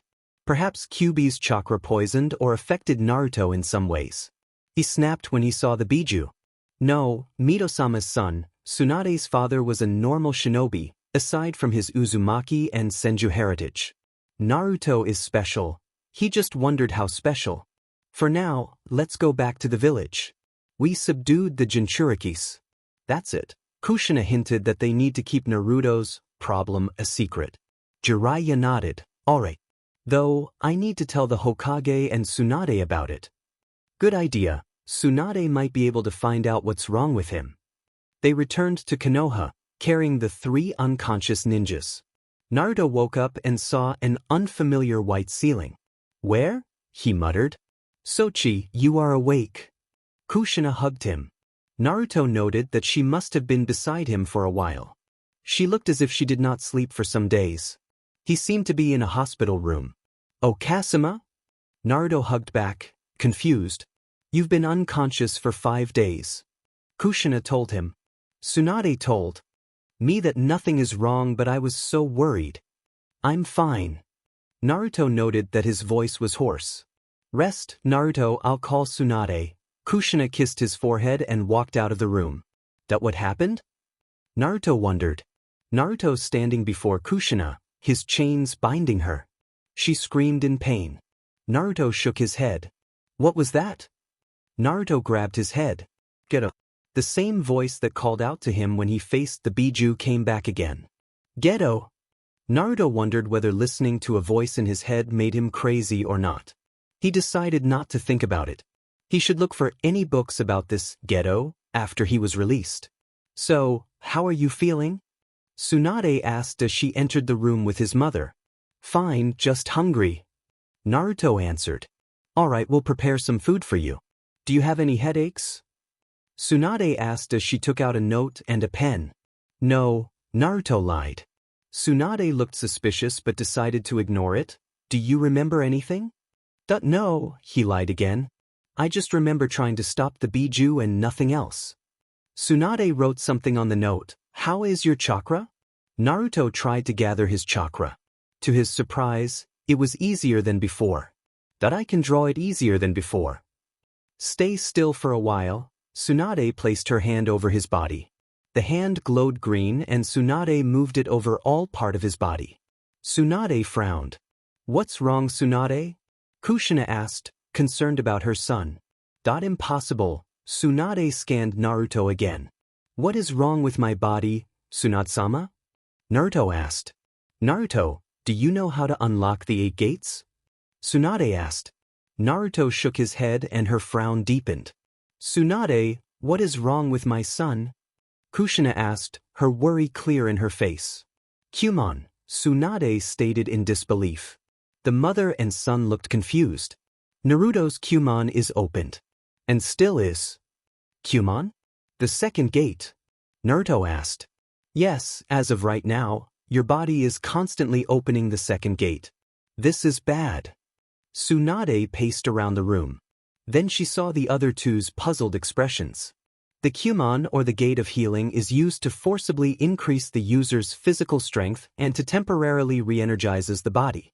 As of right now, you are like a lamp that is always on. My chakra is constantly being used. If this keeps up, I will run out of chakra and die, Naruto concluded. What should we do, Tsunade?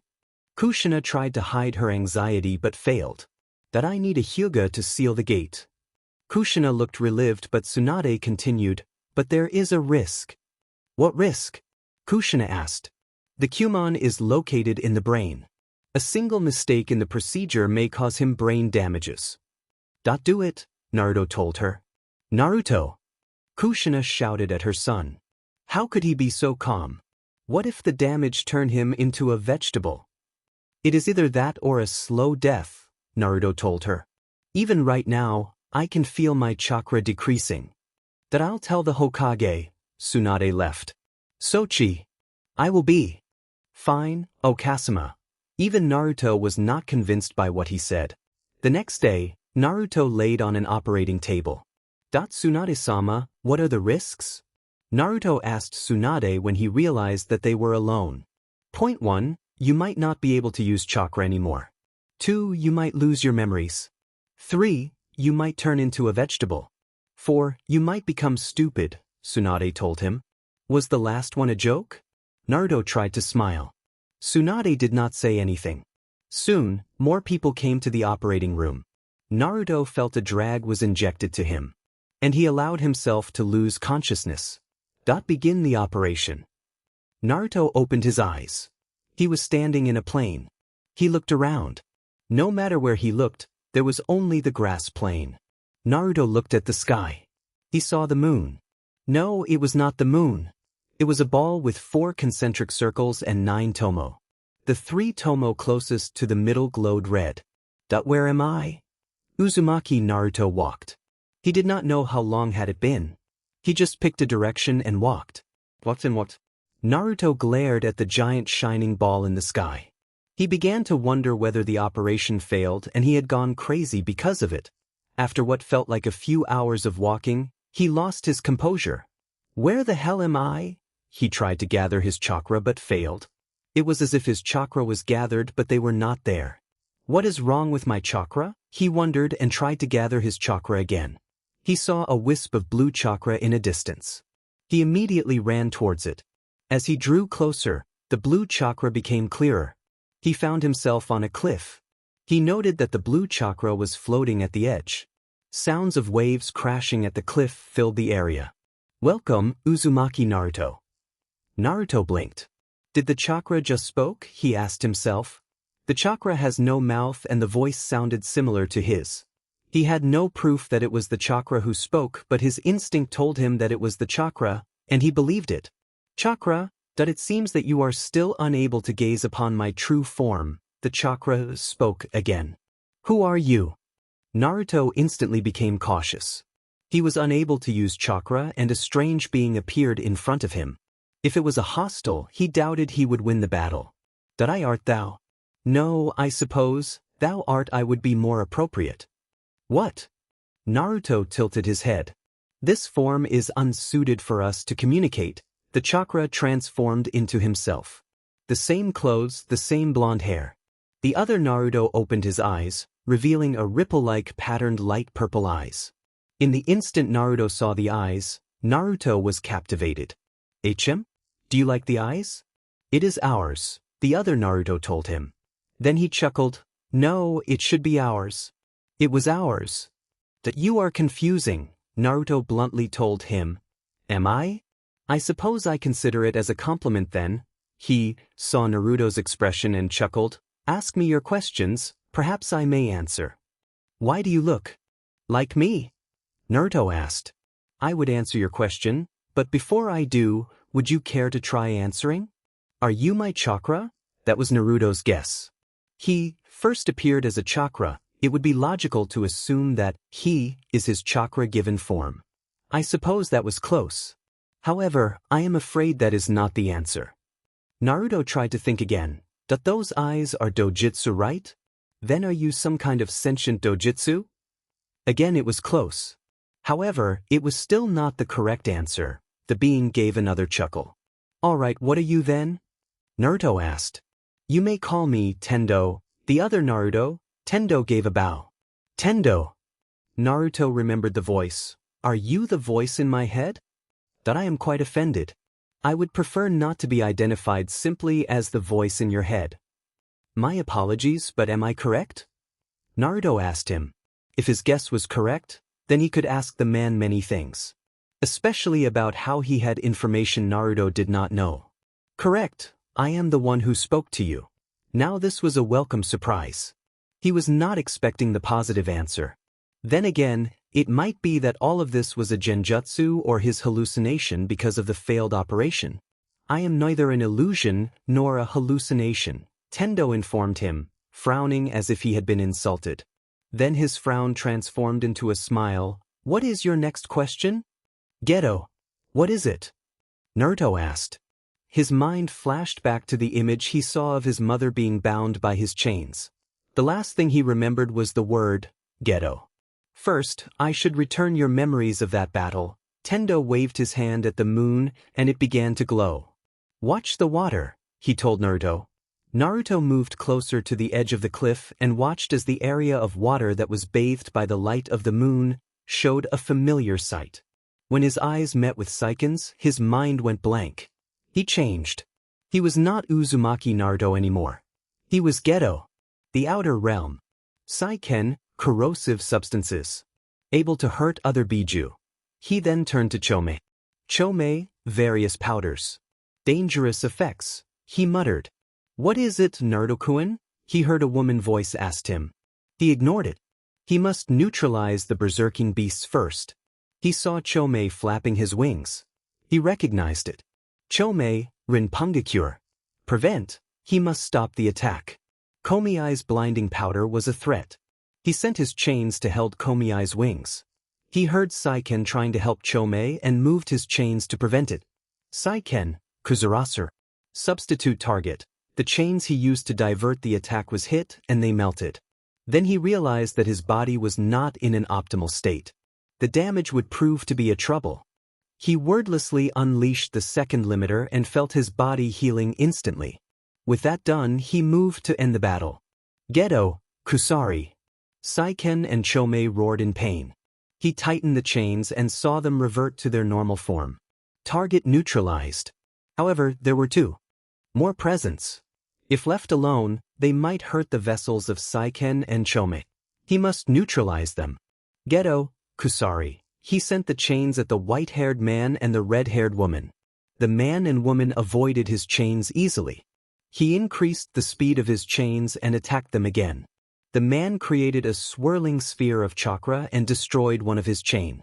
Impressive. The woman summoned her own chains. He noted that the chains were similar to his. Was she a relative?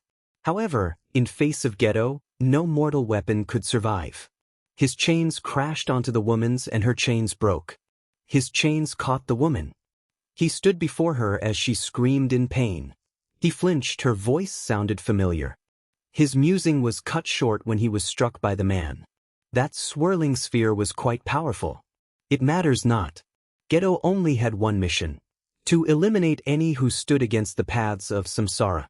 Geto noticed that the man had different eyes. Does this man possess a blessed eyes? It was clear that he did not. The man was nothing more than a mere mortal. When he sensed another chakra exploding, he realized that he had released the woman. The woman was surrounded by a familiar chakra. Krama, one of his. The woman's eyes met his.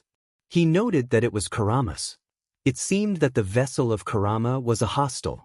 With that confirmed, he unleashed his chains once more. However, he noticed that his chains could not reach the man. The man was blessed by nature. Such a surprise.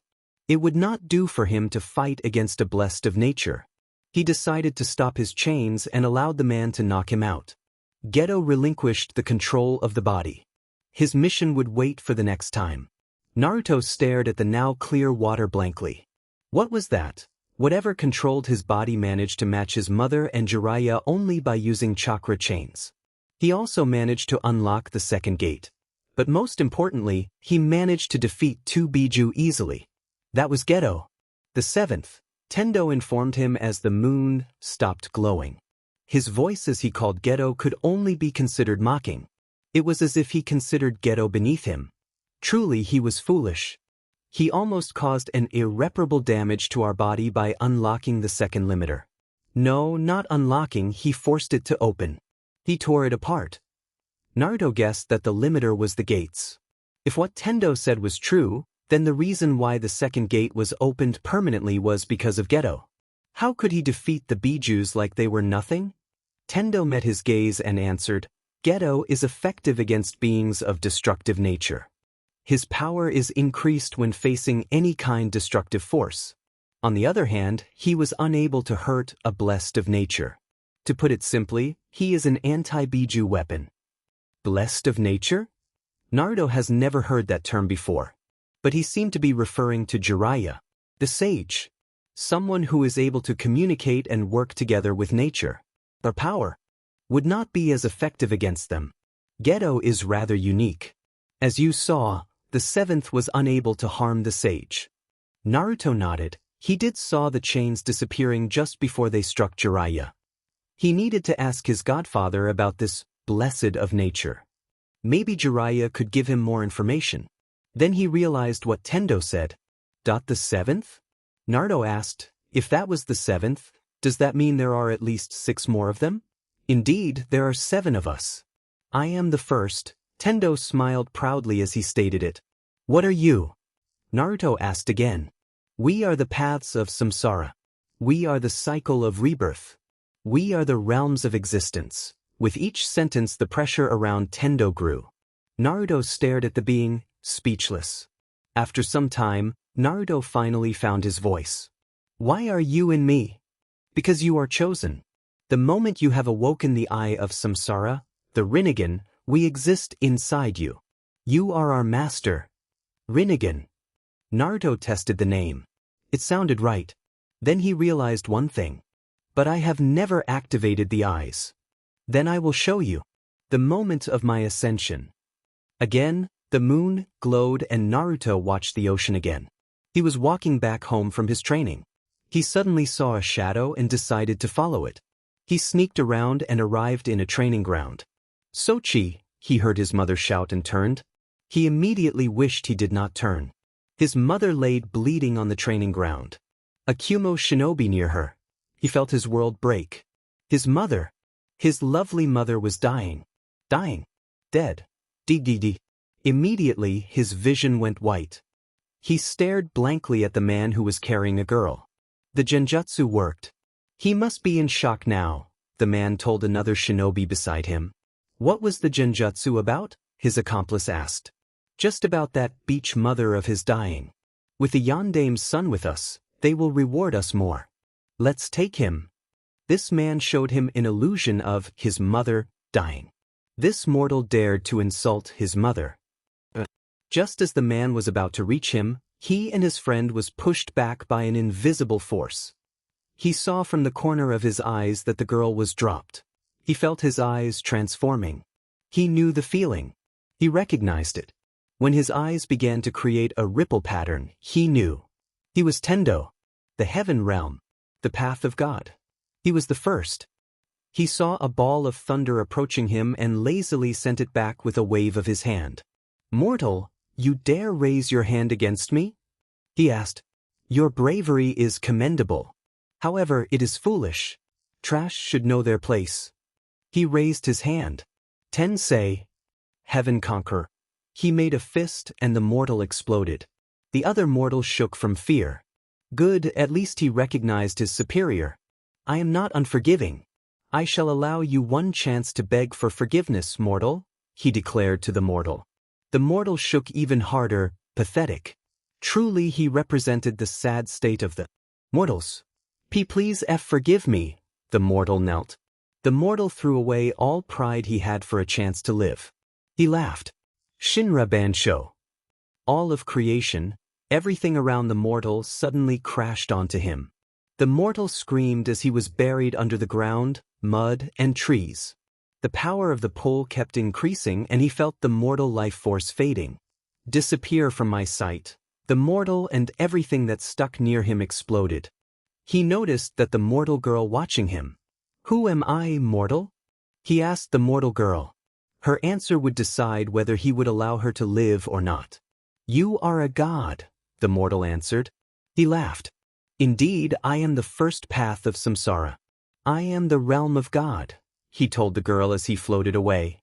Naruto stared. This time, he could not contain his shock. That was? Naruto turned towards Tendo. That was my punishment for the foolish mortals. Tendo stated it as if it was obvious. Naruto stared at the boy who called himself God. Even from the memory he felt Tendo's power. It was massive, greater than anyone he knew. Even Geto's power could not match it. It seems that you have recognized my superiority, Tendo chuckled. Worry not, my master. Right now, I shall assist you. However, the moment I consider you to be unworthy of my power, Tendo's Rinnegan eyes seemed to glow. I will end you. After Tendo's declaration, the waves calmed down, as if it were commanded by the heaven. Naruto met Tendo's eyes. I will control your power one day, Naruto promised. I expect nothing less from my master. As a prize, I shall send you the realm of Shirado. The second, Tendo waved his hand towards Naruto and he was sent flying away from Tendo's location. I hope that you could impress us, master. It would be a pity to end a being such as you. Tendo moved his gaze towards the moon and disappeared into chakra. For now, I should protect our brain from any damage those mortals may cause. Perhaps after this I should speak with Geto. His recklessness almost cost us our body. Naruto fell to the ground. He groaned and looked around. He was in a mountain, then he looked below. A volcanic mountain, he amended. He also noted that this time, the moon was normal. The patterns and the tomo were gone. You must be our Uzumaki Naruto, a voice spoke to him. Naruto turned to the voice and saw another him. This time, the other him had 6 arms and each of them held a sword. He had 3 faces, each with different expression. One calm, one angry, one smiling. Each of them had the Rinnegan. Currently, he was facing the calm one. I am Shirado. The second. The realm of demon. Shirado observed him. Prepare yourself, then he suddenly attacked. Wait! Naruto shouted as he avoided Shirado's sword swings. Why are you attacking me? You are not my master unless you prove yourself to me, Shirado growled, his face changing into the angry one. I cannot use chakra. How am I supposed to fight? Naruto protested. Indeed, he doubted he could win against a path, if what he saw Geto and Tendo did were any indication of their strength. His chance of winning was shot down, especially without any chakra. Shirado threw 2 of his swords to the ground. Use those then. After Naruto picked the 2 swords up, 2 more swords formed in Shirado's free hands. Then he attacked again. Naruto cursed. He never trained with swords and facing an opponent who had 3 times swords as he had, he doubted he could win. Did Tendo forget to tell you? Shirado asked. If you lose, the one who killed you will take control of your body. Naruto's eyes widened in surprise. He did not know that. If they were allowed to control his body, he had no doubt that they would cause chaos. He avoided another swing of Shirado's sword and countered with a stab. Shirado deflected it. If you can defeat me, I will grant you my strength and return you to your body, Shirado declared, face returning to the calm one. I doubt you could survive facing the other paths now.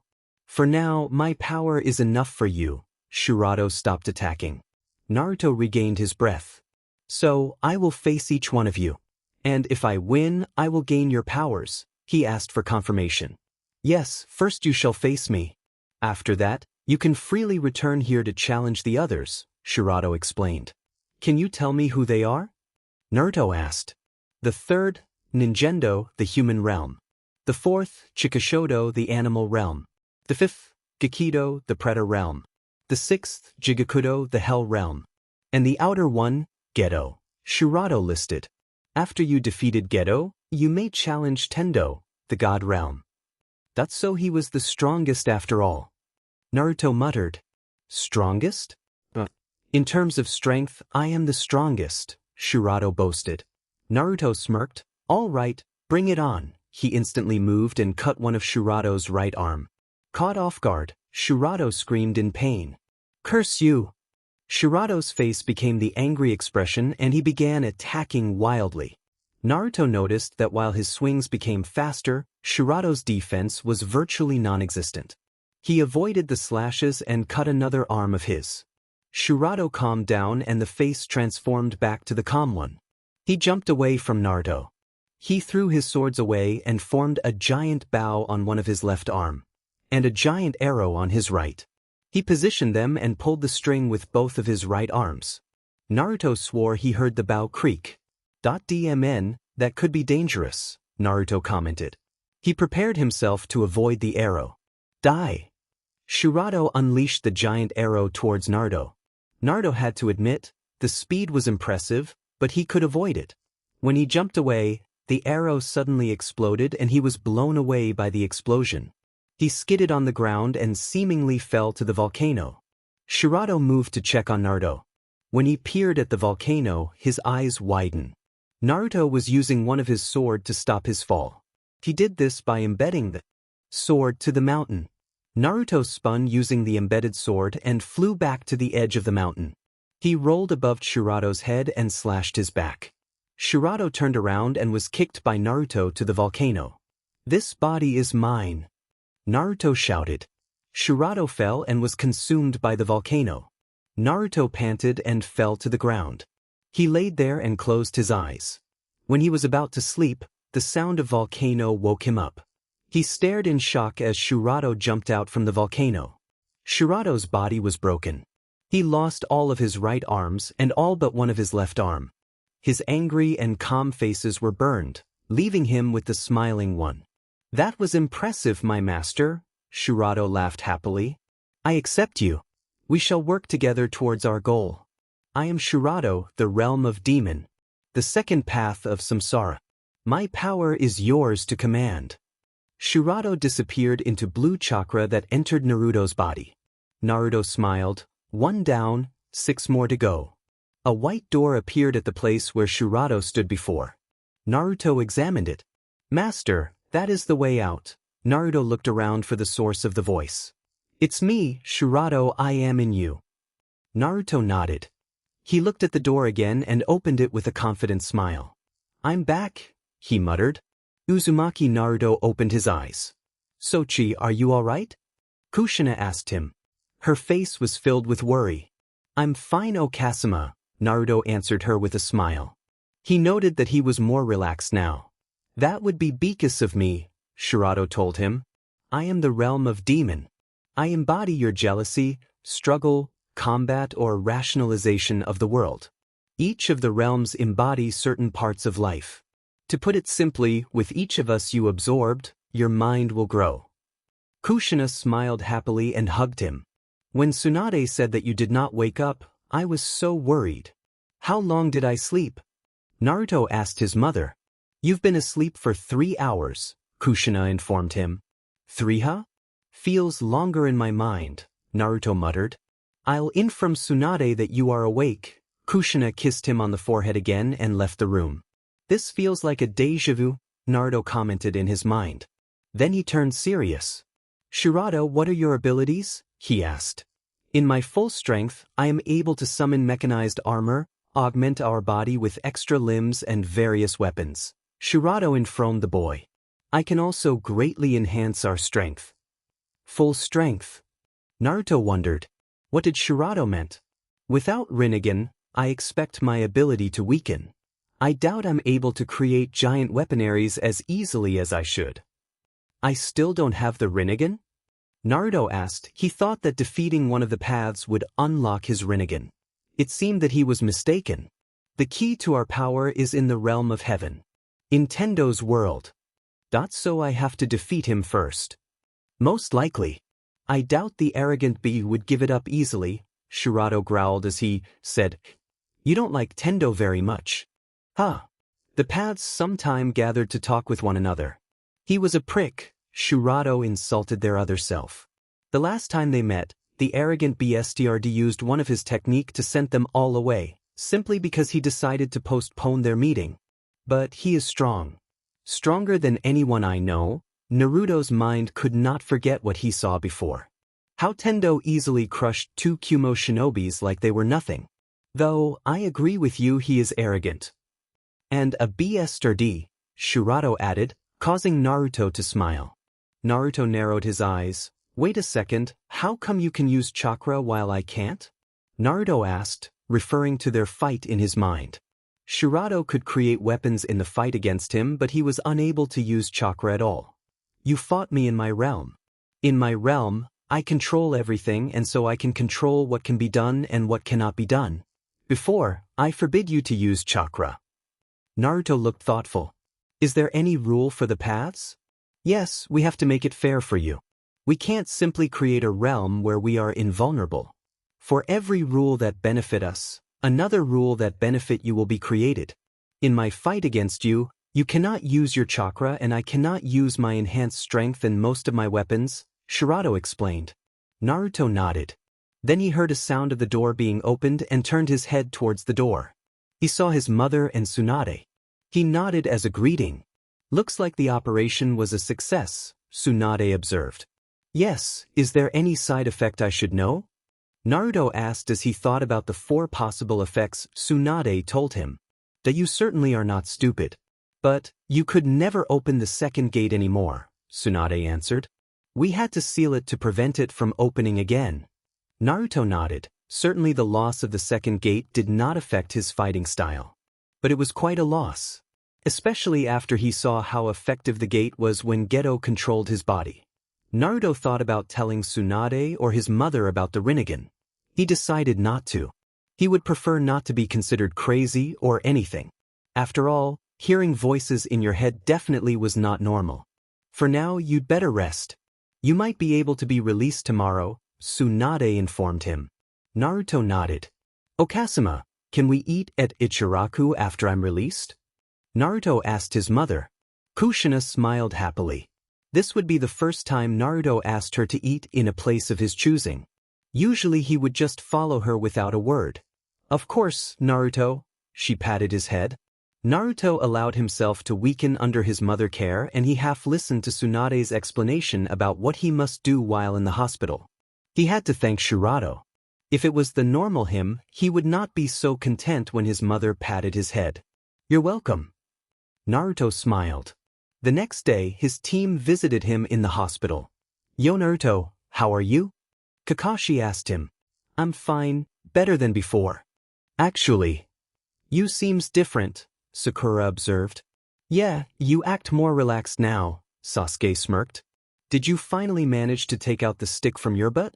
Maybe I'm just happy because I beat you with a sandal, magnificent Uchiha-sama, Naruto shot back. There is no stick, metaphorical or not, inside me. That I'm sure that Sakura would be happy to check, Sasuke commented with a perverted grin. What the hell happened to you, Sasuke? You were supposed to be a cool guy. Naruto lamented the loss of the old Uchiha Sasuke. I prefer getting the girls rather than being cool, came an honest answer from the Uchiha. Did I blame Kakashi? Sakura said after hearing Sasuke's confession. I second that. Naruto gave a nod. I also blame him, Sasuke added. When his teammates looked at him weirdly, he continued. I don't know for what, but I know that it's Kakashi's fault. Agreed, Sakura nodded. Can you guys stop speaking as if I am not here? Kakashi pleaded. You were here, sensei? Sakura asked with a mock disbelieving face. Since when? Sasuke continued Sakura's act. Truly, the speed of the scarecrow is unmatched, Naruto ended. Scarecrows doesn't move Naruto, Kakashi gave the punchline. I know, Naruto deadpanned. Team 7 decided to follow Naruto and Kushina to Ichiraka Ramen, much to Naruto's displeasure. He did not know why, but thinking about how they would see him and his mother interact made him feel embarrassed. That's Sochi, you have some ramen on your clothes, Kushina admonished him and took the ramen off his shirt. I'm sorry, Okasama. Naruto hid his blush as he heard Sasuke whispering to Sakura about Mama's boy. It's alright, it was quite a waste of a good ramen though. Kushina looked at the ramen and ate it. Okasama, don't eat it. It is unclean. Naruto tried to stop his mother but failed. That you know, seeing Naruto with his mother made me change my view of him. Sasuke commented. Yes, I don't think that he can scare anyone who already saw him with his mother. He looked so cute. Sakura gave a squeal. Beside her, Kakashi giggled. In his mind, Naruto swore revenge against his team while Shurato laughed. Okasama, may I go train after this? Naruto asked Kushina. He hoped she would allow him to. It would give him a good chance to test Shurato's abilities. Kushina thought for a while and she smiled. Sure, but I'll supervise you, okay? I don't want you to faint because of fatigue or something. Men do not faint, Naruto started with an offended look. They collapsed, Sasuke ended. Then they looked at each other and laughed. The whole stand froze. Even Naruto and Sasuke, who was laughing. Naruto, did you just laugh? Kakashi asked in shock. He doubted that he would react even if someone stole his Aika. Hearing Naruto's laugh for the first time would do that. It was beautiful, Sochi, Kushina smiled as she praised him. She stroked his hairs. Naruto looked away, embarrassed. You know, I was thinking about whether you can laugh or not. I think this is a good confirmation. Sasuke smirked as Naruto's face became redder. I agree with your mother, Naruto, it was beautiful, Sakura nodded. Then they heard a crashing sound. They turned to the source. It looks like I am fainted, Tucci commented as he saw his daughter's unmoving form. There on the ground, I am laid with a blissful smile.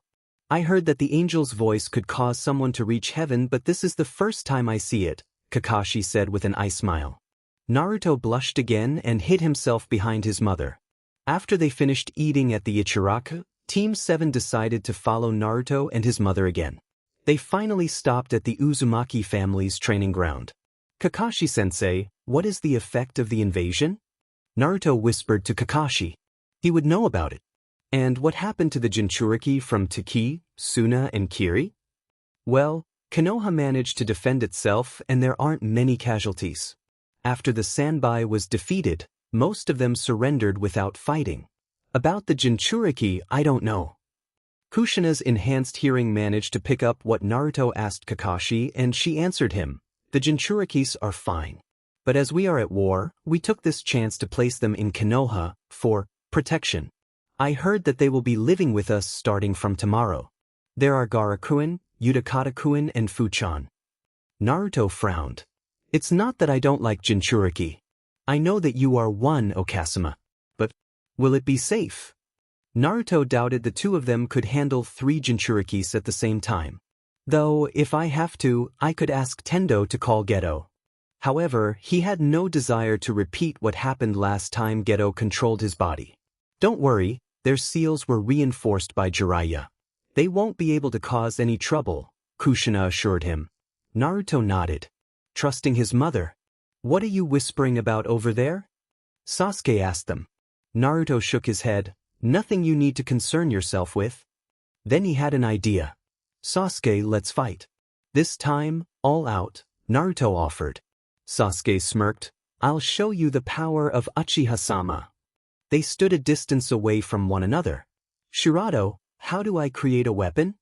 Visualize the weapon and send chakra to your arm. The weapon would appear. The problem is, I don't think you can create anything more than a sword, Shurato told him. Why? Naruto frowned. He thought that he would be able to create any weapons he wanted. You need to understand how the weapon was built and how it worked.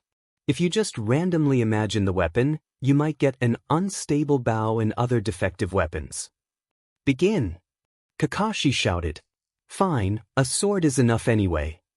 Naruto immediately imagined a very long sword and sent a large amount of chakra to his right hand. Immediately a long sword was formed in his right hand. The sword was long enough to reach the place where Sasuke stood, and he swung it at the stunned Uchiha. Sasuke was slapped away by the back of the sword. Naruto released the chakra and the sword disappeared. What was that? Sasuke asked as he rubbed his cheek that was struck by the sword. Oh, I thought that since I am able to create chains using my chakra, I might be able to create other things. The sword was an experiment. He lied as he smiled innocently. He created another same sword and smacked Sasuke away again. It's so easy to toss you around like a rag doll, Sasuke. Naruto taunted as the sword disappeared again. Now you've done it. Dai Uzumaki. Sasuke shouted as his Sharingan blazed. Bring it on, Uchiha. Naruto cracked his knuckles and moved into a defensive position. Master, I have an idea. Naruto avoided Sasuke's sweep. What? He asked shortly. He could not afford to lose his concentration in this fight. If he lose in front of his mother, he would be ashamed. I have a jutsu that the BSTRD taught the other paths. Shirado explained about the jutsu and its effect. Naruto smirked. He jumped away from Sasuke and moved his hand through a series of seals. Sasuke copied them in reflex but realized that Naruto's usual technique would burn too much chakra from him and he stopped. Now he knew what Kakashi meant when he muttered about Uzumaki and their crazy chakra capacity. Shirado, Bunshin. Azura Path, clone. A clone of Naruto appeared beside him. The spectators were confused. Naruto's trademark clone jutsu was Kage Bunshin, but now he used a strange technique to create a clone. Kushina wondered about the connection of this Shirado with the Gedo chains that Naruto used at the invasion. Tendo told me that this technique created a clone under the path's control. The clone can only use the path technique. It would last until its chakra ran out or until it was struck by a strong strike. However, with my weaponry, I doubt they could hit me at all. Naruto and Shirado looked at each other and grinned. Time to double-team the Uchiha. Shirado created 2 clubs in his hands. It seems that without Rinnegan, I am unable to manifest my 6 arms. Well, 2 is enough. Naruto summoned 2 chains. Get ready, Sasuke. We won't hold back. It's unfair for Sasuke to be alone. I'll help. Sakura joined the battle on Sasuke's side. Fine, the more the merrier. Naruto summoned 2 more chains. Sasuke went through several hand seals and took a deep breath. Katan, Hosenka no Jutsu. Fire release, Phoenix Sage fire technique. Sasuke shot a volley of small fireballs to Naruto and his clone. Naruto stayed still and Shirado moved to protect Naruto. A giant shield was formed on his left hand that covered both Shirado and Naruto. The small fireballs bounced ineffectively on it. After the volley was finished, the shield cracked open, revealing 10 circular barrel in the shield. Sasuke and Sakura gasped in surprise. Fire! Shirado shouted as a barrage of chakra blasts were shot from the shield. Sasuke and Sakura avoided most of it, but one of them struck Sasuke. And he was blown away. Sakura immediately moved to heal Sasuke, but she fell as Naruto's chains coiled themselves on her legs. That's a checkmate, Naruto declared. Then, he heard Kakashi's chuckle and narrowed his eyes. The Sasuke that was blown away disappeared into smoke, a Kage Bunshin. Chidori! Sasuke stabbed Shirado from behind and Shirado exploded.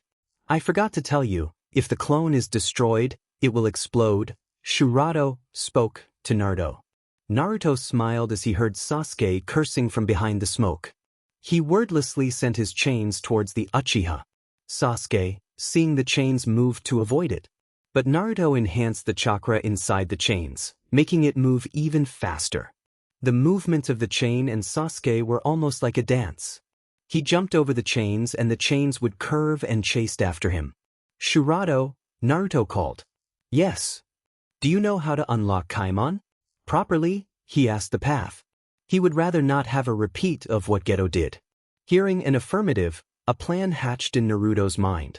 Sasuke brought the chains closer to Naruto and jumped away. The chains stopped and turned just before they struck Naruto.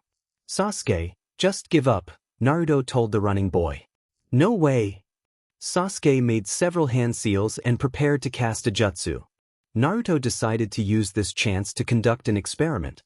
Kaimon, the chains moved faster than before and bound Sasuke before he used his jutsu.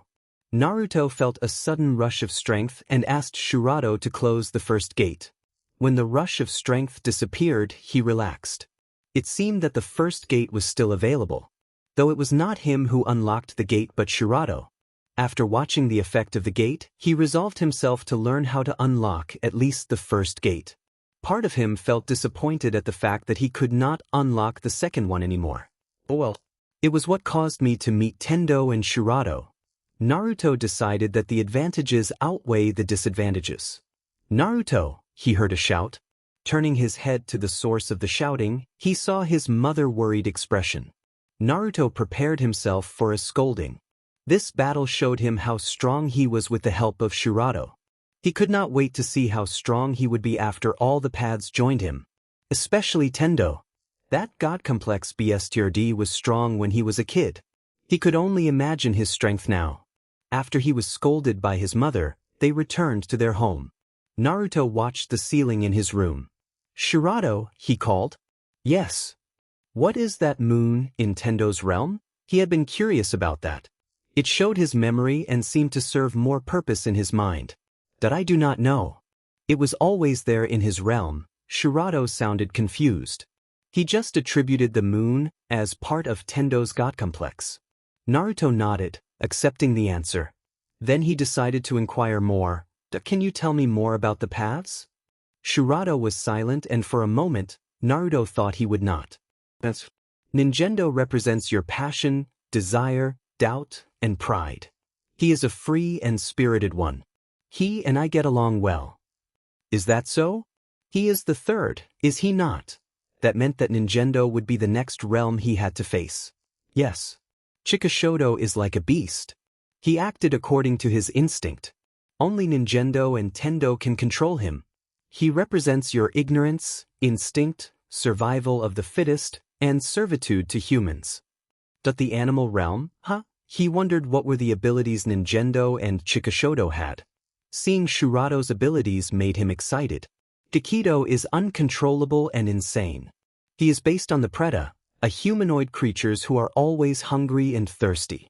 He represents your possessiveness and desire from your previous lives. Previous lives? Reincarnation? Naruto asked out loud. He was familiar with the term reincarnation, but he never really cared about it. We are the paths of Samsara, Master. We represents what you will go through in each reincarnation. Rikudō is calm and always rational.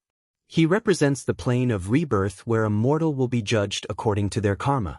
Next to Tendo, he is our leader. Karma. Naruto wondered whether he would be judged guilty or not. After all, killing is bad. Shurato continued, Geto is similar to Chikashodo, but I know that he is actually more intelligent than that. He never listened to anyone except Tendo. I don't know how did that BSTRD manage to get the outer realm to listen to him. Outer realm? Yes, Geto is outside the circle of rebirth. He represents anything that is outside the other paths of enlightenment. The first time the paths and I met him, he tried to attack us. Tendo defeated him though. And Tendo? He was very curious about the self-proclaimed god. When he met Shurato, he felt familiar. He knew that Shurato belonged in him. But when he met Tendo, I don't know how to describe him. But I can tell you one thing I am certain of. Shurato trailed off. And that is, any information about that enigma would be useful. He waited for Shurato's answer. When he did not, he repeated the question. Finally, Shurato told him. Tendo is not Uzumaki Naruto. Naruto woke up on his bed in the middle of the night. Tendo is not Uzumaki Naruto. That was what Shurato told him. It was what kept him awake. Naruto wondered what does that one statement meant? He knew that Shurato and perhaps all other paths were part of him. But Tendo knew many things that he did not know. Tendo was able to kill someone when he was kid. He knew that when he was a kid, he was not that strong. No, the mystery is not only Tendo. Geto was able to defeat two Biju. Tendo told him that it was because he was an anti-Biju. He needed to understand why. He needed to learn what is a Biju. And I must find out what could subdue a Biju. Perhaps that could be a clue to find out the identity of Geto. Naruto left his bed and moved to where the clothes he wore in the Chunin. Exam. Shirato, will you help me? He asked. He would prefer to have the second path's input. He seemed to know Geto and Tendo well. Better than he did at least. Leave it to me, master. Naruto looked around as he walked. Konoha is like a dead city at night, he noted. He was alone on the streets. After quite some time walking, he saw his destination. The library of Konoha. He reasoned that the best place to search an information about Biju and Samsara was the library. He just thanked the fact that the library was open 24 hours for shinobi. He entered the library and bowed at the guards. The guards were 2 shinobis wearing Chunin vests. Seems like most Chunins are given guard duties. He remembered the 2 gate guards of Konoha. They were Chunins too. Name, rank, and reason for visiting? One of the guard asked. They knew who he was. All shinobi of Konoha knew about the son of Yondaime Hokage. It was rare to see him in the public without his mother or his team though. Uzumaki Naruto, Genin. I am looking for any information about Biju. After what happened in the invasion, I prefer to be prepared, Naruto answered, showing his shinobi card. The guards looked at each other and checked for genjutsu or any trace of forgery in the card. Naruto looked confused. Uzumaki-sen, you were in the hospital for the past week, were you not? A guard asked. Yes, is there a problem?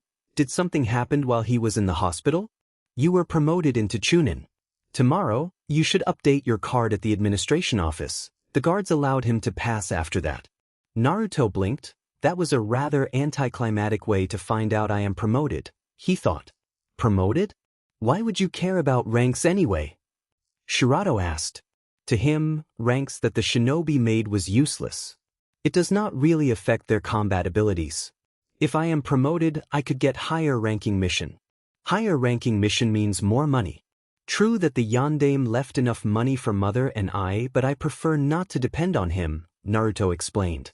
With the money that was left, he could stop doing mission and still lived comfortably, but he resolved himself not to use the money. Yondaime? Our father? Shirato asked. Naruto froze. He did not expect Shirato to call that man father. He thought that Shirato would share his dislike for the man. Then again, Shirato showed no emotions when he saw his mother, Tsunade, Team 7 and the Ikarakus. He wondered whether Shirato only possessed his memories but not his emotions. Yes, he answered with a sigh. You don't like him, it was a statement. Shirato could feel his master's dislike. No, he guessed jealousy would be more suitable. I am not him. I don't care about surpassing him anymore. But Naruto trailed off. After his declaration in the Chunin exam, he tried not to think about the Yondaime. But when he did, he felt his dislike returning. He knew it was childish. The man did nothing to him, but every time he saw himself in the mirror, he saw how everyone saw him. A smaller copy of him. It hurts when his mother and Jiraiya compared him to his father. But you still want to prove to everyone that you are not his copy, Shirato concluded. Naruto nodded. Then Shirato changed the subject. Well, let's focus on researching the Biju. That's our first priority. Naruto nodded again. Let's see, I think information about Biju would be in history or myth section. Naruto created 2 shadow clones and sent them to the sections he mentioned. Then he thought for a second and sent several more clones toward the weapons section. I should learn how to create several basic weapons with Shirato's power. Seeing his clones moving away, he nodded. Now, to religion section. He used one of the desks in the library to place his books and began reading. Biju, also called chakra monsters, are beings that roamed in the elemental countries. They are massive living beings made of chakra with different numbers of tails and appearance. It is believed that they possess a bestial nature which restricts them from being intelligent enough to use their chakra effectively. Reading that, Naruto instinctively knew that it was wrong. The book is mistaken, they are intelligent, Shirato commented. Naruto nodded and continued to read. After the formation of the hidden villages, Shodai Hokage, Senju Hashirama captured the beasts using his Mokuton. Naruto noted that Mokutan could capture Biju, that and gave them to other villages as peace treaties. Naruto frowned. It was done as an attempt to stabilize the power balance between villages. By the time Naruto read this, he was furious. These mortals are sick. How could they do that to the Bijus? Shirado growled in his mind. Naruto saw pictures of the Bijus. He felt his consciousness fading. Geto, he recognized the presence and relaxed. He knew it was futile to fight against his other. Opening his eyes, Geto placed his hand over the pictures. First was the Ichibi, a tanuki, Shikak. Then his hand moved over to the giant cat, Matatabi. Then to the giant turtle, Isabu. The monkey, Son Goku. The horse with dolphin head, Kokuo. The slug, Saiken. The kabutomushi, Chome. The Ashioni, Gyuki. The fox, Kurama. Then he nodded, pointing to himself, family. Geto's presence disappeared and Naruto snapped out of his daze. What was that? Shirado asked. That was supposed to be impossible. We can't just take control from you like that. Geto. Naruto muttered. The outer realm did it again. First was when he saw a Saiken directly. Now, he controlled him when he saw the pictures. What is he? Naruto wondered. Whatever he is similar to Tendo. An existence that is not Uzumaki Naruto and yet exists within Uzumaki Naruto, Shirado told him. Shirado could not see how was it possible. He was a part of Uzumaki Naruto that was made when the Samsara chose him. Tendo and Geto are supposed to be the same as me, but they are not. An existence that is not Uzumaki Naruto but exists within Uzumaki Naruto. Not for the first time, Naruto wondered what that meant. That statement was the reason he was here in the library. To find out about them. Naruto decided to read a little further about the Biju. However, after Shodai Hokage's death, the villages had trouble containing the beasts themselves and they began to run wild. Naruto felt a surge of satisfaction reading that. He continued, so the villages instead moved to seal the Biju within humans. Naruto narrowed his eyes. Jinchuriki. Shirado commented. Naruto nodded in affirmation. This was the reason why Jinchuriki was made. In order to ensure that the Jinchuriki wouldn't turn traitor, it has been common practice to choose the Jinchuriki from the village's Kage family, such as a sibling or a spouse. Naruto's eyes narrowed even further. His mother was the Yandame's wife. If he remembered correctly, the candidates for the Yandame position were Orochi and his father. Perhaps his mother was one of the reasons his father was chosen, that the strength of the Jinchuriki would then be used to protect the village and be a living display of the Kage's power. Naruto glared at the book. They treated the Jinchuriki as a weapon. No, a bomb. They even went as far as to make sure the Jinchuriki was related to the Kage to make sure of their loyalty. Shirado scowled. Naruto listed the information he had obtained. Mokutan could subdue a Biju. I need to find a reason why. That could be a clue for Geto's power. Shirado agreed. After this, we'll search about Mokutan. The Bijus are intelligent. They also have names. Naruto still had some memory from Geto's possession. It seems that he was getting used with the outsiders' presence. Somehow, Geto knew them. He was familiar with them. The fact that he managed to predict the techniques Saiken and Chome were going to use proved it. Shikage, Matatabi, Isabu, Son Goku, Kokuo, Saiken, Chome, Gyuki, and Kurama, Shirado listed.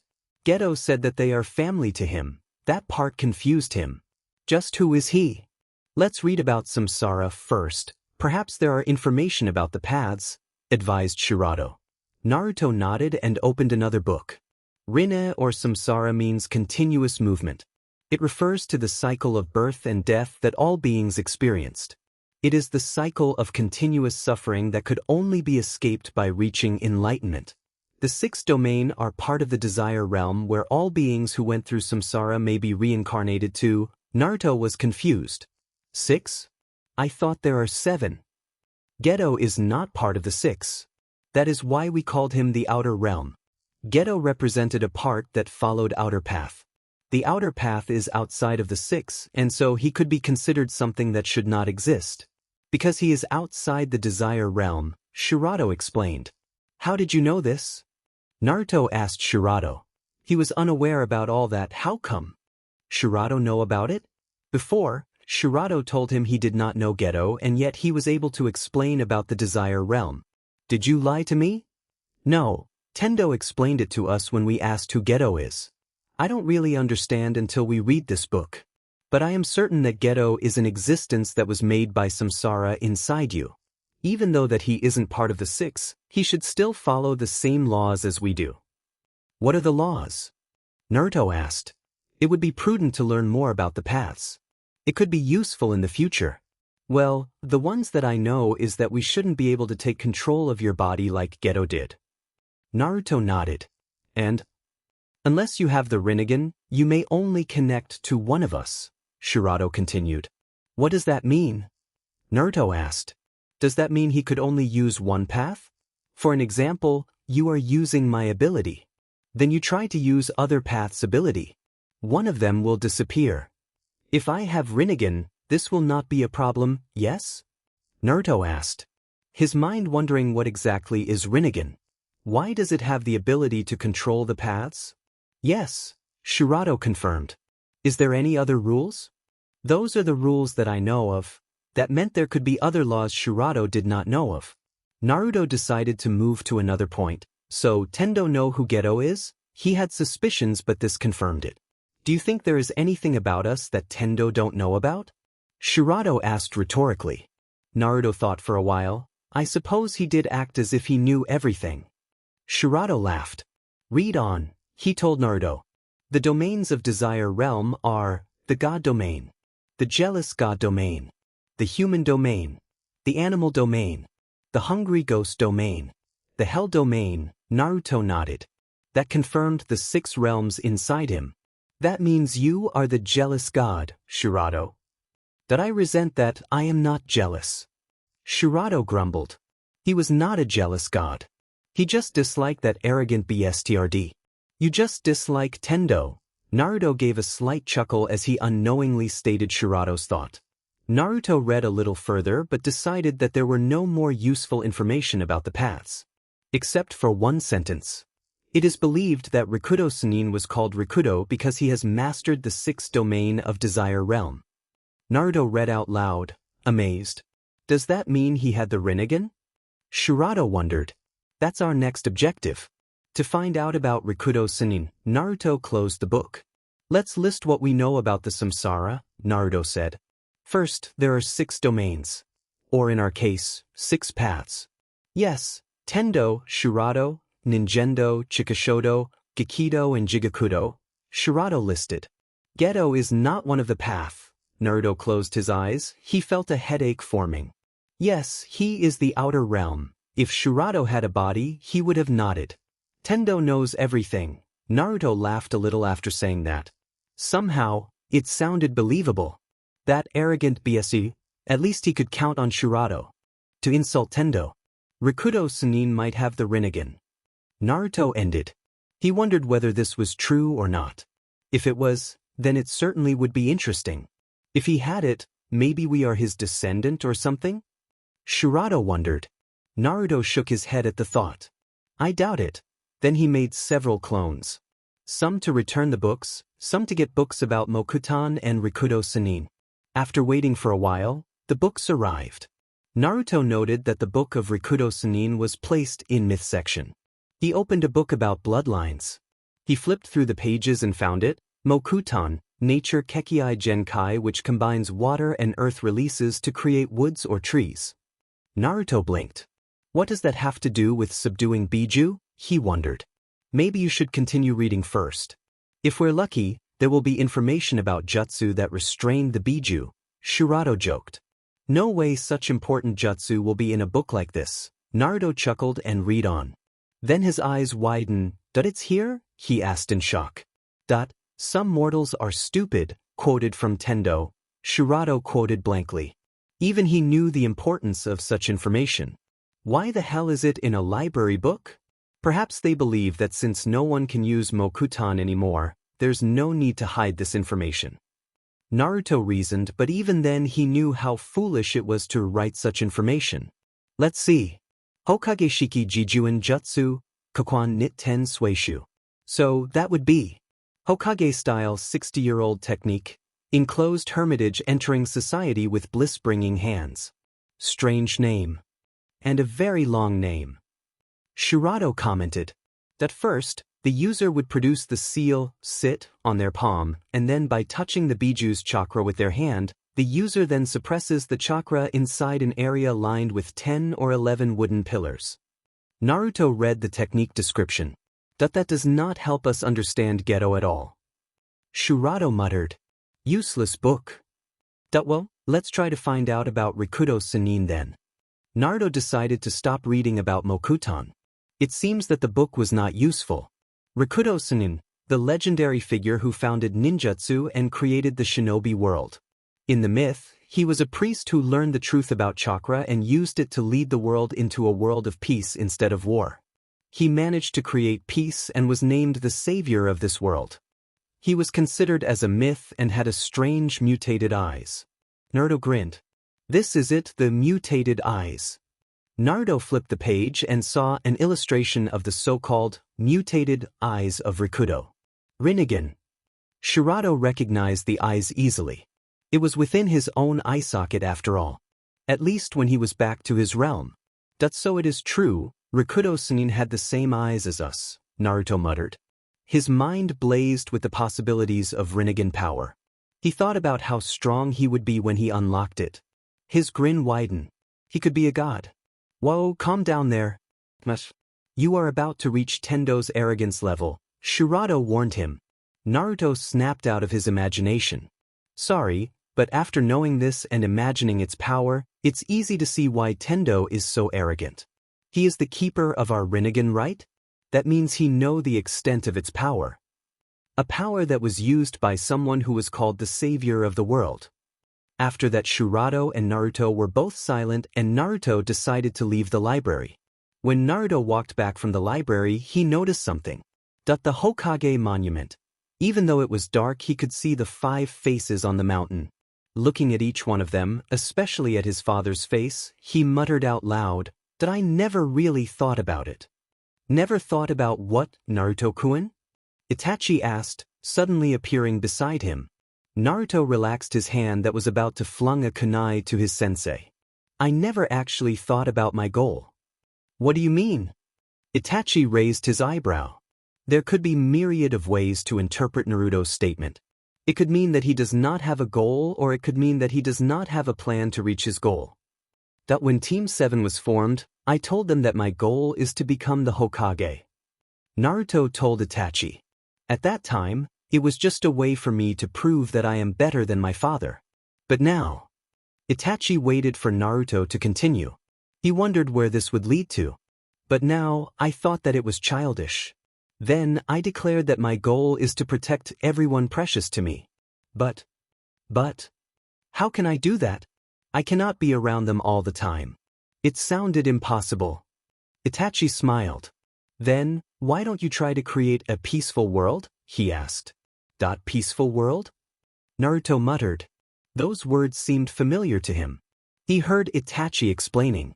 If the world is peaceful, then everyone will be safe.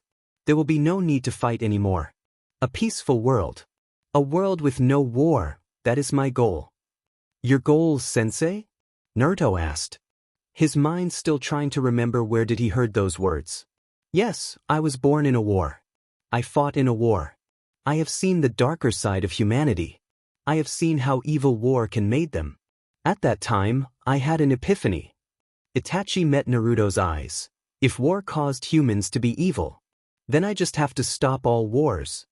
Your goal is to create a peaceful world? Naruto asked again. Itachi nodded. I will establish a peaceful world, Naruto-kun, Itachi declared with conviction. Naruto felt his head hurting. He heard a similar declaration before. He made it. Itachi saw Naruto's focused face. He smiled. It is already late, Naruto-kun. I have to go now. After Itachi left, Naruto continued to stood. His mind trying to remember his words. His own declaration. Diamenit. What was it? He growled. After thinking about it for some time, he finally gave up. He turned his head to the sky and saw the moon. His mind instantly flashed back to the moon he saw in the heaven realm. Remembered, I am the one who will establish peace and order, he muttered. Throughout all of this, Naruto dimly realized that he did not feel Shurado's presence in his mind. The next day, Naruto left the house to the administration office. When he reached the office, he froze. In front of him stood the 3 captured Jinchuriki. They each wore given a Konoha forehead protectors in place of their previous ones. Naruto wondered how he should act around them. Just as he thought about it, he heard a familiar voice. Naruto-kun, you forgot your lunch, his mother shouted at him as she entered the waiting room. Naruto cursed. Instantly the whole room turned at him, and Naruto could hear some voices calling him a mama boy.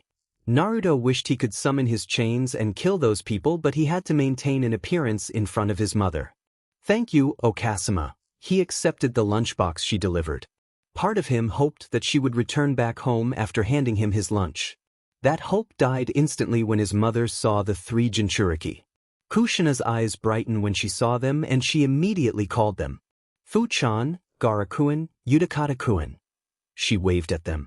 Naruto noted that Komiai's vessel waved back while Shikaku's and Saiken's simply nodded.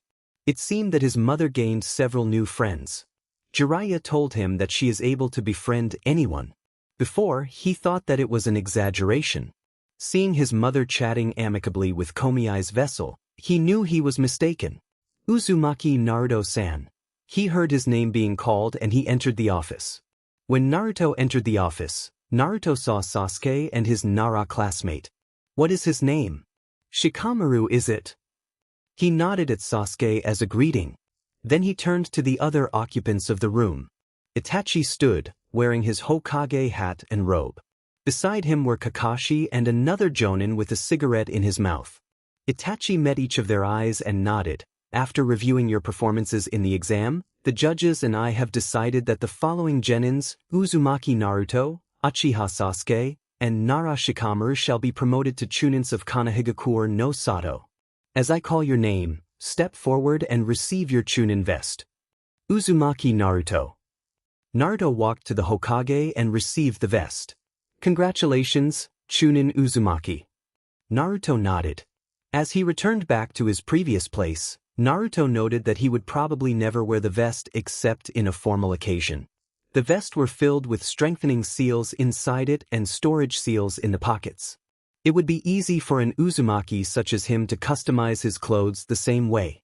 After Sasuke and the Nara received their vests, Itachi smiled. As of right now, the 3 of you are Chunins of this village. I hope you will continue to support our village. Yes, Hokage-sama. Naruto walked out of the office and saw his mother still talking with the green-haired girl. He noted that the 2 other vessels also listened to her words attentively. Naruto-kun, come here. Kushina motioned him to come. When he walked near them, he saw that they instantly became wary. It seems that they did not trust him as he was not a Jinchuriki like them. You know them from the exam, right? This is Fu-chan. Kushina motioned at the girl. Gaara-kun, she moved her hand to the red-haired boy. And Utakata-kun, she moved her hand to the last boy. This is my son, Naruto. Kushina placed her hands over his shoulders and her head over his. Naruto nodded to each of them. An amusing scene, considering that his mother was still hanging on him. Greetings, Fu-san, Gaara-san, Utakata-san. The girl gave an uncertain smile. Hello, Naruto-san. Naruto noted that her tone had a dark undertone in it. Anger? Doubt? Gaara met his eyes impassively and nodded. Utakata tipped his head. Naruto-san. Naruto noted that even though that Gaara and Utakata were not as wary as the girl, they were still cautious about him. That won't do. They will live with us. Any distrust will not be beneficial. He nodded. Let us be clear. I know what you are and I know you do not trust me. They immediately had their guards up. Naruto noted that his mother gave a sad smile as she saw it.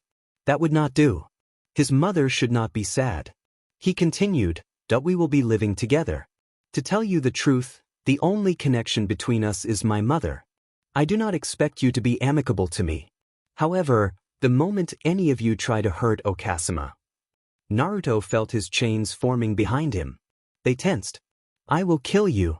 After his declaration, the strange group of 4 Jinchuriki and 1 normal human moved to Ichiraku-ramen in silence. His mother tried to make them talk with each other, but they were barely able to speak 1 or 2 words with each other. Naruto sadly realized that the lunchbox would be wasted as they would eat at the Ichiraku.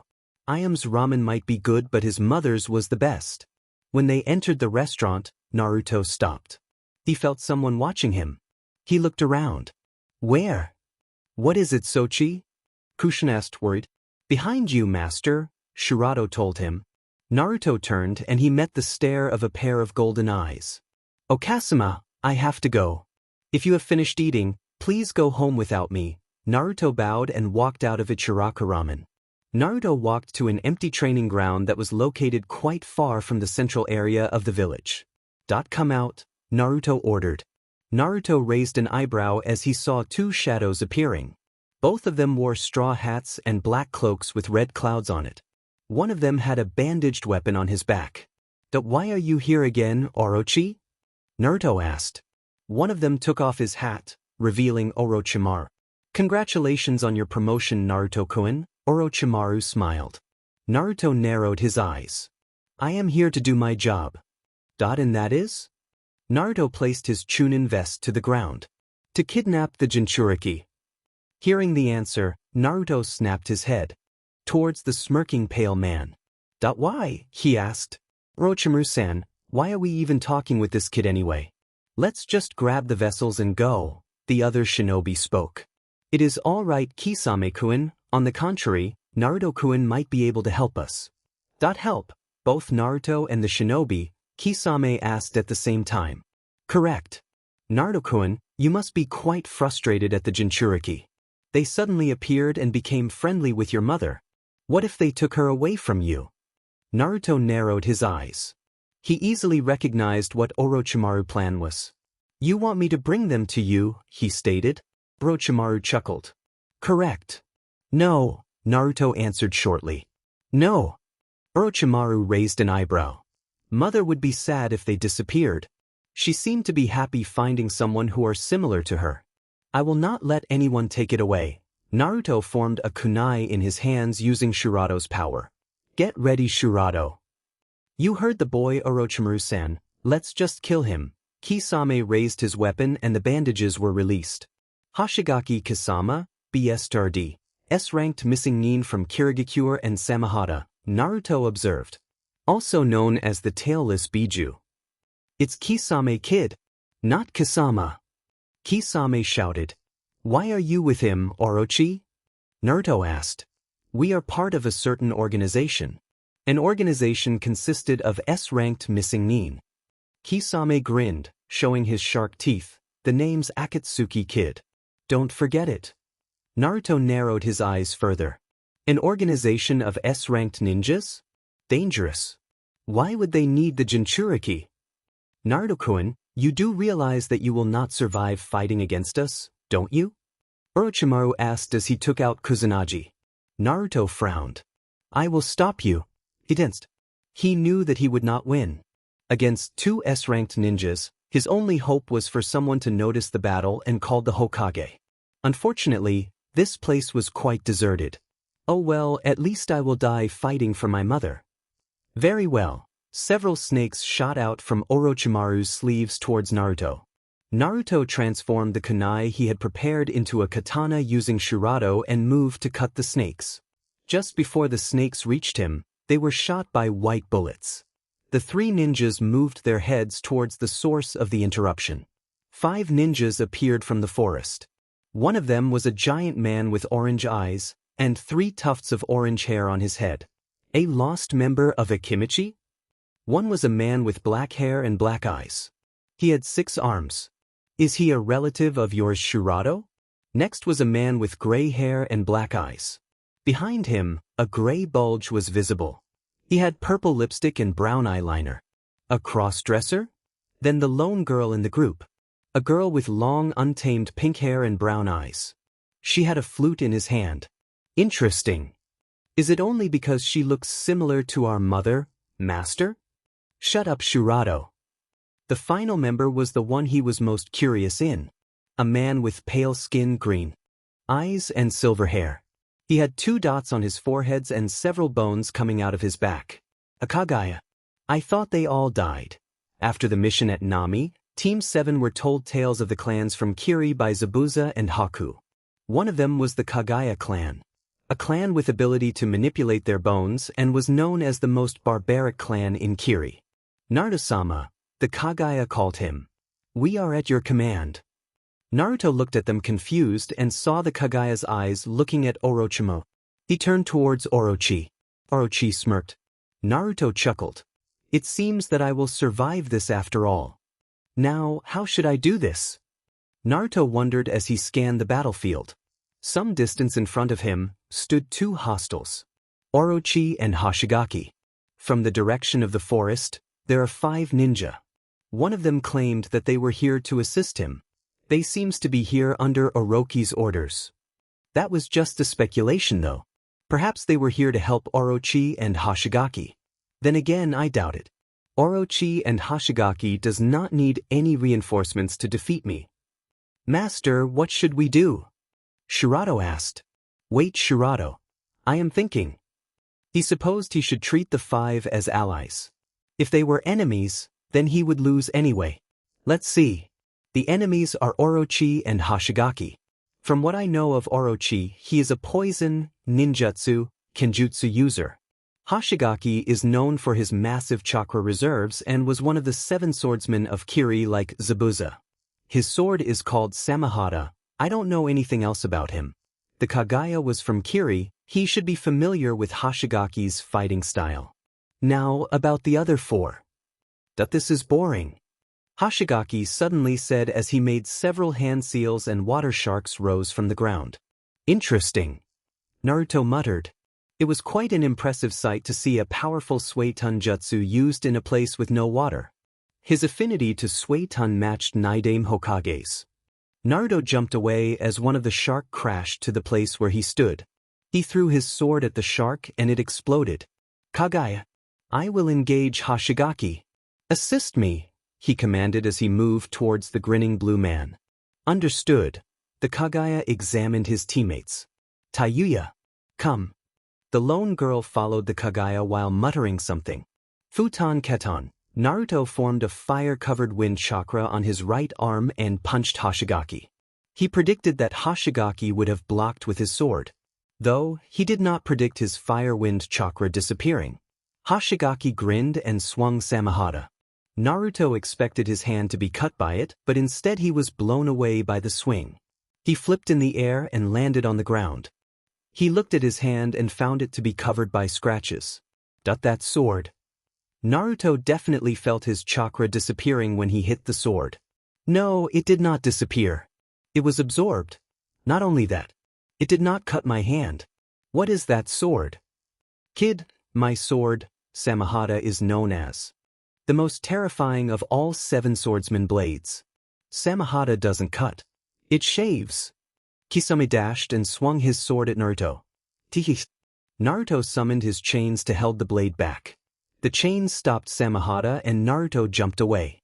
When he looked at the blade again, he gasped. His chains disappeared after touching the sword for several seconds. It absorbs chakra.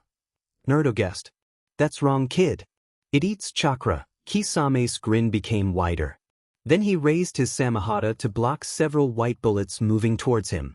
Naruto suspected that it was bone bullets.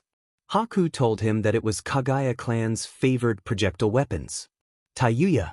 Play your flute, the Kagaya commanded. Fine, fine. The girl, Tayuya, raised her flute to her mouth and began to play. Naruto scanned the girl.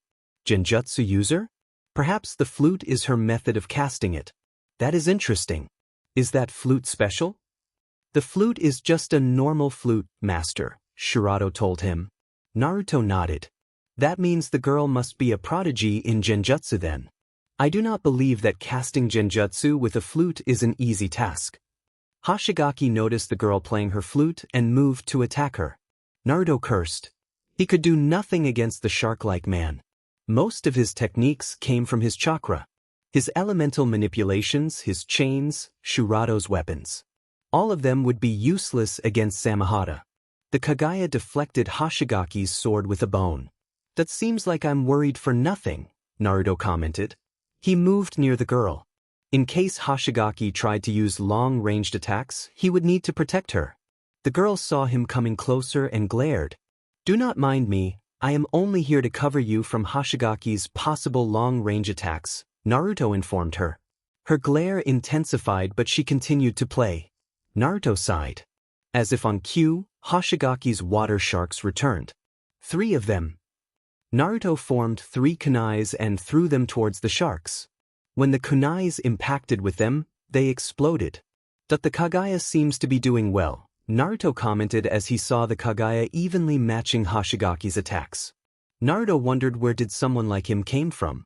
To match an S-ranked Kenjutsu user was no small feat. He doubted any shinobi in Konoha could do the same. The girl suddenly released chakra and Naruto turned towards her in alarm. Immediately Hoshigaki stopped moving. Wonder what is the effect?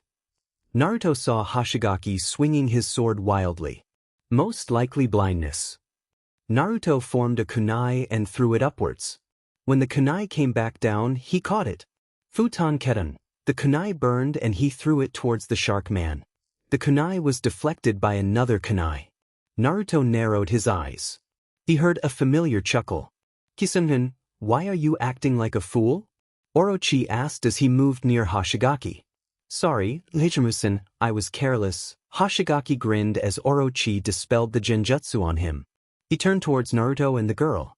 Let us retreat. For now, Kisum-kun. Orochi began to melt to the ground. Fine. Hoshigaki made several hand seals and a shark launched with a great speed towards Naruto and Tayuya. Naruto's eyes narrowed. The shark was fast.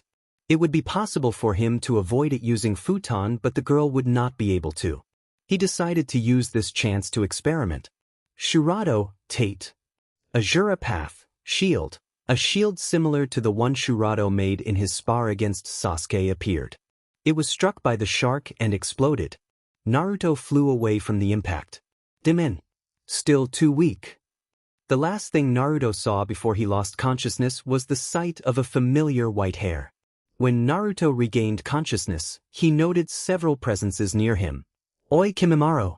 The boy is awake, the gray-haired crossdresser shouted. Immediately, the Kagaya appeared. Are you injured, Naruto-sama? The Kagaya, Kimimaro asked. No, I am fine. Naruto sat and scanned each of them. Alright, who are you? He asked. We are Orochimaru-sama's servants. Kimimaro watched him, gauging his reaction. Naruto nodded. I expected that. Orochi probably brought them with him in case I refused to help. If I agreed to bring the Jinchuriki to him before, there would be no battle. But he knew I would refuse. Alright, that means you all are from Oto, Naruto stated. When he met Orochi before Chunin exam, Orochi told him that he was the leader of Otogakure no Sato, the hidden village of sound. Orochi told him that most of Oto members were survivors of extinct clans, orphan children or outcasts. That would explain their uniqueness. Kimimaro nodded. What is his plan? Naruto asked. He had no doubt Orochi had a plan hidden somewhere. He doubted they would be here just to assist him against Hoshigaki and then disappeared. Orochimaru-sama ordered one of us to stay in Konoha to protect you, the giant boy told him. Naruto's eyes narrowed. Why would I need to be protected? That I doubt they will answer if I ask. What are your names then? Kagaya Kimimaro. Kimimaro introduced himself. That you are strong, Naruto commented. Kimimaro nodded without changing his expression. Sakan. Then the crossdresser moved to show the bulge on his back. This is my brother, Yukon. The brother, Yukon nodded. Naruto blinked. That's interesting. I assume that is from a bloodline ability. Sakan and Yukon nodded. Tayuya, don't forget it, shithead. The girl, Tayuya, smirked arrogantly at him. Naruto raised his eyebrow. It is not polite to speak in such way. And I guess you know better, don't ya, shithead? Tayuya mockingly replied. Naruto's eyes narrowed. A chain was formed and bound Tayuya. Instantly the six-handed man, Sakan and Yukon laughed. The problem was not the chain binding Tayuya, but the way the chain bound her. The chain bound the foul-mouthed girl in shibari style, Japanese benj style. Pervert! The girl yelled as she tried to escape the chain. I am not a pervert. This is how my godfather taught me to bind it. Kunoichi, Naruto answered with a calm face. Indeed, Naruto-kun. Jiraiya suddenly appeared, writing furiously on his note. He muttered, why didn't I think of this? The main character had a rope bloodline to punish enemies kunoichis. The perverted one giggled madly. Naruto ignored Jiraiya's ramblings. He released the bindings around Tayuya, leaving only her throat bound by the chain. Oh, collar. Jiraiya gave another perverted giggle. Why a collar, Naruto? He asked after he finished writing his note. Yeah. Shithead, why a diamond collar? The girl shouted again. Naruto channeled some lightning chakra to the chain and she gasped as her throat was shocked. So I can punish you for saying impolite words. Naruto proved his denseness by not realizing the innuendo in his words. Of course, the super pervert Jiraiya caught it and giggled even more pervertedly, if that was possible. Naruto turned to Jiraiya, taking his eyes off the girl and shocking her every time she uttered a curse. Jiraiya-sama, you were the one who saved me. He knew he recognized those white hairs. Jiraiya turned serious. Yes, I did, kid. In case you and the Odo 5 here aren't enough to stop Hoshigaki, I'll step in. Jiraiya patted his head. Congratulations for surviving against an S-ranked Nin. That I lost. Badly, Naruto muttered. Then he realized something strange.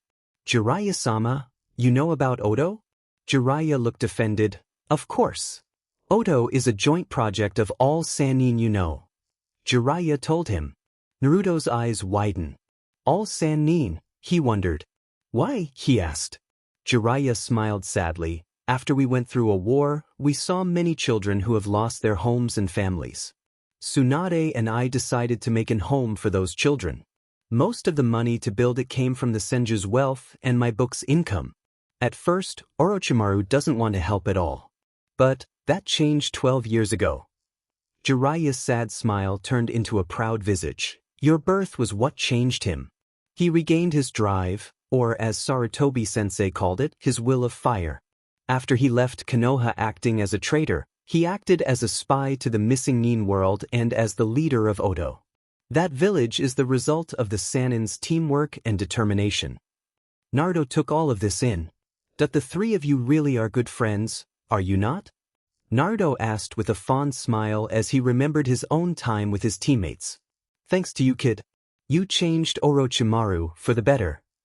Jiraiya returned Naruto's smile. Then he clapped his hands. Anyway, we should now choose which one of them will protect you.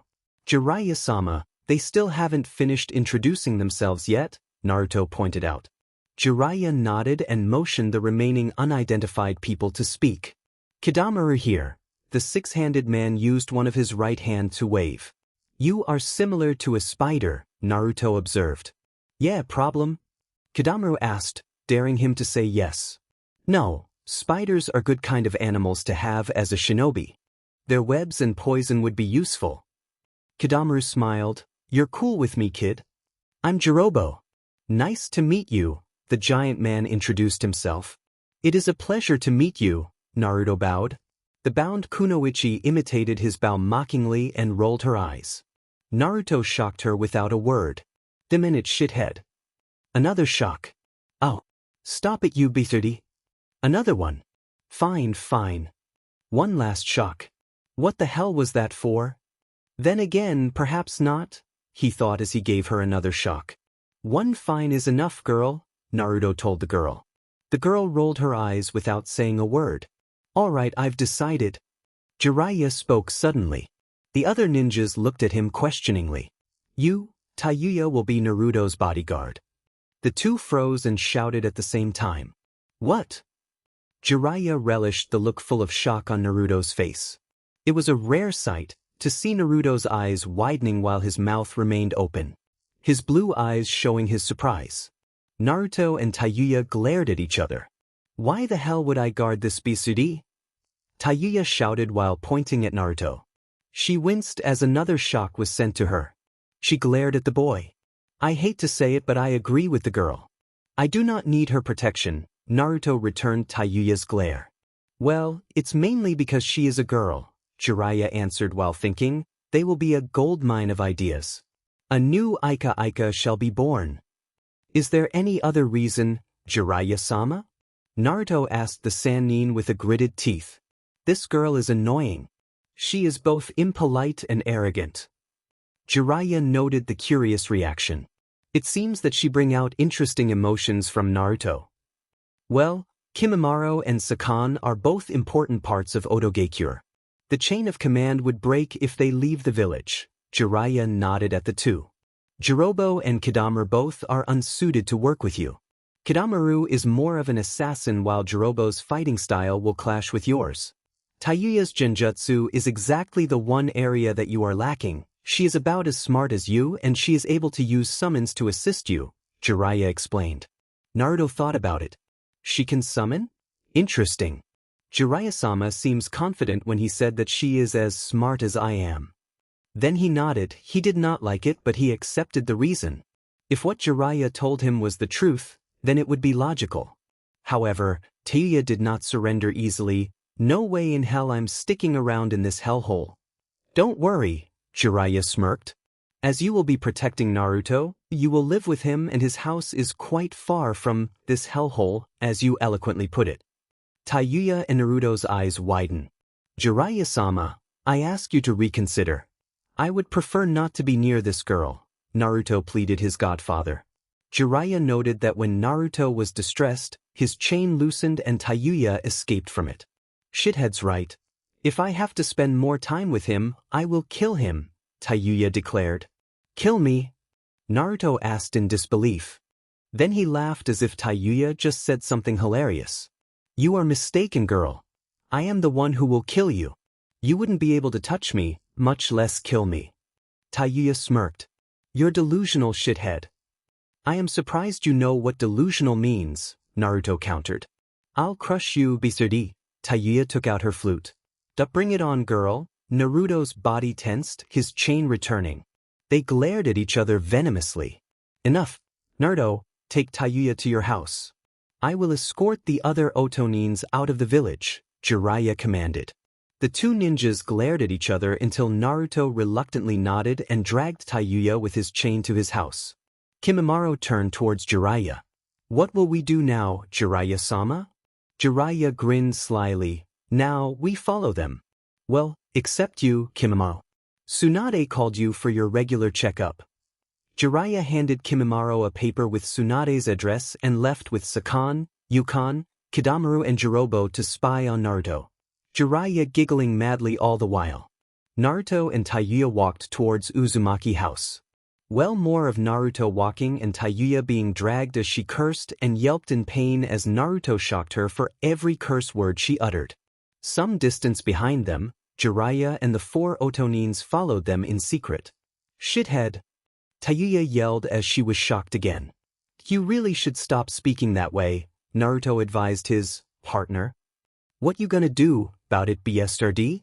Tayuya asked with a taunting smirk, not that Naruto could see her. You are chosen to guard me and so we will spend quite some time with each other. I would prefer you to avoid speaking so crudely in presence of my mother, Naruto told her coldly. That you're some kind of mama boy shithead? Tayuya sarcastically asked. Naruto looked away. Tayuya was amazed. Wow, really? You really are a motherfucker, aren't you? The air turned cold. Even Jiraiya and his entourage could feel the pressure emanating from Naruto. That it seems that I need to defend you, girl? Naruto stated in a low voice. Bring it on, blonde. Tayuya grinned. That how did it end up like this, Shurato? Naruto asked as he hid behind a tree. Or at least what he believed was a tree. His vision was gone when the girl managed to hit him with her genjutsu. You and the girl taunted each other and decided to fight. I must admit you are correct. She is interesting, Shurato laughed in his mind. That when I challenged her, I expected a reckless girl who will cast genjutsu directly. I definitely did not expect a girl who fight with strategy that would match a Nara, Naruto muttered. As of right now, he was in a disadvantage. He lost his vision and he lost track of the girl soon after. Giving up, shithead? Tayuya asked as she played another melody. Naruto heard that melody a few minutes ago. It was a melody used to summon her giant.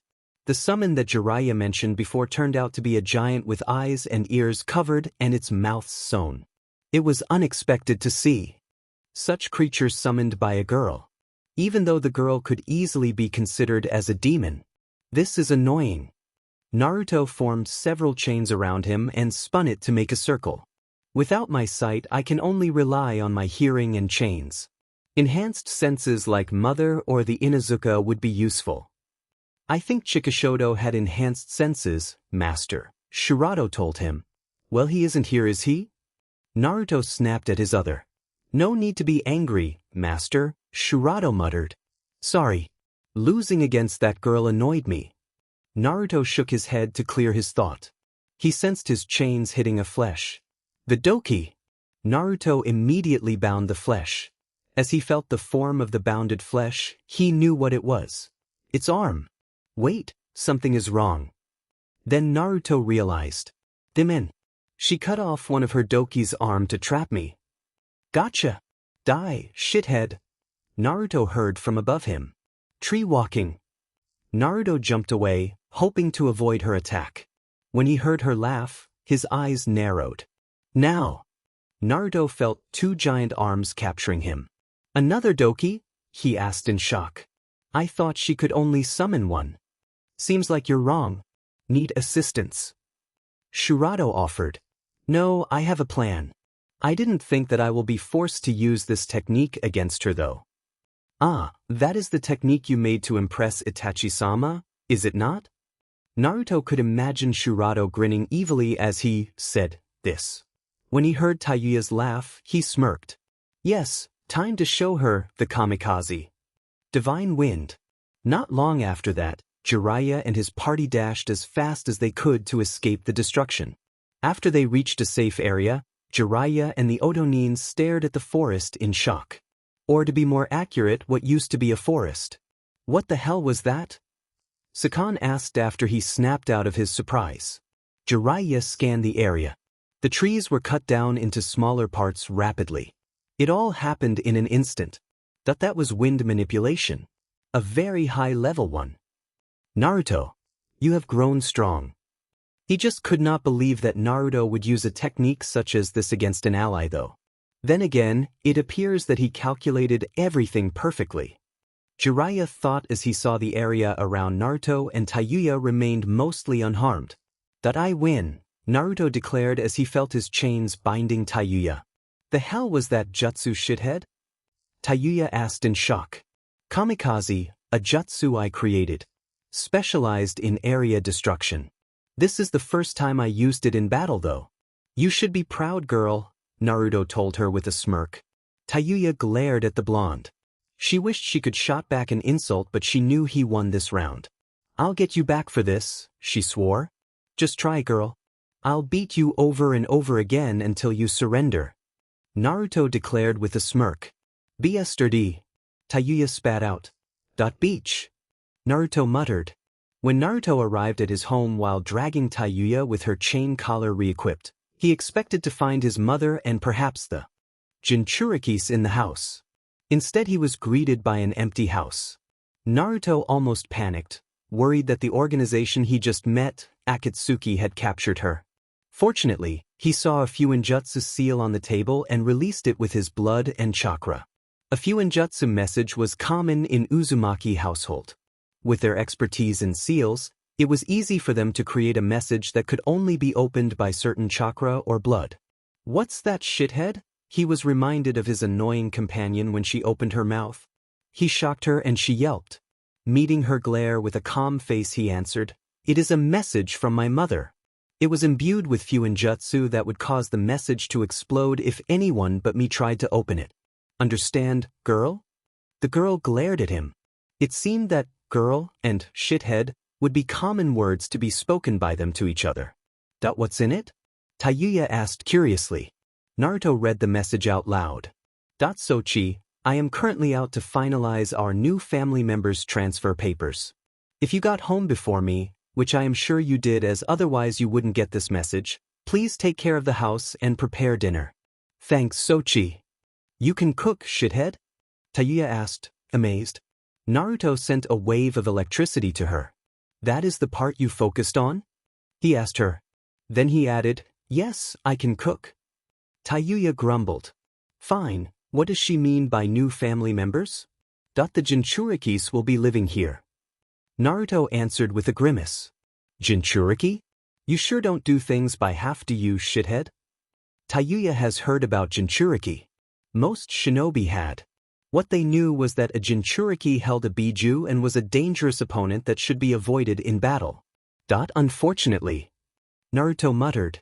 I'm going to cook. Is there anything you want? He asked Tayuya.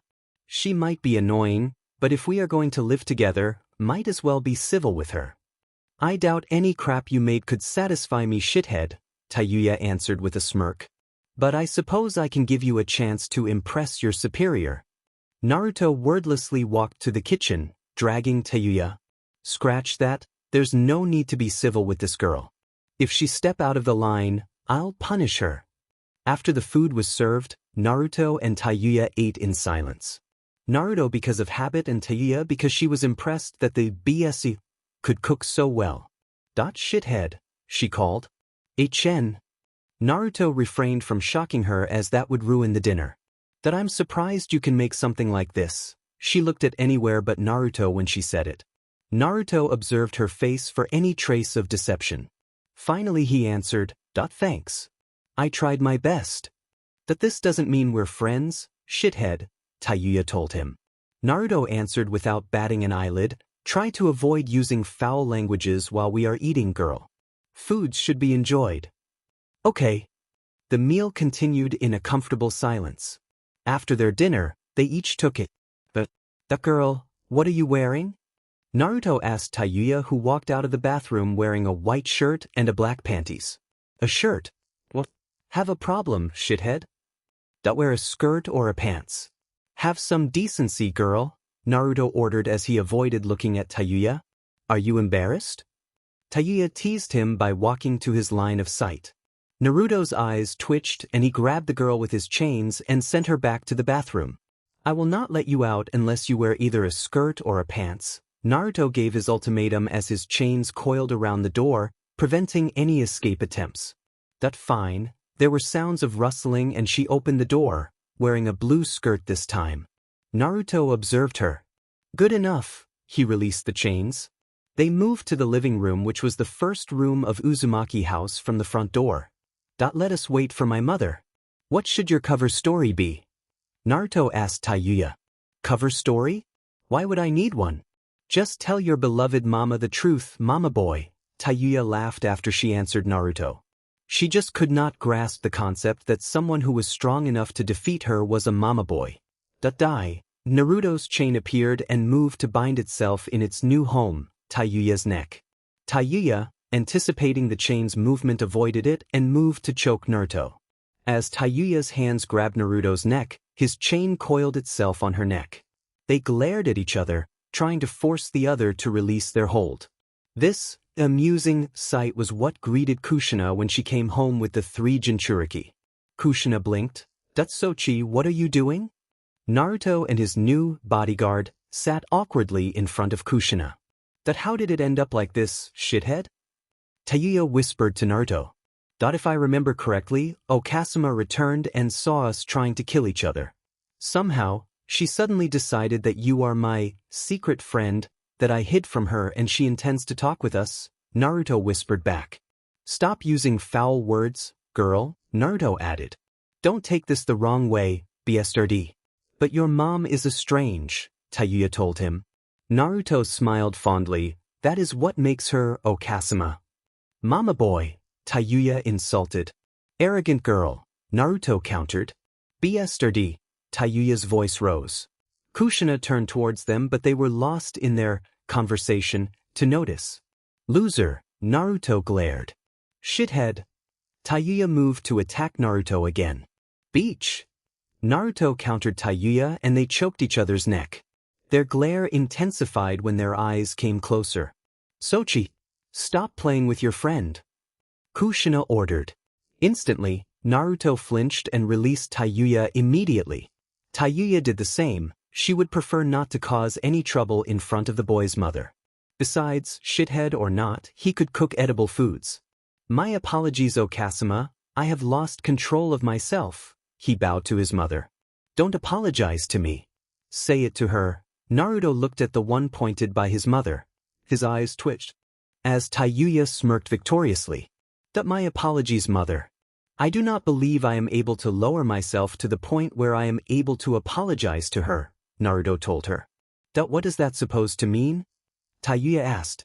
It means that as I am your superior, therefore I should not apologize to you, Naruto stated. Tayuya's smirk disappeared and she glared. When the hell did you become my superior, shithead? Tayuya exploded. Naruto noted that insulting her superiority, or lack thereof, would be one of the fastest way to rile her up. Fortunately, he had the perfect counterargument. When I defeated you in a spar, of course, he answered without a pause. As Naruto calmly watched her, he noted that if someone could kill with a glare, he was certain that he had passed all 6 paths long ago. In short, he was certain he would be dead 6 times over. Sochi, apologize, Kushina ordered. Naruto was in a dilemma. On one hand, he could obey his mother and apologize to the girl.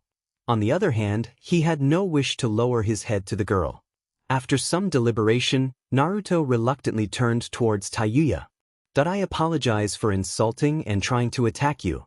I suppose I should have known that you are no match for me and should have allowed you to live in your delusional world, Naruto apologized and insulted her. BSRD. I am strong enough to force you to use your jutsu. Doesn't that mean you are weak? Tayuya countered, referring to the kamikaze used to defeat her. Naruto scoffed. I merely gave you the honor to be the first victim of my jutsu. You flatter yourself. Master, you almost lost several times in that battle, Shurato chimed in. Badly too. Shut up, Shurato.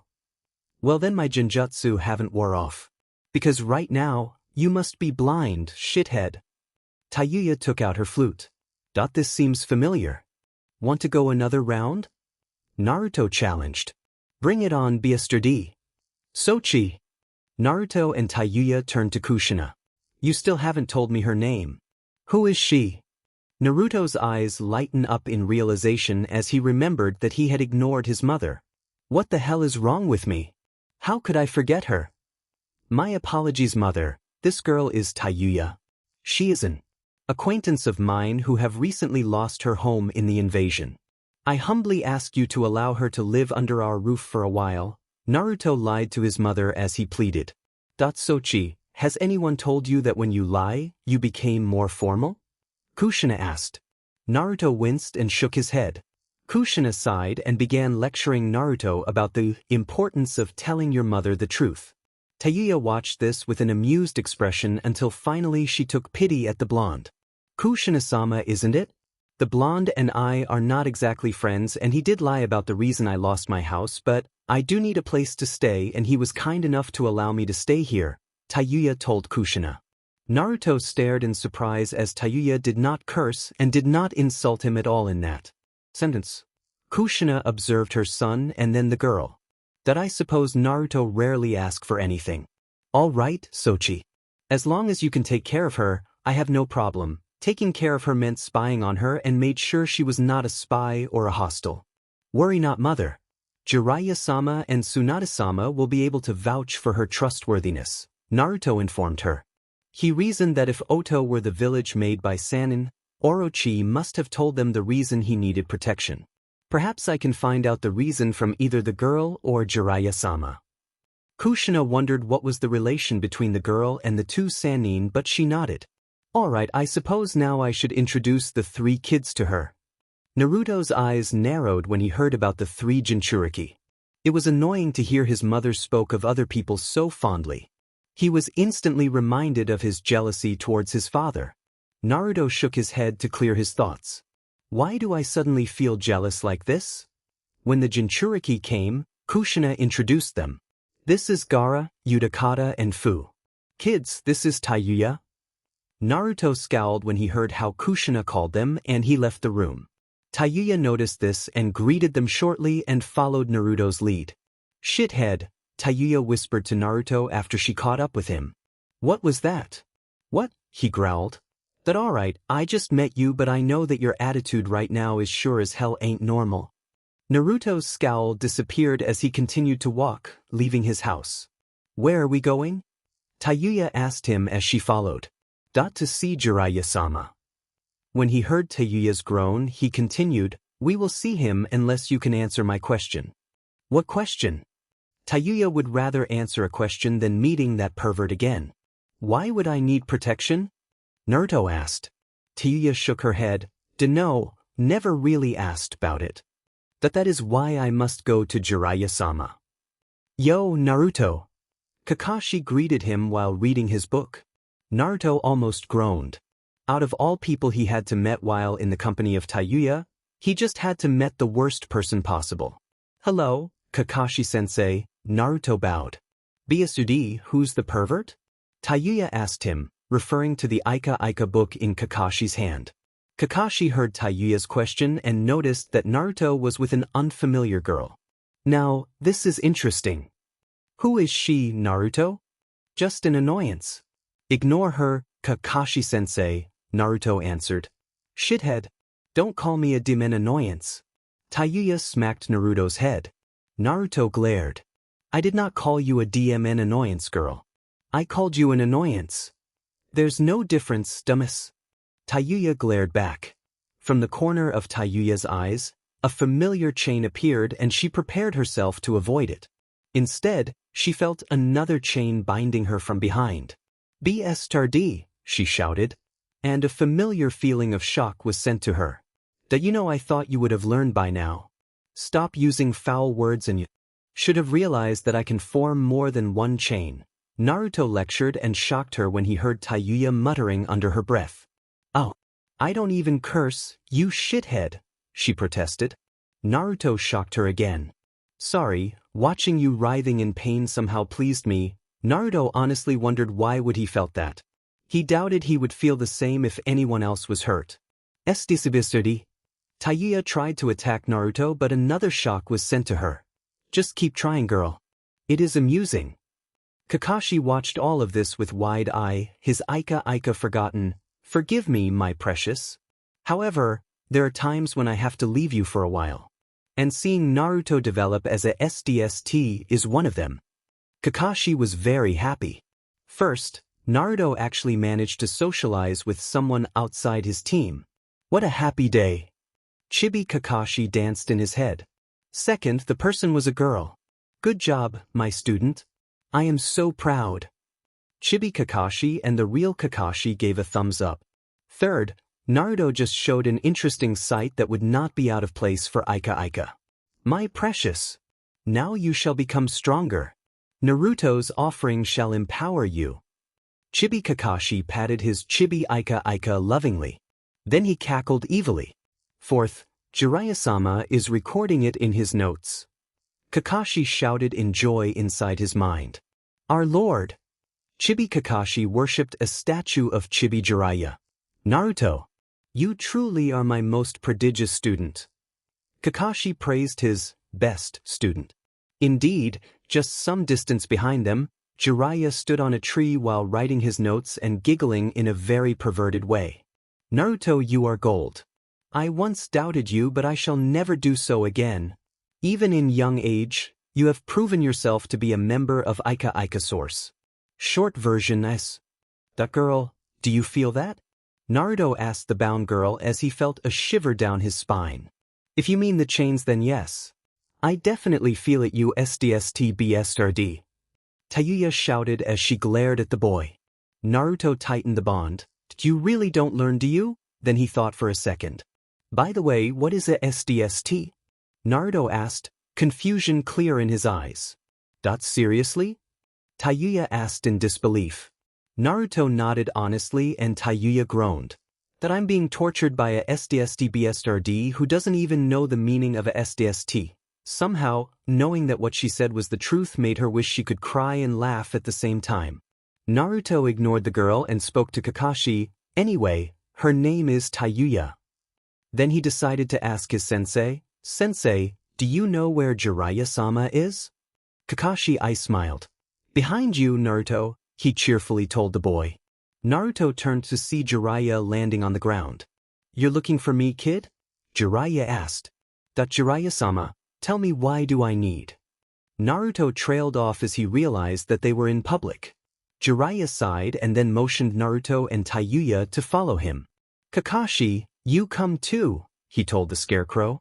Kakashi turned serious and followed them. The four ninjas stood near Konoha's hot spring.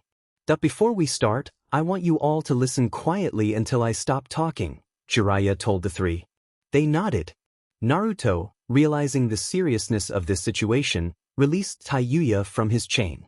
It began 12 years ago. The two Konoha shinobi's eyes widened in realization. Tayuya stared at Jiraiya, confused. The day of Uzumaki Naruto's birth. When you were born, your mother was attacked by a masked man. Naruto was about to open his mouth to ask question but then remembered Jiraiya's command. I and the other Sannins do not know what happened that time, but when we were patrolling the area, Kushina suddenly appeared and told us that Minato was attacked. Seeing Tayuya's questioning look, he explained. Minato was the Yondaime Hokage, Naruto's father.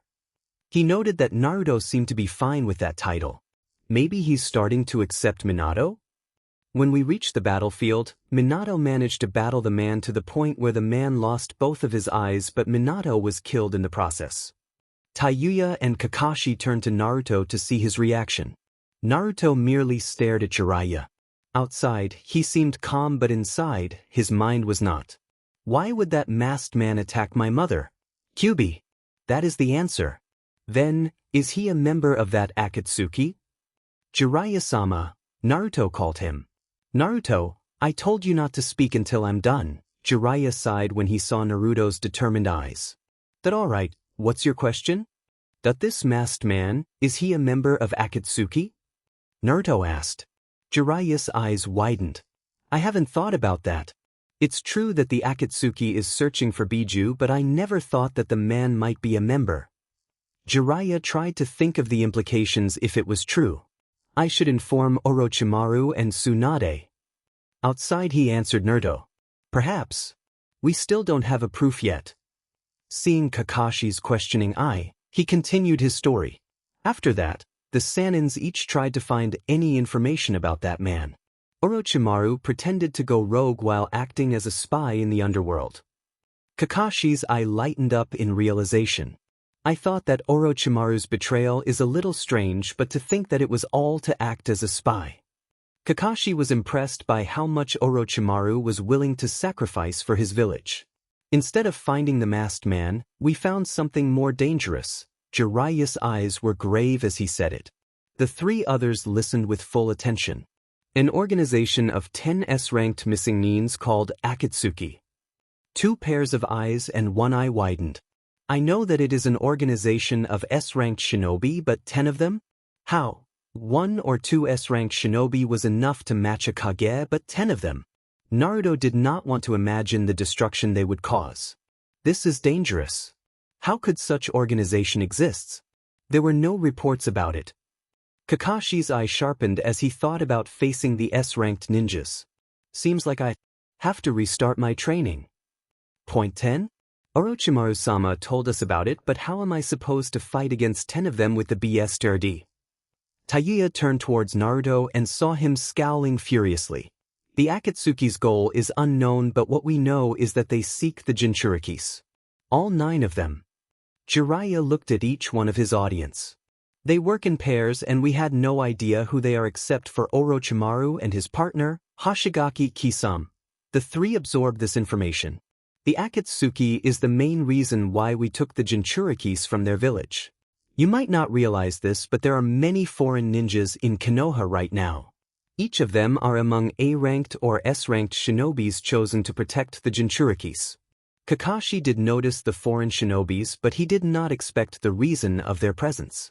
As of right now, they and us have 2 priorities. One is to protect the Jinchurikis. The three nodded at that. The other is to protect Uzumaki Naruto. Their eyes widened again. The second objective was a surprise. Why? Naruto asked before he could stop himself. Did the Akatsuki have spies everywhere? One of them was in the Chunin exam and the invasion. This spy saw how Naruto managed to subdue Bijus and Jinchurikis. They decided to seek his ability. Even if they captured me, it is useless. The one they seek is Geto.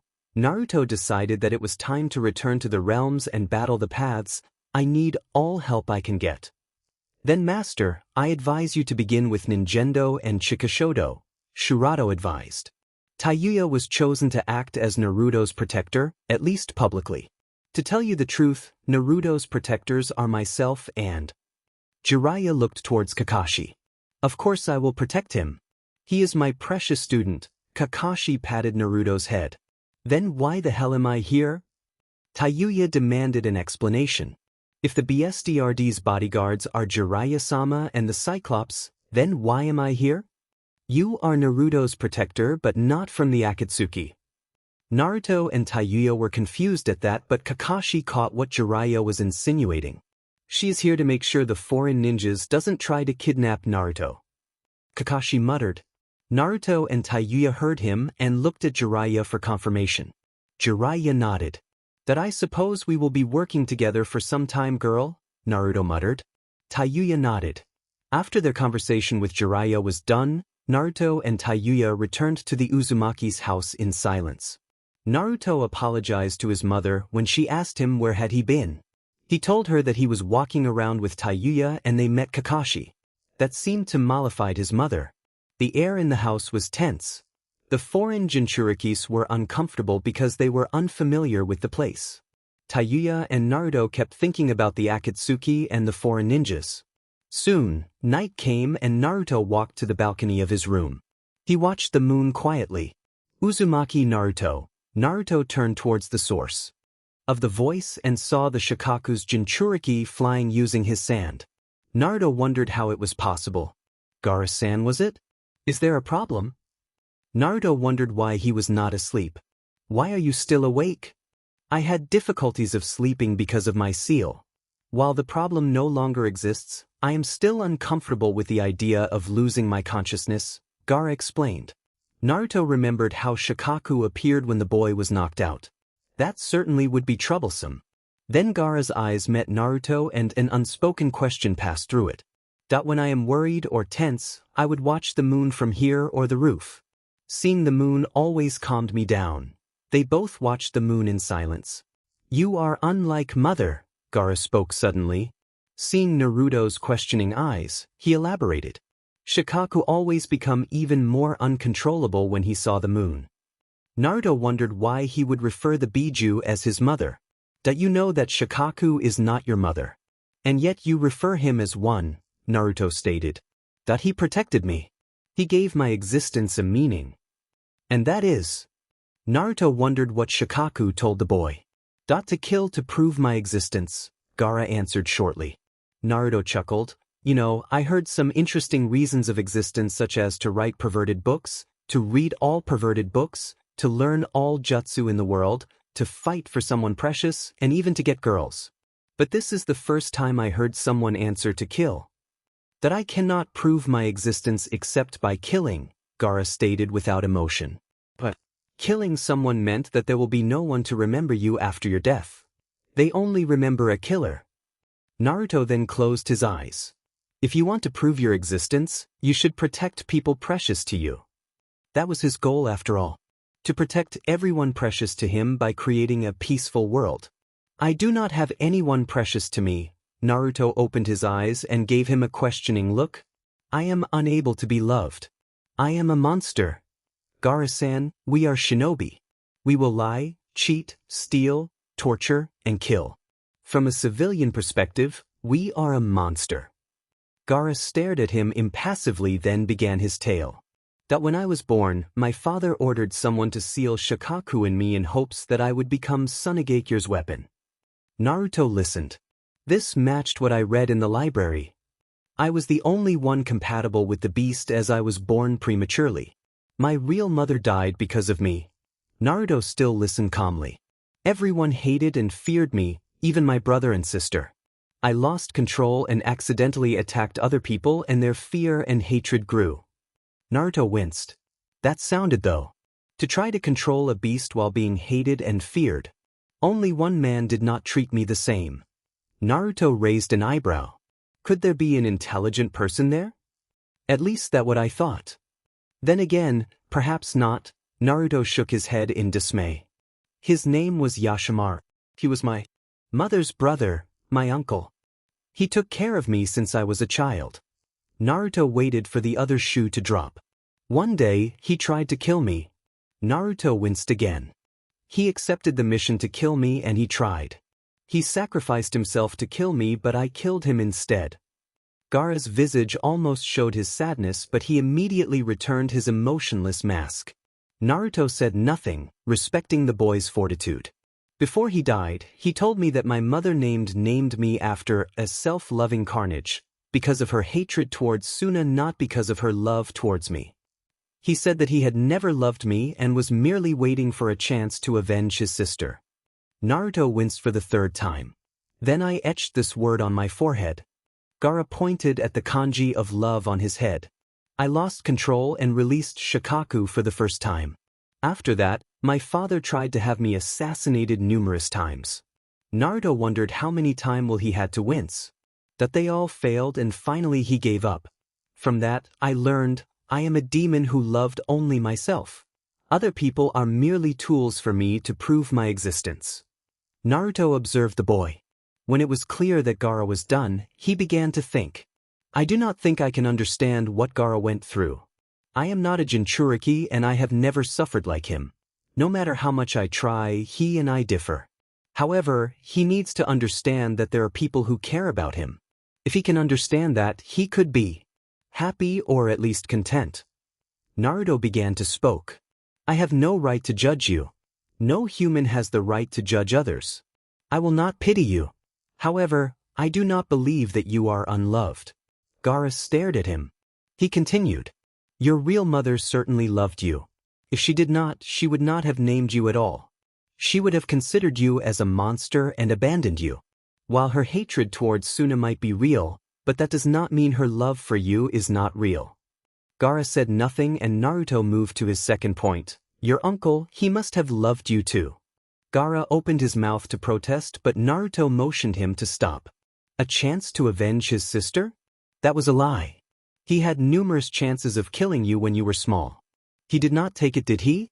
Instead he did so after he was ordered to. Naruto narrowed his eyes. No, I suppose I should say he was forced to. Gaara listened to Naruto and found himself believing what the boy said.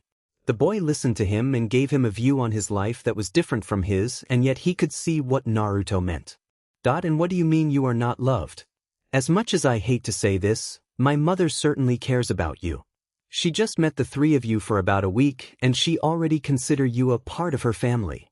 Gaara thought about the woman who accepted him with a smile and offered him a place in her home. She said that she would protect them and love them. Gaara remembered what she said clearly. I won't be able to replace your parents, but I swear I will protect you. I will take care of you as a mother. Uzumaki Naruto. Naruto tilted his head questioningly. What do you think of me? Gaara asked. Do you want to know the truth? Gaara nodded. I am jealous of you. His eyes widened hearing that. That was unexpected. He expected the Uzumaki to hate him or fear him, but not this. You, the three of you are able to bond with my mother easily. The four of you are basically family. She easily accepted you. But now, I know why my mother is like that. The life of a Jinchuriki is something I cannot claim to understand. I hate to say this, but there are pains in my mother's heart that I could not mend. However, you and the other two could. Naruto moved closer towards Gaara and grabbed his shoulders. Gaara almost used his sands to protect himself but managed to refrain from doing so. As of right now, she is practically your mother.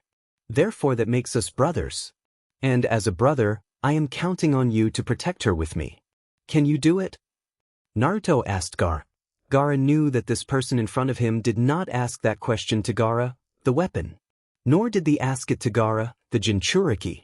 The question was asked to him. He did not judge. He did not care about Shikaku. He considered him simply as Gaara. For Uzumaki Naruto was someone who accepted him. There was only one answer to Naruto's question. I am honored, brother. Naruto smiled. Hello Gaara, I am your brother, Naruto. It is a pleasure to meet you. Gaara gave an awkward try to smile. Hello Naruto, I am Gaara, your new brother. I am also pleased to meet you. After spending several hours talking with Gaara, Naruto advised Gaara to try to sleep as it would be beneficial to his health. Naruto regretted that suggestion as he was left alone with no one to talk to. What should I do now?